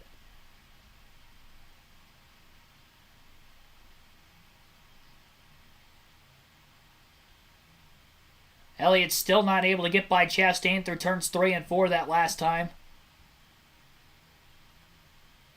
Kevin Harvick, by the way, was able to cycle all the way back up to 5th place. Not sure if he may have pitted earlier than the top 6. He was running about 8th or 9th. So he was at least 4 seconds off the lead as a result. 3 wide now with Cody Ware on the outside holding up Chastain, and that allows for the 9 to get to the bottom. Gregson goes 4 wide to the inside. He's a lap behind, but pitted well after everybody else and is on fresher tires, so might impede the ability for Chase Elliott to be able to make a pass for position.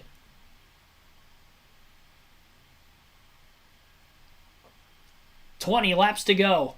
Kyle Busch to the race lead, passing Michael McDowell that last lap. McDowell still on the track and hasn't pit.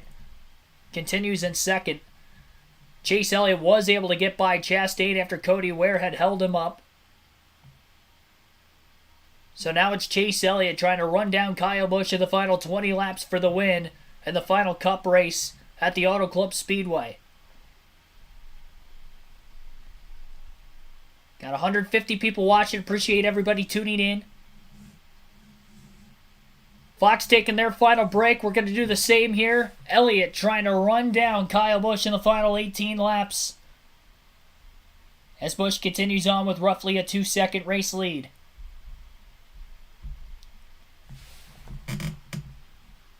"22 cars remain on the lead lap. Gregson should be able to get his lap back, I would have to assume. And it looks like Elliott has lost a little time, and I think a lot of it was because of the 42 car getting in front of him and maybe slowing him up a bit. With Gregson on those fresher tires, because now Chase Elliott has fallen 3.5 seconds behind Busch. Michael McDowell's also being closed in right now by Elliott and Chastain as well. So this has allowed Kyle Busch to pull away a lot quicker in the closing laps. So even though Chase was looking to be about a tenth or two quicker a lap, he's now running out of laps now that he's fallen further off the lead between battling Chastain and battling the other lap cars for position. William Byron having a problem. He was just outside the top 10. He'll make an unscheduled stop. And he'll end up going a lap down as a result. That's going to drop him outside the top 20. Now back to 25th in the running order. Should get some of those spots back potentially as long as he can get that car back on the track. Remember, there was an electrical issue earlier for Kyle Larson, so maybe we'll have more on that in a little bit when they come back to full screen action. Denny Hamlin going to pass Joey Logano for 8th place. Both those two cycled well far out of the pits. Logano pitted earlier, but still ended up losing spots, and Hamlin, who pitted a bit later, has slightly fresher tires than everybody, trying to get this track position back before the end. Last lap, Kyle Busch was about 0.03 of a second quicker than Chase Elliott. The way it looks right now, the only thing that could cost Kyle Busch a chance at the win would be a caution, which is the same thing that happened with about 3 laps to go in the Daytona 500 when Daniel Suarez had spun off of turn 4. Right after Kyle Busch and Austin Dillon had taken the race lead away and started to control the pack. Dillon nowhere to be able to help Busch out this week, though. Been well off the pace, and currently Austin Dillon, don't even see him on the leaderboard, honestly. Oh, actually, Austin Dillon's up to 6. Where did he come from? He's up inside the top 10. Never mind. Last I saw, he was like 20th or something like that. Never mind. Austin Dillon up to 6th. And he'll actually be up to 5th place. Make that 8th place, sorry. Austin Dillon's in 8th. He should get back to 7th, though, once Michael McDowell pits. Because Michael can't make it on fuel, and he's just trying to stretch this out as far as he can, hoping for a caution to gain some track position.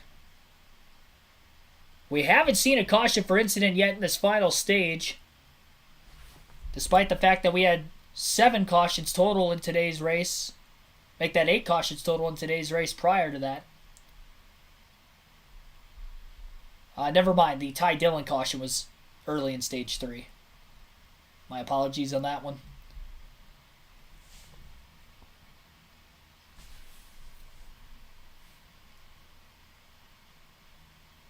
Gregson's worked himself into the free pass position.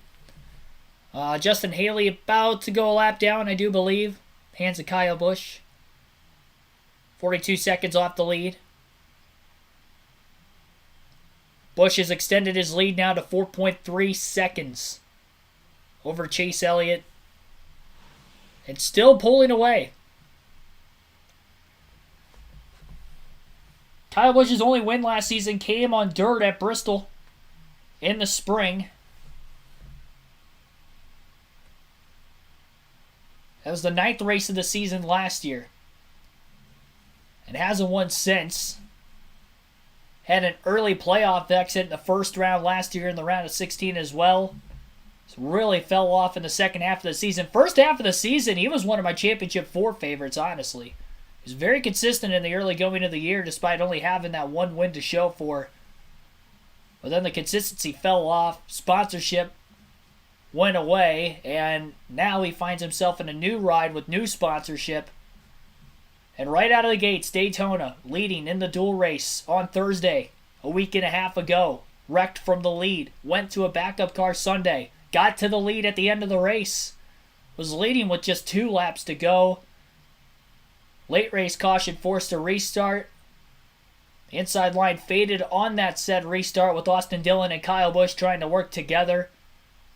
And then Busch also ended up getting spun on the final lap while still in contention for the win in the top 5 going into the final lap of the race. And showing Kyle Busch moments ago getting a bit out of shape.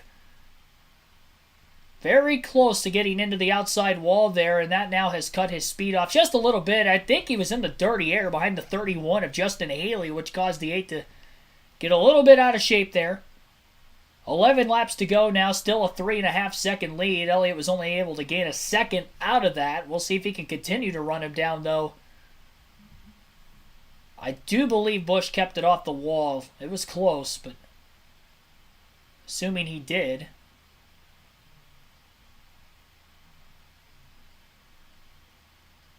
Same identical lap time between Elliott and Busch that last lap. They both ran 42.861s to the thousandth of a second. Same exact lap the last time. So pretty even. 3.3 seconds is the difference right now. It is going to be very, very tough for Chase Elliott to make up that time. Him as well as the rest of the field hoping for a caution if they're going to want any sort of a shot to get to Kyle Busch. Don't think lap traffic will get in his way. Last car on the lead lap is Chase Briscoe in 20th. He has 37.6 seconds off the lead. So he's about 5 or 6 seconds still ahead. Busch a little faster than Elliott that last lap. Busch ran at 42.869, Elliott at 43.051. So about a tenth and a half quicker that last lap for Busch. 10 laps to go. No Torres also welcome into the stream. And thanks for anybody tuning in. Like, subscribe for more daily NASCAR content if you haven't already. We'll still have coverage of tonight's Xfinity Series race live on the channel. That'll start at 8 p.m. Eastern Standard Time. That race will be on FS2.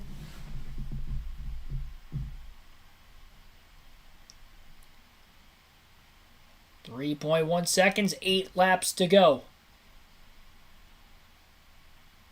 Alex Bowman has worked himself back inside the top 10 and up to 9th.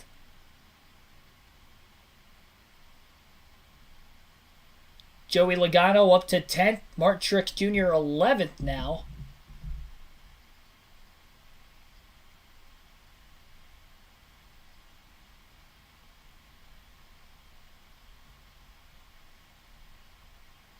Thing about potential lap traffic, though, for Kyle Busch is the fact that this is a very wide racetrack. If he needs to go down to the bottom to make a pass, he can. That availability is there versus if you were on a short track and things are a lot more condensed together. This is a 2-mile intermediate oval. One of the bigger intermediate tracks that the Cup Series goes to. Denny Hamlin has just passed Daniel Suarez to get back inside the top 5, and now he's actually battling Kevin Harvick for 4th as well. Hamlin on slightly fresher tires than those he is racing around, but still about 11 seconds off the race lead, so he's got no shot at it here. And probably doesn't even have a chance to catch Chastain for 3rd unless Chastain's car falls off immensely in this final run. And Chastain, who looked like the guy to beat for most of this race, could not keep up on the adjustments compared to the 8 team of Kyle Busch. He was able to run him down in this final stage and now pull away. That pit stop cycling very good as well. Chastain did as good of a job as he could really coming into the pits. Trying to outbrake Kyle Busch. Because they came in side by side. Despite the fact that Chastain had just lost the lead about a lap and a half before they pitted.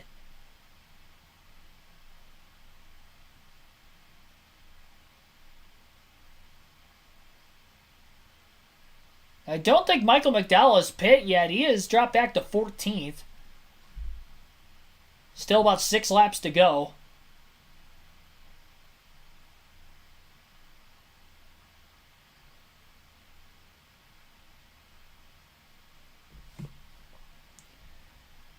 About a 6-second gap between Briscoe and Gilliland, so it's not like they're battling for position. I'm sure if Kyle Busch catches him before the end of the race, he'll pull over. And Elliott is nowhere close enough to try to keep the pressure on Kyle Busch right now and maybe force him into a mistake.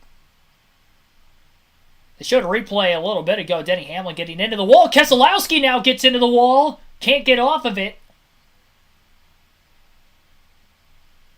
And that's going to cost Keselowski a couple positions. We do stay green. Scraped the outside wall. Hamlin got back around him after he got in the wall a couple laps ago. And then also Austin Dillon passes the 6th for 7th place. Looked like he got on the wall and then was glued to it. Couldn't get off. Until he got to the middle of the corner. Alex Bowman a little less than a second behind Keselowski for 8th. Bowman looking for back-to-back top 10s to start the year. He was 5th in the Daytona 500 last weekend.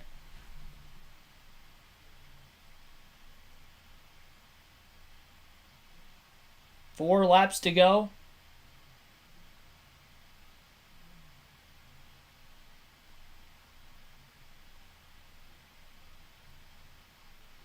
Top 4 all Chevys, then followed by 1 Ford in the top 5 of Kevin Harvick. Hamlin, Austin Dillon. Hamlin the highest Toyota in the running order, the only Toyota in the top 10.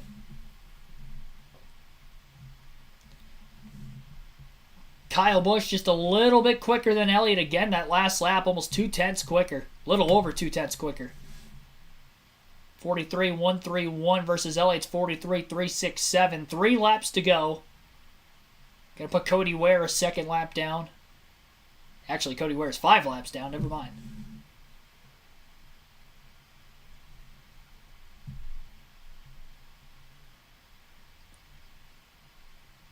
Kyle Busch, born and raised in Las Vegas, Nevada. They'll be going to his home track next week, but still out west, where he considers somewhat home. This is the track he got his first career win at with Hendrick Motorsports in the fall race in 2005. Kick-started his Cup career. Now has 60 career wins, looking for 61 today. 2 NASCAR Cup titles, and hopefully looking for much more with his new team at Richard Childress Racing. What a quick turnaround. How fast he has been. 3rd in the Clash. Leading a lot of laps in his duel.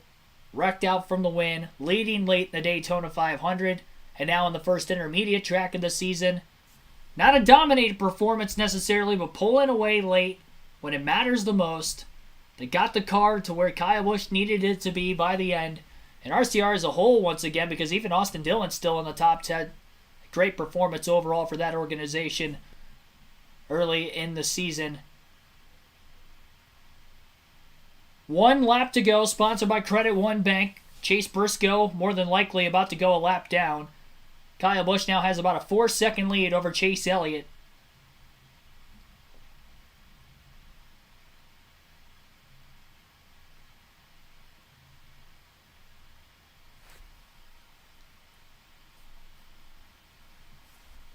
Looks like Chase Elliott, I don't know how accurate the running order is right now between Ross Chastain and Chase Elliott, but they may be battling for position on this final lap for second. Not entirely sure. The intervals have been a little wonky. Off of turn 4, final time, Kyle Busch is going to win in the final Cup race at Fontana on the 2-mile oval, and wins his first race with his new team at Richard Childress Racing. You'll get to hear all post-race interviews. We'll go through our full race analysis throughout the course of this post-race as well. Don't go anywhere. We're going to try to wrap it up quick, though, because we do have an Xfinity race to get through in about another hour. We'll be starting that live stream, but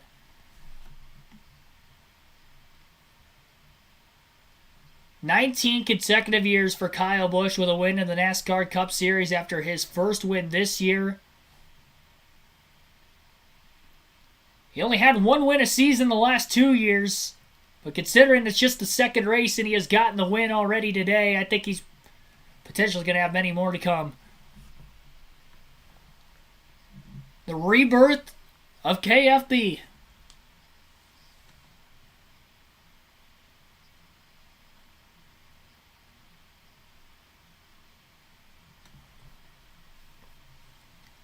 Look out.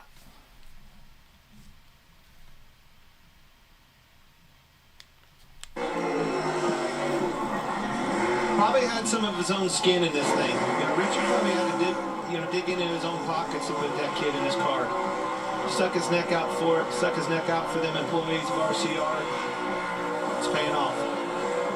Well, it's also a big win for the sport. I mean, everybody loves a surprise winner like Ricky Stenhouse at Daytona, but it's also big for NASCAR to have your biggest winners keep on winning.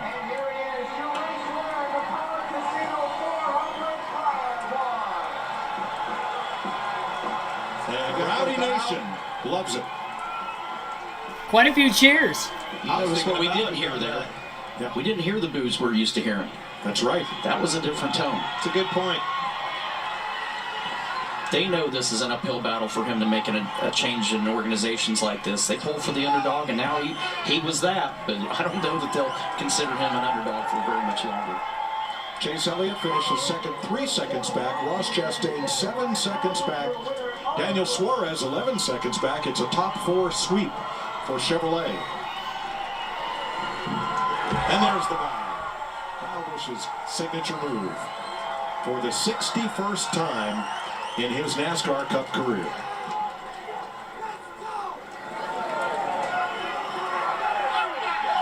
That pit crew showed up. They ought to be happy. Showed up when the time was on. Put the pressure on them at that end. They answered the call. Got him out front. Team effort. Busch and Chastain came in the pits together on that final green stop. Busch left first and drove away.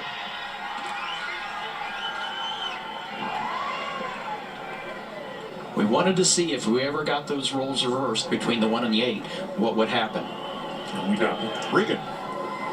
Well, Kyle Busch getting the helmet off. Kyle, the well-documented move to Richard Childress Racing.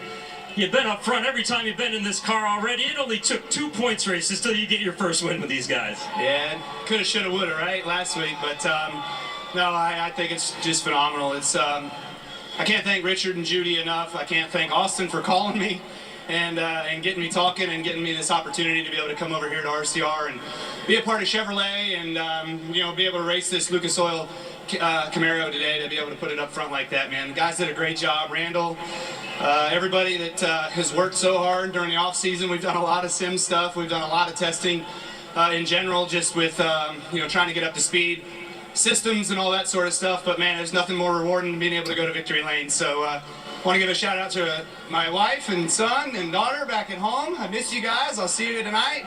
And then, also Routing Energy, appreciate them.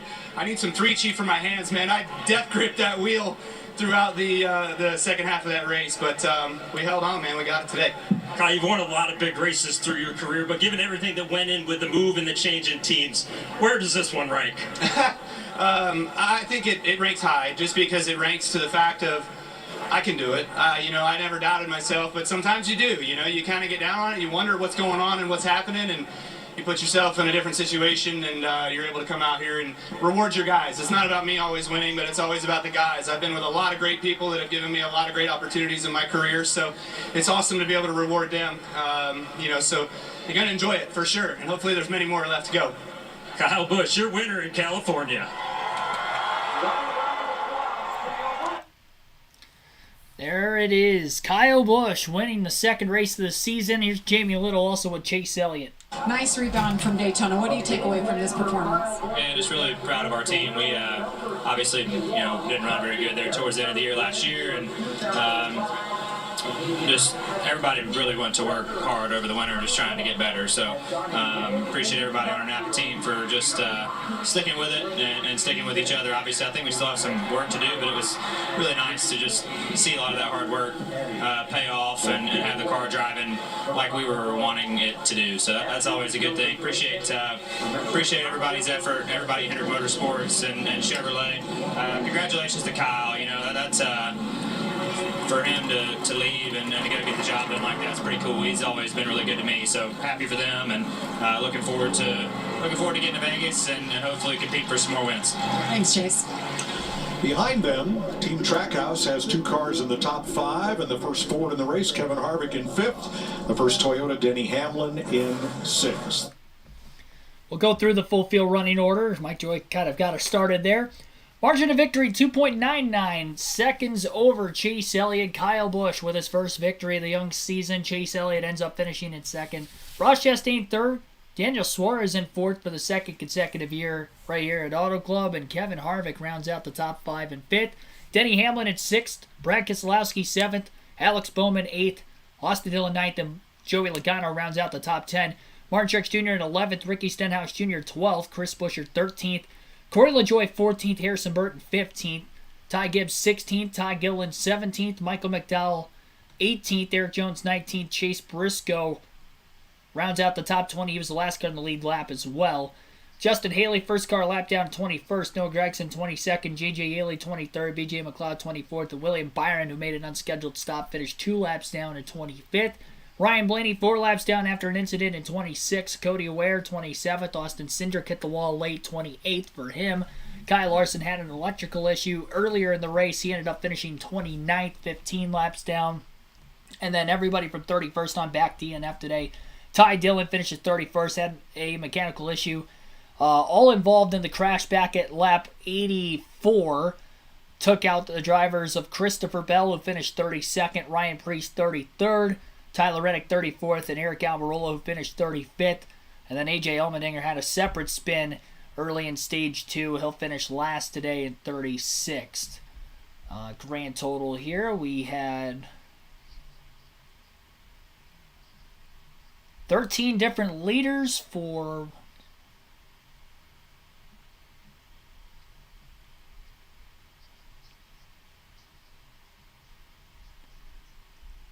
So it looks like 29 lead changes, 13 different leaders in today's race. Ross Chastain led the most laps with 91 laps led. He won the first 2 stages as well, so picked up a couple playoff points. But it's Kyle Busch who led 27 laps, second most of any driver today, who ends up getting the race win. Ran him down, beat him in the final stage. Finally got that track position and never looked back. He led every lap to the end once he took the race lead. So there you have it there. And trying to think what else. We had 8 cautions for incident, just 1 in the final stage. Not all for incident. We had a couple stage breaks and a cop yellow obviously in there.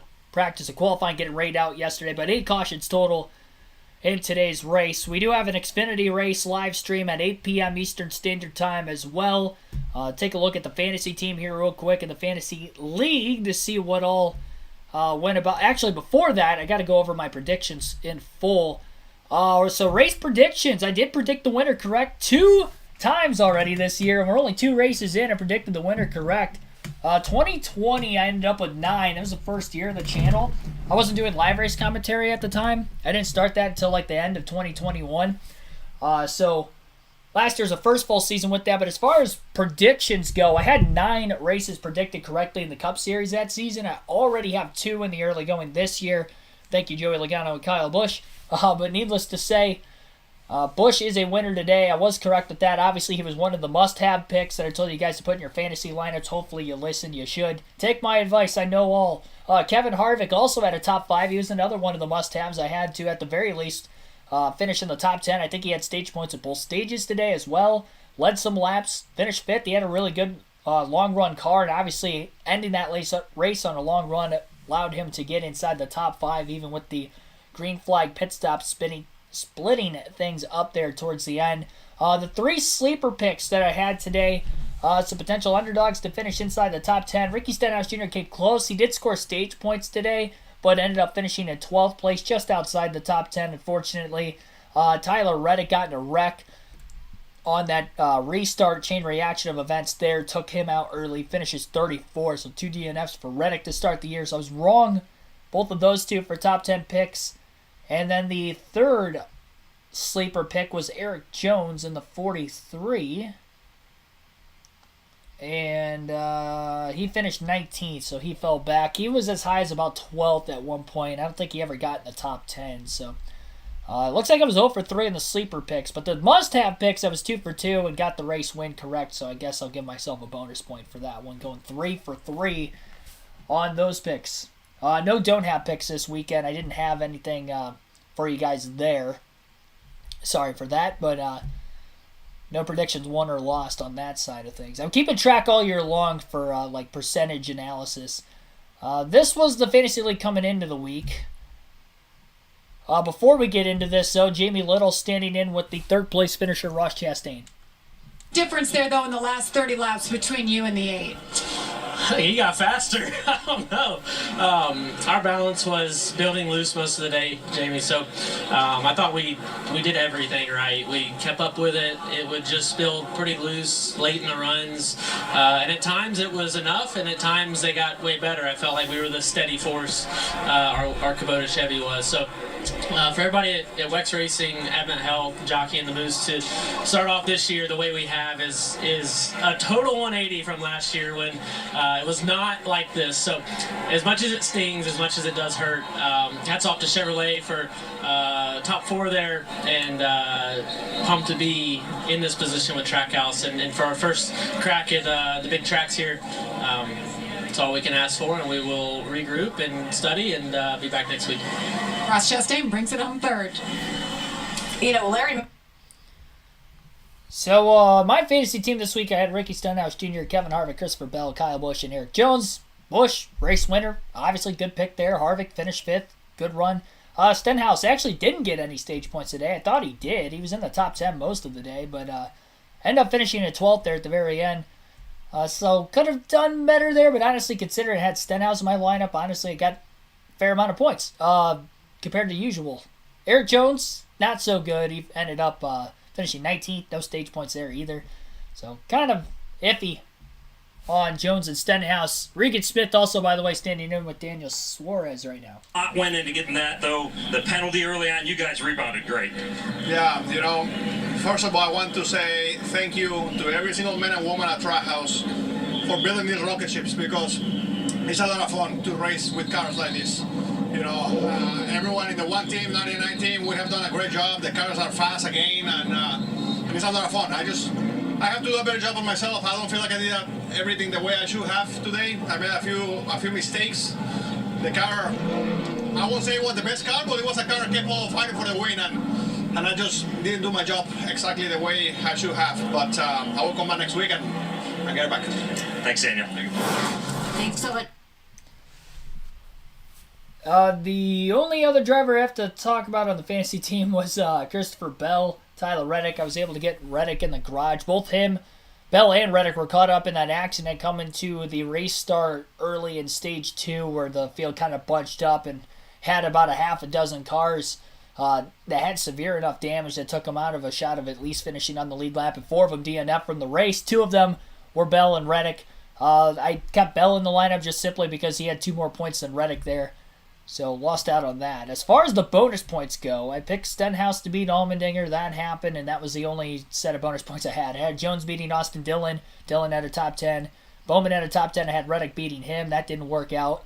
And then Kyle Larson ended up beating out Chase Elliott. Or I had Larson beating Elliott, but Elliott ended up finishing second. Obviously, there Larson had his electrical issues early on. So that is going to wrap up that. Again, you can go to the NASCAR mobile app or website to sign up for the Fantasy League if you're not already in it.